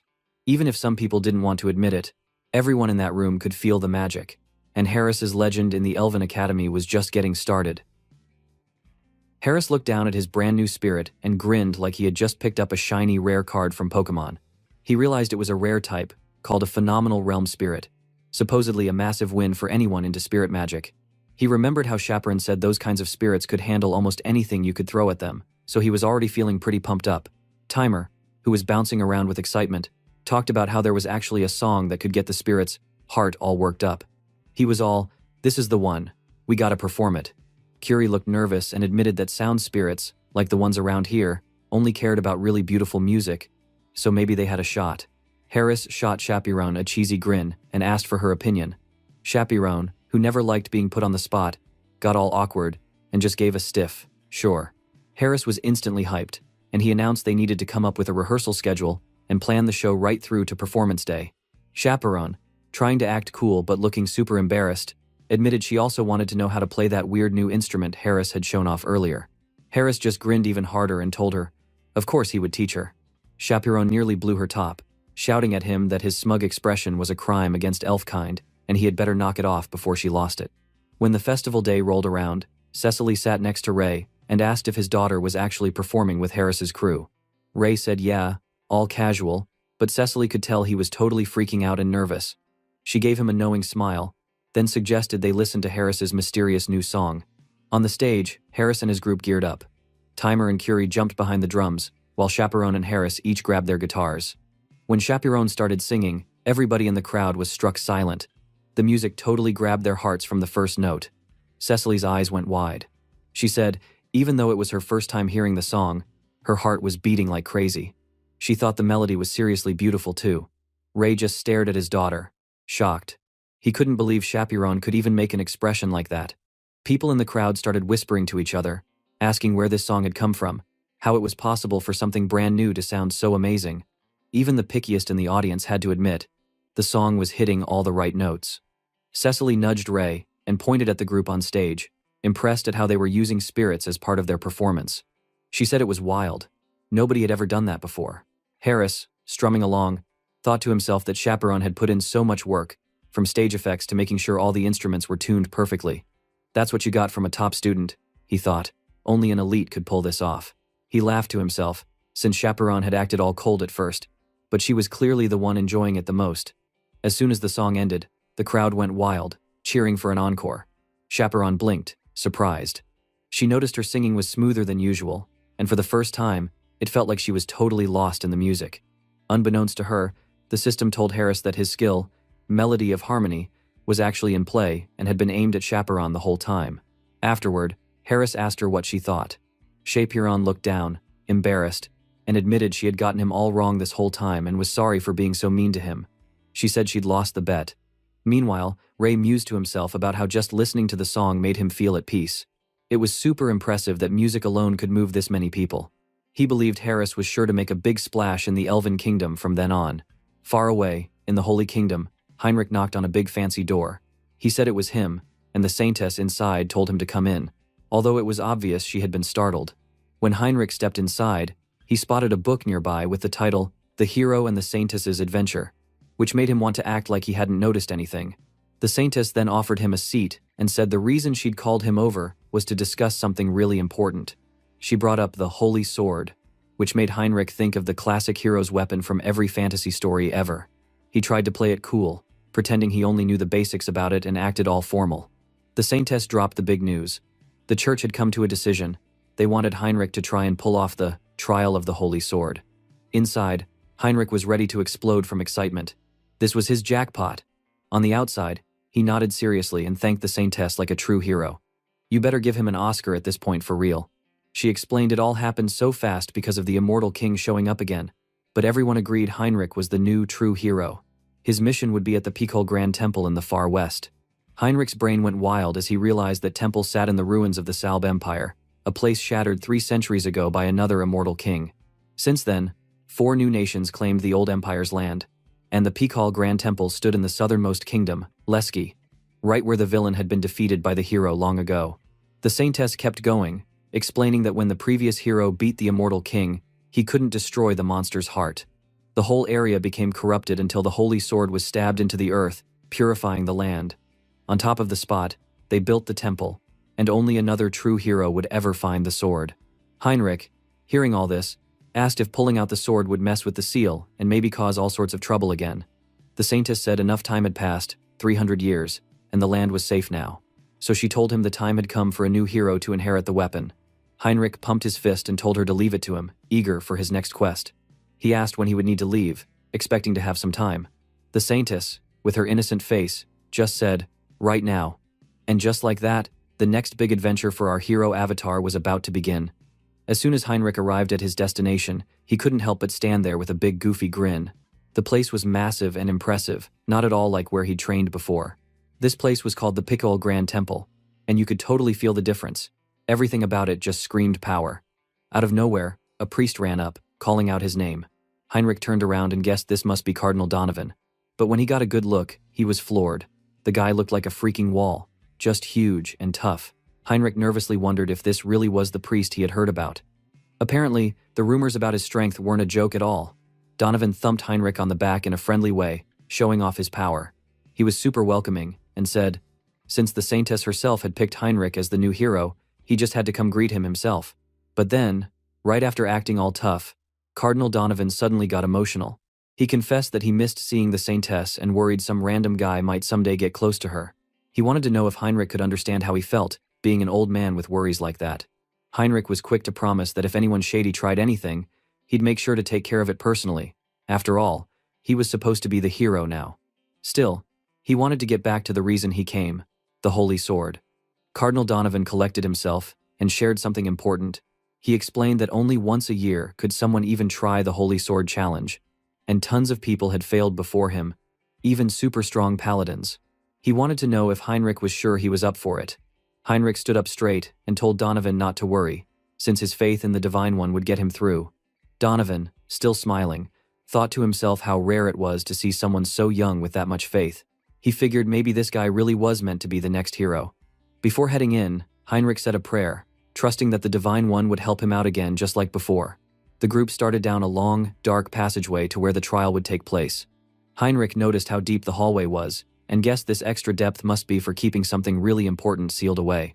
Suddenly, Donovan asked if Heinrich knew what the trial really involved. Heinrich said he'd gotten the basic idea from the Saintess. Apparently, every trial was different for every challenger.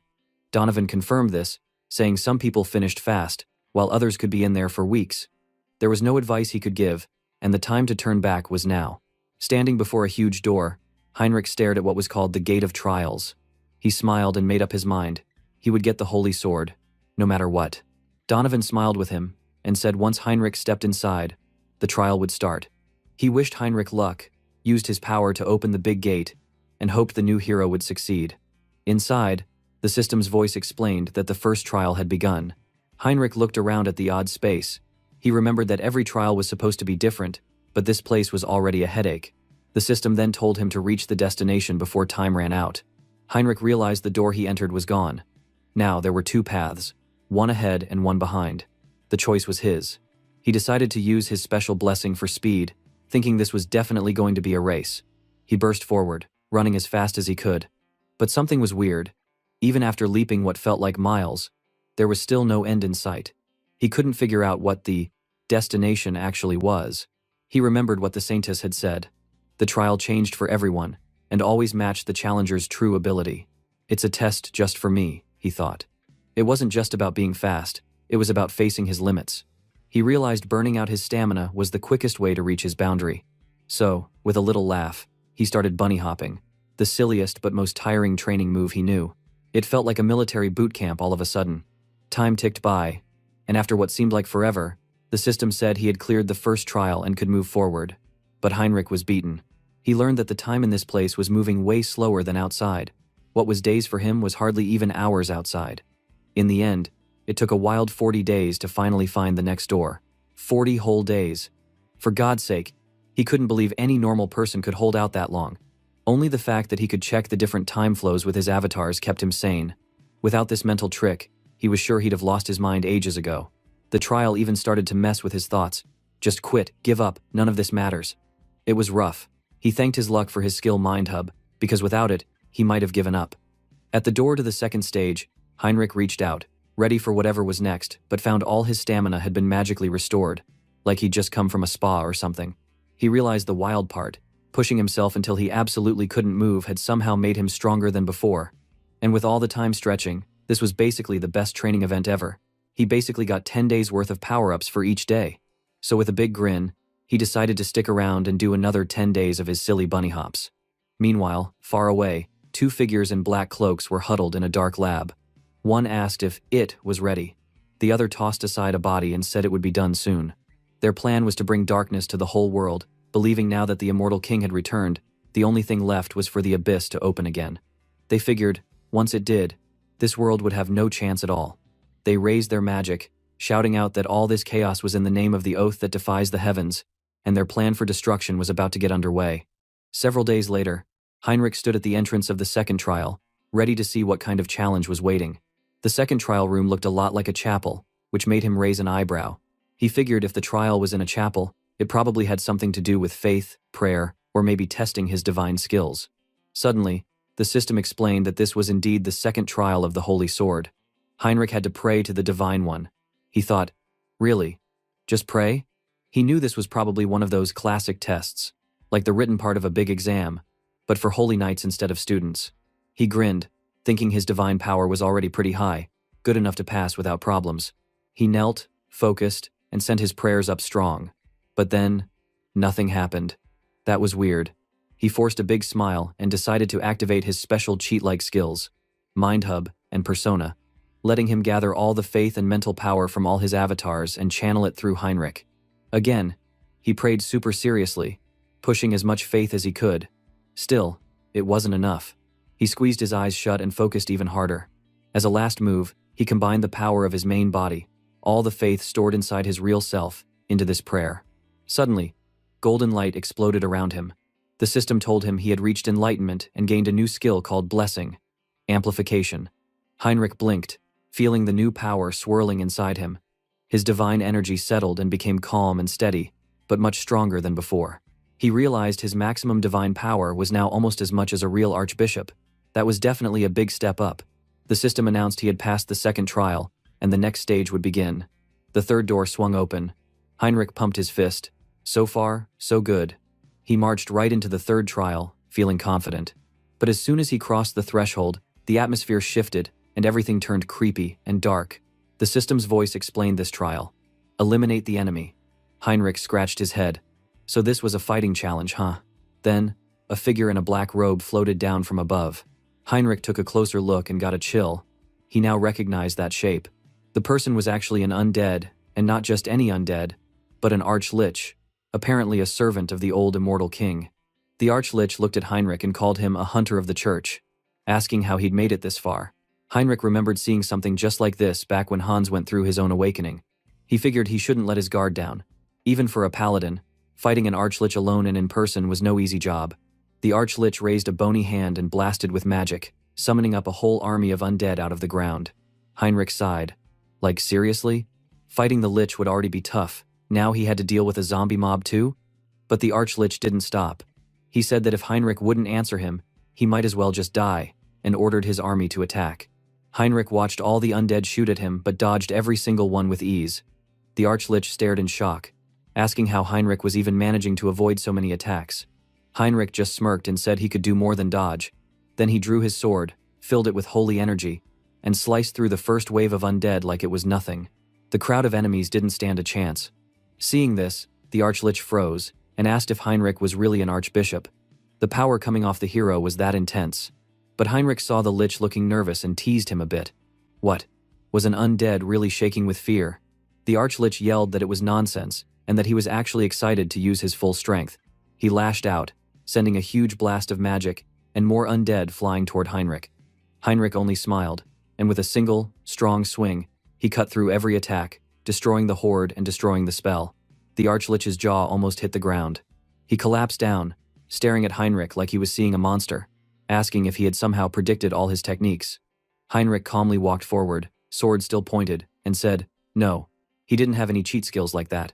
But he did have a pretty awesome teacher, the strongest one-hit instructor among the undead.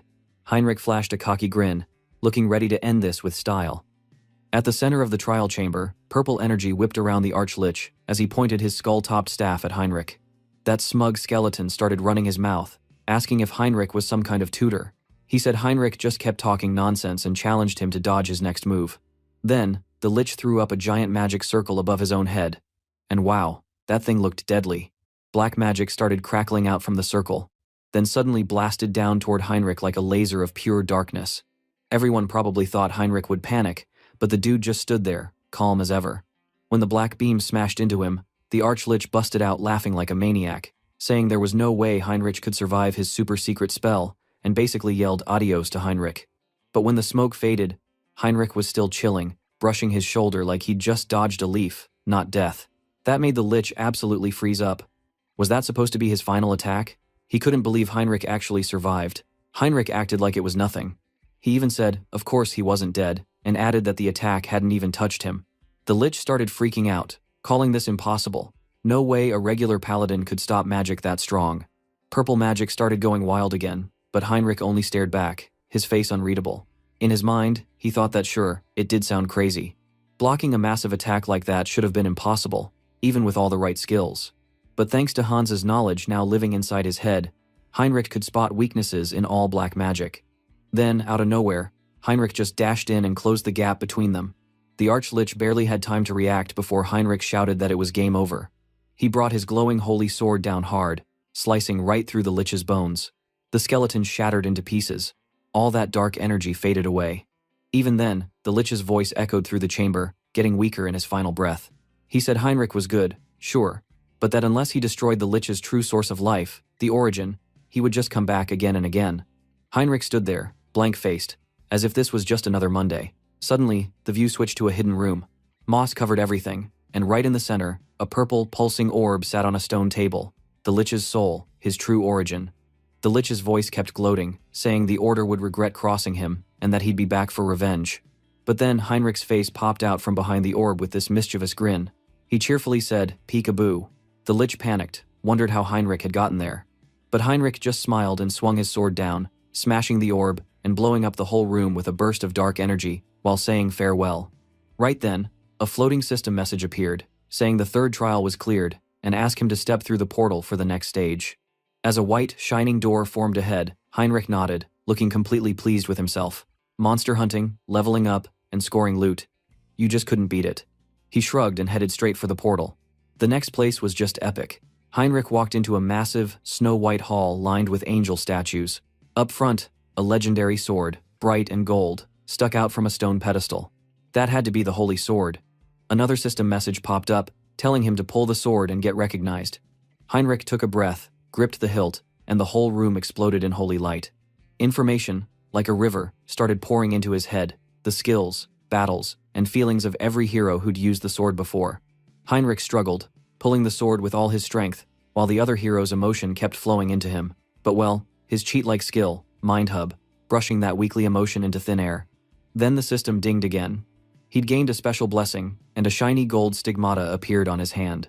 That thing worked like a storage portal, letting him summon the holy sword whenever he wanted. Not only that, but two of his best skills merged, leveling him up crazy fast. The legendary combat skills of every holy sword user ever just became his new powers. He felt unstoppable. Now he can feel his movements were sharper and his power boosted like mad. This holy sword is awesome. Meanwhile, far, far away in a dark mountain range, another story was playing out. A lonely wooden lodge sat hidden in the endless forest. Inside, Hans, now rocking devilish horns as the immortal king, faced a terrified, shaking man named Victor Nolan. Hans introduced himself as Hannibal Strauss, asking for Victor's name. Victor bowed to the floor, absolutely losing it and begging for his life, swearing loyalty to the immortal king. Hans just wanted to recruit, not spook the guy, but oh well. Suddenly, his abyssal eye skill got activated. In that instant, something felt off. Dark energy rolled through the air from outside. Hans stopped and stared, trying to figure it out. Victor looked up, confused by the sudden tension. Hans explained that someone had just performed a risky ritual, one happening both in the west and south of the Resk kingdom. Right then, Victor was furious, calling out the fools who dared act without the immortal king's permission. Hans asked what Victor planned to do next, but before the man could answer, Hans's entire body buzzed with dark blue energy, and those horned eyes flashed. He activated his power and decided he'd check things out in person. Something wicked was brewing, and he wasn't about to sit this one out. Meanwhile, in another place, the dark basement was full of shady cultists in black robes, chanting around a wild, glowing purple circle. Dark energy whipped and twisted around them, lighting up everyone's faces with a weird, creepy shadow. They were loving every minute of it. A man had his hands out and this almost crazy look in his eyes. He kept thinking how 30 years of busting his back was finally paying off, and he was about to claim his big prize. But then, out of nowhere, one of them started coughing up blood. He stumbled, looking surprised and maybe a little freaked out. The magic circle fizzed, its light flickering. One cultist shouted, wondering what was happening. Gritting his teeth, that crazy man realized he didn't have enough magic to finish the greatest spell ever. He decided to just go for broke and sacrifice himself right there. With a raw scream, the guy threw himself straight into the raging magic, and in one wild moment, purple light blasted out and swallowed him whole. Right then, in some trippy space called the Abyssal Gateway opened up. The other man smiled when he saw the dark magic pouring from it, showcasing that the ritual had worked. He said the other madman would be remembered. With an echoing yell, he promised that soon the world would fall, just like the cult had always wanted. Not too far away, well, okay, about 1,000 kilometers away, Hans, decked out with red horns as the full immortal king, stood in front of a huge storm of black energy. This thing was called the Abyss, and it looked ready to swallow the world. Hans looked at it like an old enemy, totally calm, but inside, he was rattled. That abyss hadn't opened in 1,000 years. When he finally realized what was going down, the damage was already done. He was a step behind, and the cultists were already dead when he found them. Hans sneered at the ancient group behind all this junk. The oath of reversing heaven had gone way too far this time. But suddenly he felt pain inside his heart. At that moment, a ghostly voice thundered in his head, raging for death and vengeance, saying the land should drown in darkness and destruction. Hans realized those were the old immortal king's remnants who once slept in the abbeys, still shouting even after death. Then, a ghostly knight with horns appeared before him, demanding that Hans come join him and help wipe out everything. Hans just stared, basically telling the ghost he wasn't taking orders from losers. The old king howled with laughter, pretty much blown away that Hans was so dang stubborn. He said Hans was the first one to break free and keep his own mind after all that will of the death, and become the immortal king. Hans finally figured it out. That dirty feeling in his heart all this time? It was just leftovers, a mess of old emotions from his dead predecessors. The ghosts begged for his own freedom, saying he wanted release from all that rage but couldn't have it. That's when Hans thought, well, if it all boiled down to trapped emotions, he'd just handle it himself. With a wicked grin, Hans told them to shut it and promised to erase them properly. The ghost got all hyped, saying if Hans truly killed them, he'd get a special reward, something he should have had all along. Hans shrugged to himself, figuring he'd see what that was in a minute. Activating his new skill, Hans triggered a blue window. Persona could kick out the old feelings stuck in his heart and toss them away. A huge burst of blue and purple magic blasted out as he purified and blew apart the ghostly knight. The spirit screamed, finally getting real death instead of endless stuck in the abyss misery. In the chaos, weird purple symbols and glyphs rushed into Hans's hand, and he realized the scattered memories and powers of all the immortal kings were now showing up for collection. No cap, it was like a treasure drop of the highest order. The fuck, last time Heinrich and now Hans? They are becoming the real evil and light at the same time. Now, Hans remembered the ugly history. Immortal kings wiping out empires, leading armies of the undead. Sure, the church squashed most of them, but some managed to slip away and seal themselves right between the abyss and the living world. As Hans's eyes shined with a neon blue light, he said, "Seemed like one of those legacies was about to crawl its way out and mess his plan." Meanwhile, back at the Grand Temple, Heinrich was catching his breath in a hall that was finally quiet after all that boss-fighting madness. Out of nowhere, the ground cracked with a sharp bang. Purple light shot up, and a skeleton creature burst out. It was Dwell McCain, the big boss Archlich and one of the Immortal King's leftover generals. The floating system message coldly announced his name and title, like this was some kind of boss intro in a video game. Dwell was ticked, spitfiring insults at the church and swearing he wouldn't lose now that he was back in action. Except, He stopped cold when he saw Heinrich just standing there with his shiny sword ready. Heinrich casually reminded Dwell they'd met before. That name flipped a switch in the Lich, who suddenly clutched his head, racked with burning pain after getting hit by Heinrich's sword. Heinrich, looking sorry not sorry, talks about bad timing for Dwell to wake up. With a big swoop, he killed Dwell for real this time. Dwell fumbled with a big glowing blue gem, his source of power, moaning some kind of curse or something. Before he knew it, the crystal slipped free and zoomed into Heinrich's hand. Heinrich figured the stone had gotten stuck between the holy sword and the abyss during all the magic-fueled chaos. Normally, he'd smash the source and finish it quick, but this time, he grinned, deciding to send it over to Hans instead. He guessed it'd serve the new Immortal King well. In another place, Hans drifted down to the trashed cult lair. Dark energy still sizzled in the air, making everything buzz and prickle. He took it all in with a steady stare, thinking this was definitely the spot where the evil ritual had gone off. The Oath of Reversing Heaven freaks were long gone, chickening out before he even showed up. The energy here was wild, so intense, you could taste it in the back of your throat. On the ground, something metal glinted through the dust. Hans stooped down and found a small broken chain. He turned it over in his clawed fingers, thinking the cult had probably dropped it. He could barely sense the magic trail anymore, but hey, you never knew when a piece of weird loot might come in handy.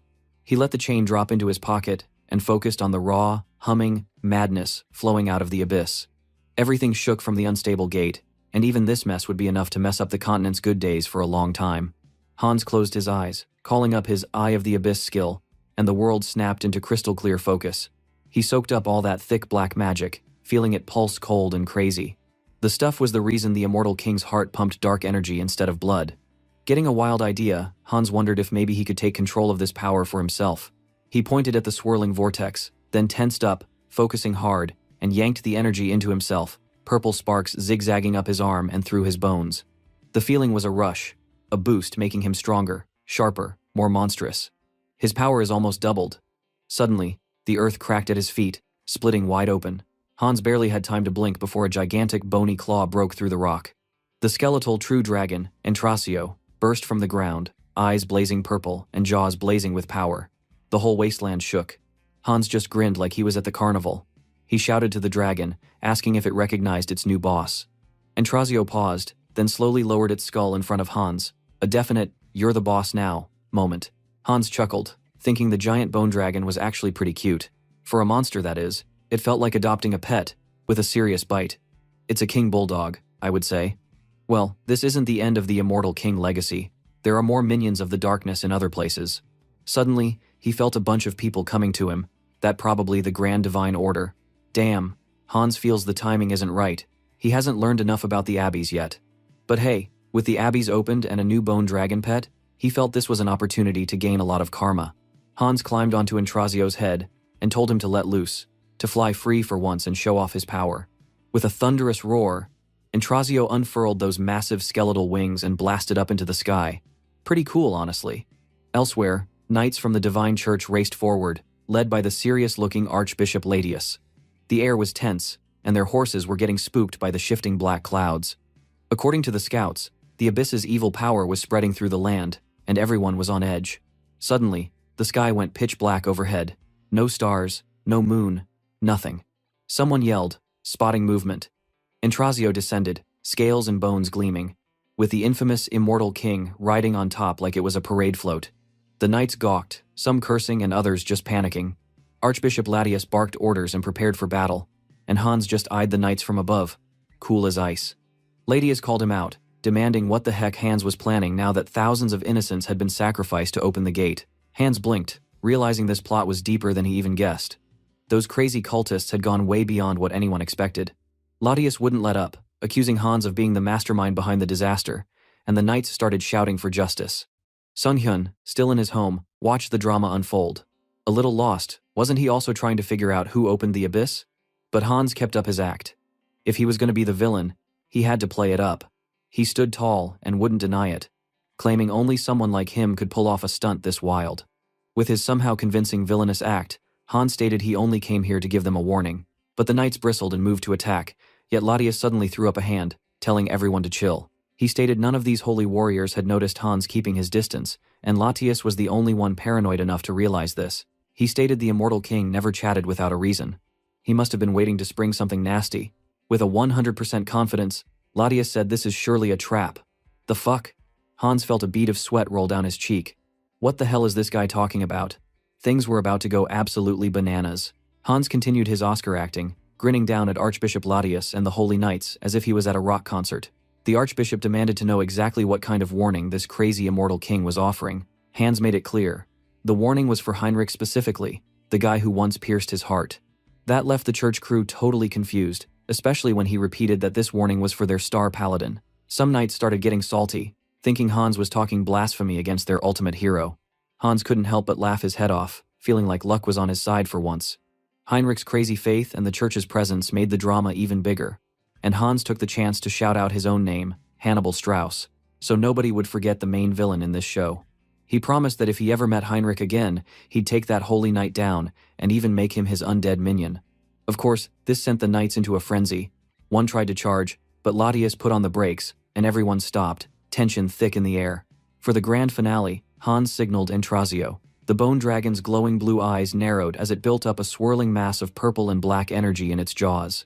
The church squad quickly threw up their biggest, fanciest cross-shaped shield, throwing all their faith and energy into holding it together. Entrazio let loose with a wild attack. Death Breath, the move only a bone dragon could pull off. The purple-black blast slammed the holy barrier so hard it cracked and shimmered, but somehow, the churchies actually managed to tank it.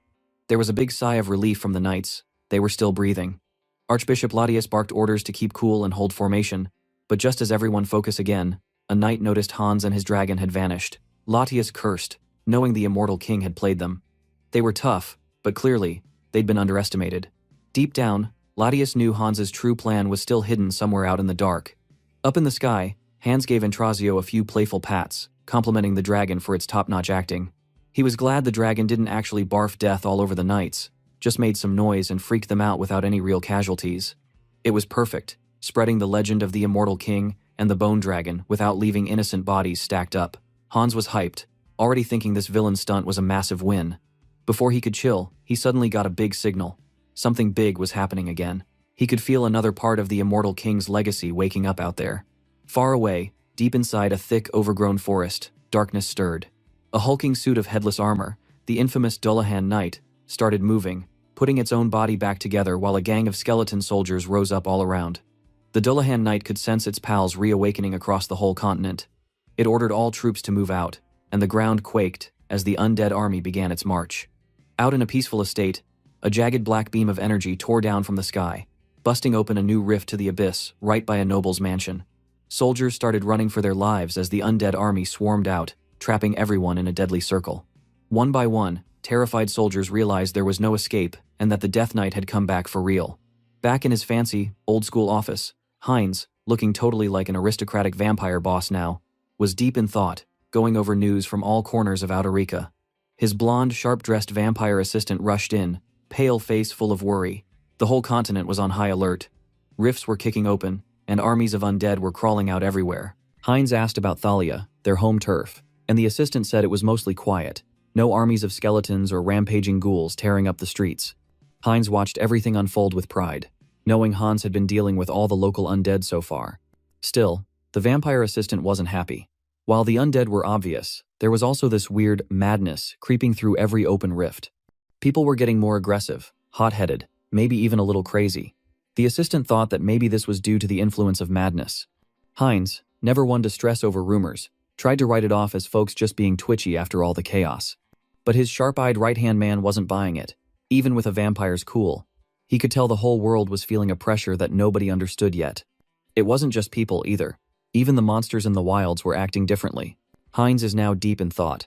If even monsters were going off the rails now, this meant that this madness was hitting every living thing around. It wasn't just a little chaos anymore. From this point on, digging up any dirt about the madness was the #1 priority. The subordinate nodded and dashed off, ready to spread the word. In his mind, Heinz knew Hans was already busy wrangling the Immortal King's shady army out in the wild, and there was no way Heinz himself could leave the clan's base right then. Honestly, the place with the best info was the Grand Divine Order, no contest. At the end of the day, all eyes would be on Heinrich to get stuff done. Over at the giant, marble-sparkly main hall of the Grand Divine Order, Saintess Rystar stood in front of Heinrich, who was still catching his breath after finishing the crazy trial of the Holy Sword. The Saintess bounced with excitement, saying she'd always believed Heinrich could do it. Heinrich thanked her for the trust but said he'd heard a lot had happened while he was out getting the Holy Sword. The Saintess got serious and said the rumors were true. Some nasty thing had crawled out of the abyss this time, something they called madness. Worse still, nobody really understood what it was, and whenever it showed up, things just went wild. Heinrich volunteered to check it out himself, thinking now was the perfect time to finally use the Grand Divine Order's giant information network. The Saintess suggested he take a break after the trial, but Heinrich was on a roll and wanted to do his duty, especially now that he'd earned the Holy Sword's blessing. The Saintess sighed, almost giving up, then decided to let Heinrich handle it. But first, she said, there was a fancy ritual he had to do now that he had the sword. Heinrich looked a little lost as the scene shifted to a massive ceremony. Knights and priests lined a red carpet, everything decked out in gold and holy decorations. Heinrich strode down the aisle, holding his sword way up high and calling for it to show its true form. The blade blazed so bright it almost blinded everyone. The knights were in awe, whispering about just how powerful this sword felt. Next, the Saintess placed a shining circlet on Heinrich's head and declared him High Paladin of the Grand Divine Order. Heinrich knelt, a medallion in the shape of the sun now hanging around his neck. Suddenly, divine golden light blasted around him, so intense it made his whole body shake. He felt like his mind was about to explode from pure magic overload. Even his hair changed from black to glowing white in the storm of light. Someone cried out that such a blessing was legendary. It was a great blessing, and the Saintess was over the moon. The system chimed in that Heinrich had just picked up a new skill, Great Blessing, Night of Light, and attained enlightenment. Heinrich blinked at his white hair, realizing he was giving off saint vibes now, just like Saintess Rystar. The Saintess stepped forward and greeted him with a super formal bow, calling him not just Saint Heinrich, but even Holy One. It hit Heinrich like a brick. Apparently, he was now on the same status as the Saintess herself. After the Saintess had given them orders, the Archbishop and priests brought out polished, blinding white and gold armor and announced it was Guardian of Glory, the best they had. The armor was built tough, with rare silver blue mithril, shining orichalcum, and a ton of protective spells. The thing practically counted as a walking relic, definitely top-tier loot. Just putting it on, Heinrich could feel how strong the armor really was. With the holy sword in one hand and the epic armor on his back, he was finally at max level, ready for anything. The Saintess shot him a bright smile, saying it looked like they'd be partners from now on. Heinrich returned the smile, trying to play it cool. In his head, Heinrich started daydreaming about all kinds of dramatic scenes. He and the Saintess side by side, fighting darkness together. Out loud, the Saintess admitted she'd been up every single night as the only one in charge, so she was stoked to finally have backup. Heinrich got a bit nervous, guessing his days would now be filled with even more work than before. He pictured himself drowning under an endless mountain of paperwork. Work, work, and more work, such was the paladin life. The Saintess snapped him out of it, reminding Heinrich that the big continental summit was happening again soon. That meant world leaders would gather to talk about blasting the undead off the map and dealing with the Immortal King. She announced she'd be counting on Heinrich big time. He told her he'd give it everything he had, inwardly prepping himself for non-stop action. Somewhere in the background, Hans even chimed in, knowing both of them were in for a wild ride until the summit arrived. Meanwhile, in another place, Karam, the Death Knight Lord, was a whole new level of scary. Dude towered over a battlefield, armor black as midnight, purple lines glowing, and a giant horned helmet that screamed, "Boss fight." In his hand, he held this spooky sword crackling with death vibes. And let's just say the ground around him was looking like a zombie buffet. Karam thought the humans fighting him were weak as hell, but he figured once the kingdoms finally got their act together, they might be a problem. Until then, though, he needed to power up.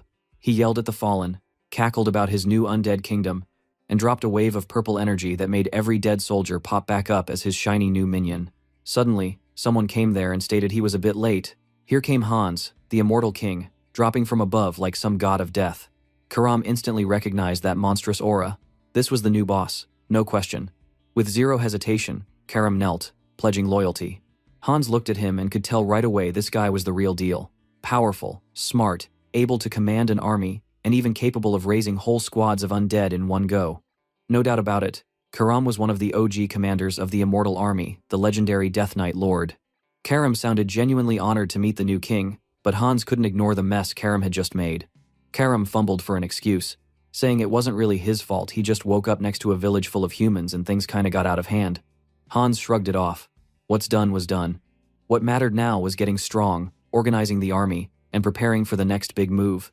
They needed to disappear before trouble showed up. Hans, scanning the burning ruins, felt uneasy.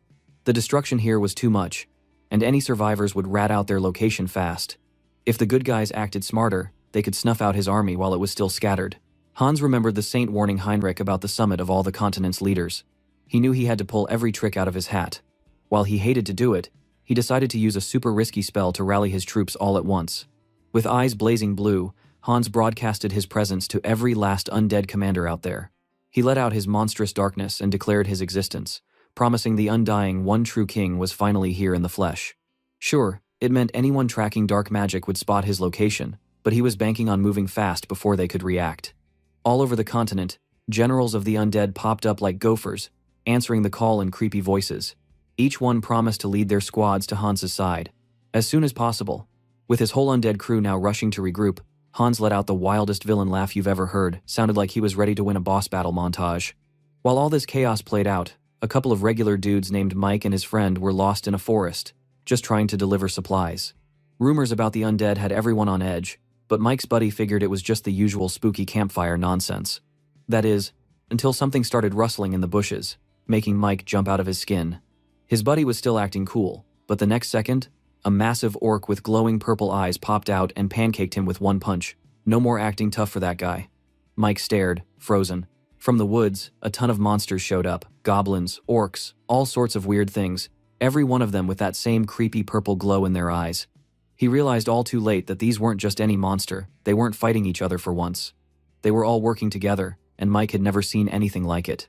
He dropped his torch, realizing the whole world just got a lot more dangerous, and it was no fairy tale anymore. In the next part, we start with Hubert. He liked wearing nice clothes and even had a monocle, so you already knew he was serious about business.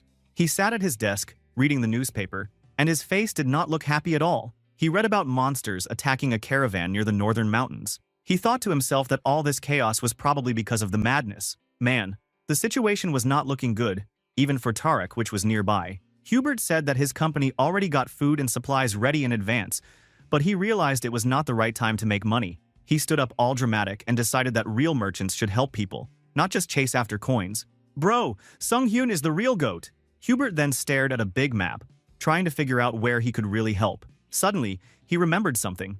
The Fortress of Steel was asking for mercenaries. That made him smile, bro. Hubert knew this was just the kind of news he needed. Meanwhile, there was a crazy scene going down at a lively tavern. It was full of mercenaries talking about the same news. One guy said that the Fortress of Steel was probably in trouble if they needed so many fighters. Another said the northern monsters were moving south, and a third dude pointed out that these monsters didn't act normal. They were acting wild, almost like they were super angry or something. Then, one of Harley's lackeys asked their boss what to do. Harley slammed down his mug and pretty much yelled that, of course he was going to join the fight. There was no way he was going to miss a big chance like this. Everyone thought, yeah, that was classic Harley. The next question was when they would leave. Harley acted all mysterious, but then he just crashed out of the tavern, laughing like a crazy person. The others were left confused but got nervous when Harley yelled, "They are going now," and stormed out of there. One of his lackeys asked who the fuck was going to pay for the drinks. Damn, Harley is a trash boss. Instantly, the whole squad started chasing Harley down the street, yelling that he had to pay this time. After all that running, Harley and his 3 lackeys showed up at the Tarak Mercenary Guild, looking absolutely wiped. Harley stomped up to the front desk. The clerk, who worked there, was super happy to see him. Apparently, in that area, if someone didn't know Harley, they were probably from another planet. Harley said he wanted to sign up for the big mercenary job at the fortress, but the clerk looked really nervous all of a sudden. The clerk told him that Harley won't be accepted for this mission because his application was kind of special. His lackeys was like, what the heck?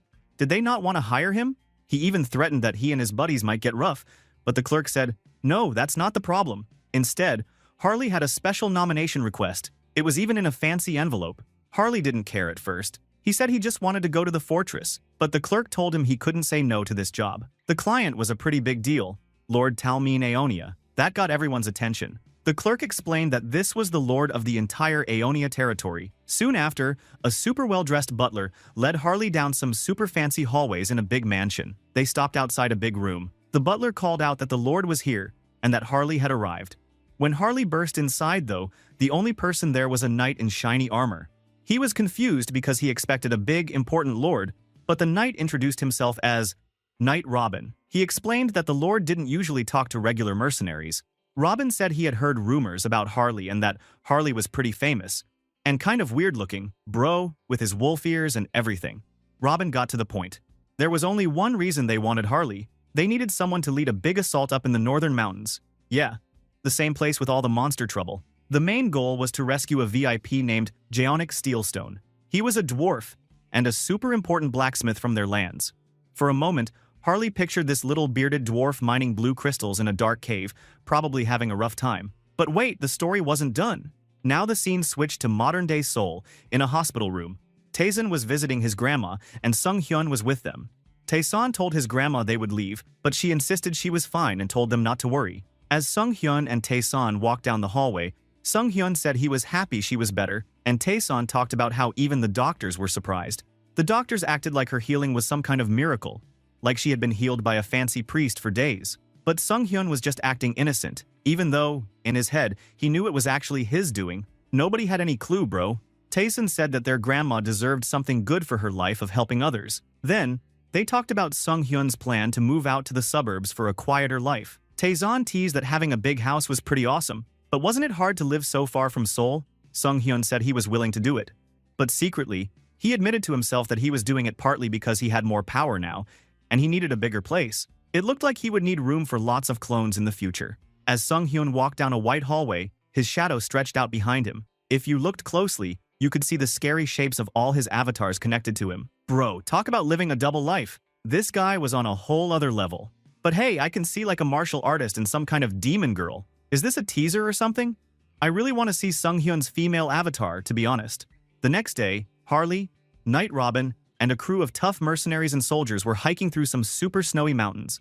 Ice everywhere. Harley was thinking that people were taking this mission extra seriously, probably because it came directly from the Lord. Even the Knight, Robin, was getting his hands dirty, and not just giving orders from behind a desk. That was kinda cool. Robin told the team they were close to where they last heard from Jaonic, the dwarf they needed to rescue. He said that Jaonic hid in a cave and used a magic device to send a message when he saw the monsters acting weird. The female mercenary started complaining, wondering why Jaonic had to climb the mountain now, but Robin just said that dwarves loved searching for special minerals, so go figure. But looking at how many mercenaries come here to rescue the dwarf, Harley could only wonder how famous this dwarf is. Suddenly, Harley's eyes started glowing blue. Dude, that meant only one thing: trouble. He yelled for everyone to watch out, because monsters were coming. And boom, right then, a mob of giant blue-skinned ogres came charging and yelling. It got wild fast. The mercenaries were ready to fight. Two girls shot fire arrows that exploded on the ogres. But those ogres just shrugged it off. In fact, they seemed even tougher than before. Everyone realized these were not normal monsters at all. Harley cracked his fingers and got this totally crazy grin. His tattoos started to shine orange as he rushed into the brawl. He was dodging punches and tossing giant ogres like they were stuffed animals. He even picked up two and smashed them together, bro. It was insane. Just when he thought things were done, more ogres jumped down from above. Harley noticed there were 3 at once. He figured bare hands weren't enough for this. But he couldn't use his full wild instinct power and change into half monster, or people might think he was a monster too. That would be awkward, man. So, Harley jumped into the air and, bam, hit all 3 at the same time with these crazy fast invisible punches. All the ogres splattered on the ground. Even the super brave mercenaries had to stop and ask, was this guy really human or some kind of monster? Knight Robin also started to wonder about that. This barbarian is OP.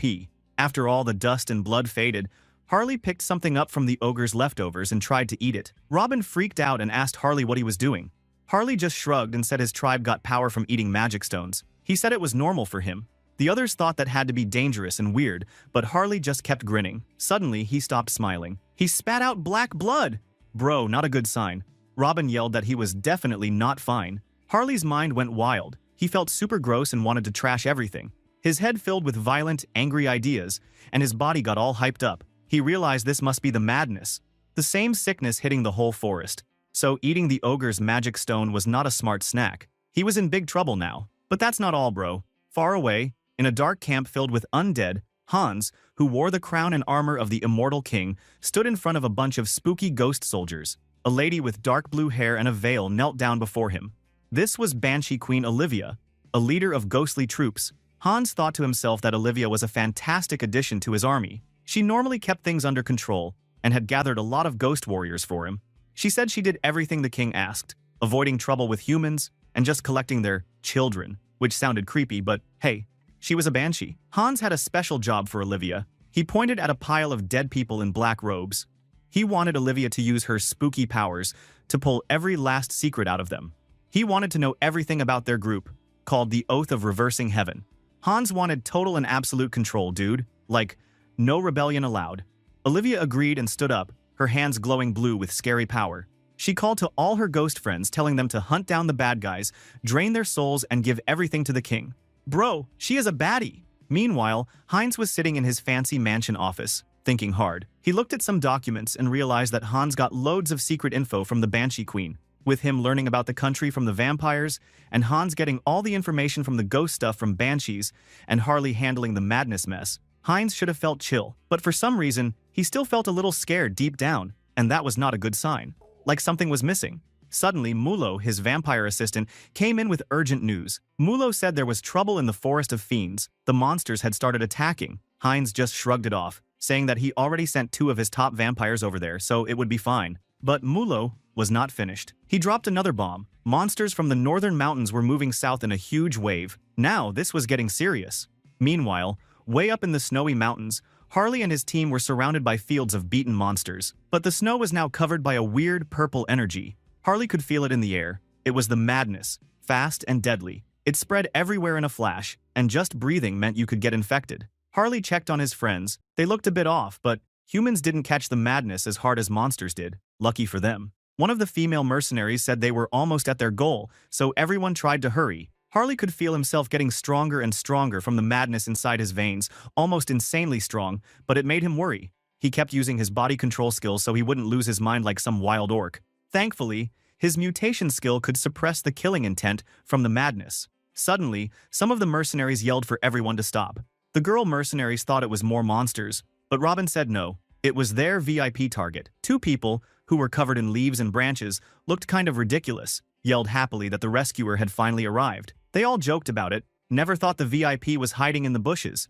Jaunik Steelstone, the dwarf they came to rescue, rushed to them. Jaunik proudly said he dug a secret cave, then offered to guide them there to rest a bit before leaving. But somehow, Harley said no. Just then, things got wild all over again. A massive horde of monsters with angry red eyes came rushing downhill. Robin ordered everyone to fall back and protect their escape route. As they tried to retreat, a giant monster grabbed Jaunik. Harley didn't waste any time and smacked the monster away with a huge slice. Jaunik was dizzy, but Harley just picked him up like a sack of potatoes. Robin started to panic and said they couldn't keep running like this. It was only a matter of time before they got overrun. One of the mercenaries freaked out and asked if there was a better plan. That's when Harley decided it was time to charge up again. He asked for his share of magic stones, the ones he liked to eat for power. It sounded weird, but Robin just tossed him a heavy pouch of them. Harley handed Jaunik over to the others, then started munching on magic stones like they were popcorn. A crazy red energy exploded all around him, even stronger than before. This time, the madness inside each stone was different. The bigger the stone, the more madness inside.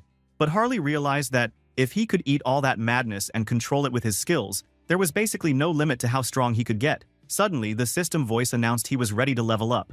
Harley let out a wild scream as he powered up, and his tattoos flashed like neon lights. His main skill, Wildness, even got a new upgrade called Frenzied Beast. Now Harley was more beast than man, and his body now fully red.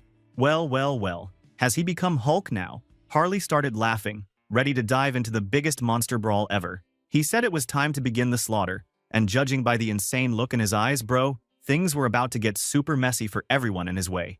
Now he was swinging around a giant axe he stole from one of the monsters. He tore through the monster army like it was nothing, laughing and yelling about his new power. Frenzied Beast. The guy moved so fast that the soldiers could barely keep track. One soldier said he finally believed the rumors. Harley wasn't just Tarek's strongest mercenary, but probably the strongest on the whole continent. Even Robin agreed. The monsters kept charging, but Harley didn't slow down. He caught an axe coming at him with his bare hands and smashed his own axe through a monster's head. That was pretty much the end of the monster army. This time, Harley also uses his Jewel Eye, Severe Winter skill. Finally, he used that skill again. Everybody was staring at Harley like he was some kind of legend. Robin and Jaunic started joking with Harley. Jaunic said Harley was brave like a dwarf, but Harley mocked him a bit, saying that a minute ago, the dwarf was begging for his life and hiding. Jaunic actually looked pretty shy about it. But just as the team tried to relax, Harley felt something scary creeping closer. This feeling made every cell in his body want to run far, far away. He told the others, and they realized something huge was about to show up. Harley even said if this monster found them, it might wipe out the whole group, except for him because he was just that strong. Jaunic tried to look brave again. He started talking about how he'd hidden in the mountain with his digging skills. Harley had an idea. Maybe Jaunic could just dig another hiding hole, but this time for everyone, and do it fast. Jaunic got all serious and said he could do it in 5 minutes, thanks to his precious magic tool, a glowing pickaxe named Elin. Harley was shocked because Ellen sparkled with crazy magic energy. Jaunic warned everyone to get ready, then slammed the pickaxe into the ground. The earth started shaking like crazy, and before anyone could react, they all dropped straight down into a brand new cave. Everyone landed in a pile, but Jaunic was super proud of his work and called the new cave pretty cozy. Sitting around the campfire, the team realized that Jaunic was some next-level dwarf. Harley checked his system and got a message. He now had something called a medium for skill customization for another avatar. Guys, dwarf avatar is coming over. Turns out, Elin wasn't just a pickaxe, it was a legendary item, powered up by 20 years of Jaunic's hard work and even containing a piece of his soul. No wonder the thing was awesome. Harley decided he had to somehow get this pickaxe for himself. But just then, a loud thump sounded from above. The group realized the huge scary monster was right above the cave, maybe eating the bodies of the other monsters. Robin said they could try to sneak away, but the beast would probably catch them easily. But Harley suddenly got a wild idea. He said the best plan was to lure the big monster far away so everyone else could escape. Of course, Robin thought that was super dangerous, but Harley didn't care. He was all in. He has his wild card after all. To make this insane plan work, Harley suddenly pointed the pickaxe Elin from Jaunic. He said the only way to win is by using that OP weapon. Jaunic freaked out, not wanting to give his precious tool away, but Harley insisted it was for the mission. Jaunic hesitated, but in the end, he let Harley take the pickaxe. Life was more important than tools, after all. Even though Jaunic tried to snatch it back, Harley was way too strong. He kind of joked that he'd use it like a small shovel anyway, since it was so tiny in his giant hands. When the dwarf urged him to give it back after the mission, Harley said he'd use it and maybe give it back. Or maybe not.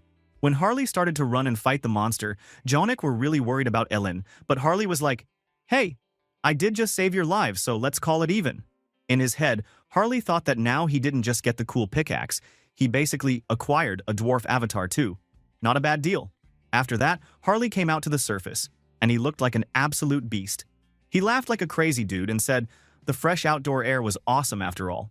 Then he wondered out loud if he should introduce himself to the ugly monsters in front of him. There, a giant two-headed ogre came stomping out of the trees. This thing was even gnarlier than the others, and both heads were glowing with that freaky purple madness. Harley figured the ogre must have eaten a ton of magic stones because its belly looked stuffed. The ogre roared and started sniffing around, and Harley realized it had probably followed the trail of power from all the magic stones he ate earlier. Pretty smart for a monster. But Harley had a plan, bro. He said that if he wanted his dwarf buddy Jaunic to get home safe and to hide his real power, so he needed to pull the monster far away from the group. He started to run, and thankfully, the ugly monster started chasing after him. After running for a while, Harley ended up in a new part of the forest where nobody could see them. It was time for a boss battle. Monster versus monster. Harley got pumped, using his special body skills to go full beast mode, and went at the ogre with his bare hands. He was having the time of his life, tearing and smashing with his monster hand while the ogre screamed back. Harley told the ogre that just because it got fat from madness didn't mean it was the only one who powered up. When the ogre realized it was losing, it tried to run, but Harley was like, "No way, bro," and straight up ripped off one of its heads. Yikes! The other ogre head tried to threaten Harley, saying its buddies would come help. But, bad luck, the ogre looked around and saw all its backup was already dead. And then, just like that, Heinz showed up, ready for action, surrounded by a cool red blood aura. Bro, all the avatar is aura farming. To finish things off, he just condensed his red power and blasted it at the ogre. One hit, one kill. With the monster dead, Harley was happy to see Heinz. He said fighting was way easier with two people. Harley flashed Jaunic's magic pickaxe, Elin, saying it was going to make him even stronger. Heinz agreed, saying the pickaxe would be super useful. Then, Harley decided he wanted to eat this two-headed ogre. This monster would boost up his power. He could feel it. As soon as Harley ate it, Heinz got hit with a weird sensation, just like he had felt around the super powerful undead dragon, Entrasio. But bro, the craziest boss of all was about to join the party. In the background, a huge volcano started erupting, lava everywhere, fire everywhere, and from inside the volcano, a freaking massive red dragon burst out, roaring like crazy. This dragon's name was Heratos, and it was super hungry and totally taken over by madness. It basically screamed that it was going to eat everything in one bite. Harley got super hyped for the fight. Imagine, a real dragon. Not just any lizard, but one of the legends. But Heinz noted that this dragon was way too far engrossed in madness, so there was no hope of talking or discussion. Heratos looked at Harley and Heinz, called them snacks, and tried to eat them both. The fight was on. The dragon lunged, but Heinz just blocked the attack with one hand. Like it was no big deal, dude was so cool about it. Harley pointed out the dragon already healed its wounds, which meant it was going to be a pain to beat. The dragon said that in all its long life, it only lost once. Heinz asked who defeated it, and the dragon said it was beaten by the King of Death, the Immortal King. That made Harley and Heinz stop and look at each other, with a super creepy and mocking face. Hans was apparently famous even with dragons. Heratos explained that after the Immortal King died, its curse disappeared. But he didn't appreciate the way Harley and Heinz reacted. They just kind of laughed, because they had one last surprise. Heinz told the dragon, "Sorry, we called a friend, since just the two of us might not be enough." The dragon was confused, until Hans, the Immortal King himself, came flying down from the sky, wrapped in a scary, dark aura. Hans landed behind them, looking like the biggest boss of all. He told the dragon that a madness-cursed dragon would make a perfect experiment. Honestly, it's kind of savage. Bro, talk about bad luck for that dragon. It was about to go up against the wildest trio the world had ever seen. Heratos realized the Undying King was back and almost couldn't believe it. The dragon remembered the old Undying King, but Hans said he had all those memories too. He pretty much told the dragon that if Heratos could come back from being almost dead, then so could he. Heratos got upset and wanted to get away, but Hans was a real boss. He created a giant purple energy barrier all around the forest, so there was nowhere for the dragon to fly or run. Meanwhile, the voices of madness in the air started hissing at the dragon to kill the Undying King. With that, the dragon that already burned in madness cursed he will definitely kill Hans, and started to suck the madness there. Harley watched all this, amazed. He realized the dragon was sucking up all the madness in the area, kind of like a dragon air purifier, but way scarier. Even Heratos felt the crazy power building up. He said it started to feel like pure revenge from nature itself. Heratos went all out and tried to blast Hans, but Hans laughed it off and dodged the attack like it was nothing. Hans said he planned to kill the dragon quickly, but now he was interested in using the condensed madness for something even better. Then, Hans made things even spookier. He summoned a giant skeletal dragon called Entrasio, his very own undead dragon pet. Heratos basically freaked out. He could tell Entrasio was the real deal, a true dragon. Hans told Entrasio to strip away all the curses and rot from Heratos' body before fighting, so they could get a clean experiment. Then Entrasio and Heratos started brawling hard, roaring, tail-smashing, pure dragon battle. While Hans was busy analyzing how to break down the dragon, he also cast a bunch of powerful spells. Chains of purple light zipped around Heratos and held him tight. Heinz saw his chance. He was getting really hungry looking at all that dragon meat. Both Heinz and Harley got super excited. Not everyone gets a chance to snack on a legendary dragon, bro. While Harley started to eat the dragon, Heinz was also feeling hungry for some cool power, so he decided to taste the dragon's blood. He was hoping for some serious upgrades. Imagine, all-you-can-eat dragon meat and endless energy. But when he tasted it, he made a face and pulled back. The blood itself was awesome, but all that madness mixed in made it gross and messed everything up. Heinz got annoyed for a second, but then realized that the madness might be the key to something bigger. Suddenly, Heratos, the dragon, roared at everyone. He shouted that he wasn't just going to stand there and watch, he was about to attack. Harley saw what was coming next. The dragon's dreaded breath attack. At this close range, dodge or not, no one would escape. But Hans, always 5 steps ahead, pointed out that Heratos wasn't the only one with breath powers. Right when Heratos blasted out his attack, Hans's own undead dragon, Entrasio, fired its own breath right back. The two dragon attacks smashed into each other in an epic blast, fire and magic swirling everywhere. Heratos was super annoyed that these guys just wouldn't quit. He shouted at Entrasio, complaining about being burned by another dragon, right in the middle of his own attack roll. Man, this fight was just getting hotter and crazier by the minute. Meanwhile, Heinz, got an idea and formed a giant sword from his own blood, seriously gnarly stuff, and used a speed skill to slice the dragon's chest wide open. Heratos just laughed it off. Since normal attacks didn't bother him, he healed right away. But Heinz said he wasn't really trying to kill him with that swing. That's when Heratos began to realize something felt wrong. He had a weird pain inside his stomach. Heinz let him know that he slipped a parasite in there, something even medicine couldn't get rid of. But when the camera zoomed in, that parasite turned out to be Harley. The absolute madman had crawled inside the dragon and was ripping up his guts with wild glee like he was at some all-you-can-eat monster buffet. Harley, from inside, joked that the dragon's texture was actually pretty good and wondered how much restaurant he could tear up before the dragon noticed. Absolute madness. Literally. Now, Harley was deep inside the dragon Heratos' belly, chowing down on dragon guts like it was some sort of candy. As he chewed his way through the organs, he could feel himself getting stronger and stronger. He thought to himself that the deeper he went, the richer the power got. But suddenly the dragon started contracting its muscles all around him, trying to crush him flat like a pancake. Even when his bones and organs were about to pop, Harley refused to quit. He decided that he would just keep munching until his jaws stopped working, no matter what. All of a sudden, his system flashed with a message. Harley's own healing power, known as regeneration, had evolved into ultra-regeneration. It shocked Harley. Isn't that skill that made this dragon regenerate so fast? And now, somehow, Harley had that too. He was like, wait, how did I just get that?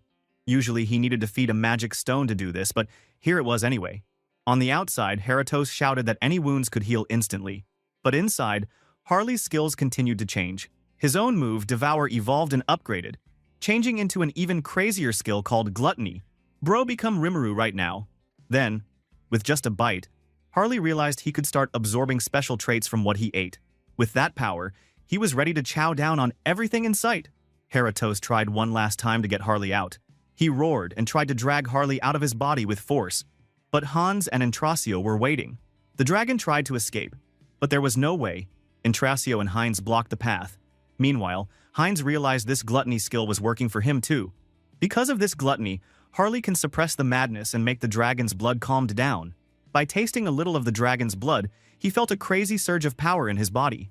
His special vampire skill, Clan of Blood, True Blood, got even stronger than before. He figured out that to reach the highest vampire level, Sacred Blood, you needed to drink from someone way stronger than you. A dragon totally fit the bill for that. Back inside, Harley was looking for the ultimate prize, the dragon heart. He found it and got ready to chomp down. Heinz said, checkmate, because once Harley bit that heart, it was game over for Heratos. Harley bit into the magical dragon heart, and Heratos let out a painful scream. The huge dragon crashed to the ground, totally dead this time. Hans congratulated everyone. He said they passed all the big boss fights today. The twin-headed ogre, the dragon raid, the works. Don't forget about the dwarf avatar coming soon. With his last breath, Heratos realized that, once again, the immortal king had beaten him. Hans, though, told the dragon to rest in peace and promised that if he used his bones, it wouldn't be for something evil. He called the dragon's body a true treasure chest, full of rare and magical pieces. But still, the one leveling up the most is our goat, Harley. Harley, meanwhile, was lying on the ground and shaking all over. The red energy from the dragon heart was wild, swirling everywhere. He said it was almost impossible to control all the madness he sucked up. It felt like his insides were being ripped apart. But then Harley remembered the secret trick hidden in the dragon heart and started to use it to tie all the power together. Suddenly, Harley's whole body exploded with new power. The system announced he had changed races. He was now a dragonkin hybrid, half dragon and half whatever he was before. He got a brand new skill, Heart of the Mad Dragon. With that, he could suppress all the power twisting inside his body. Harley realized he wasn't just a berserker beast anymore. He had reached a whole new level. He descended. Bro, now we had a dragon-powered maniac on the team, and the world was really, seriously, out of luck.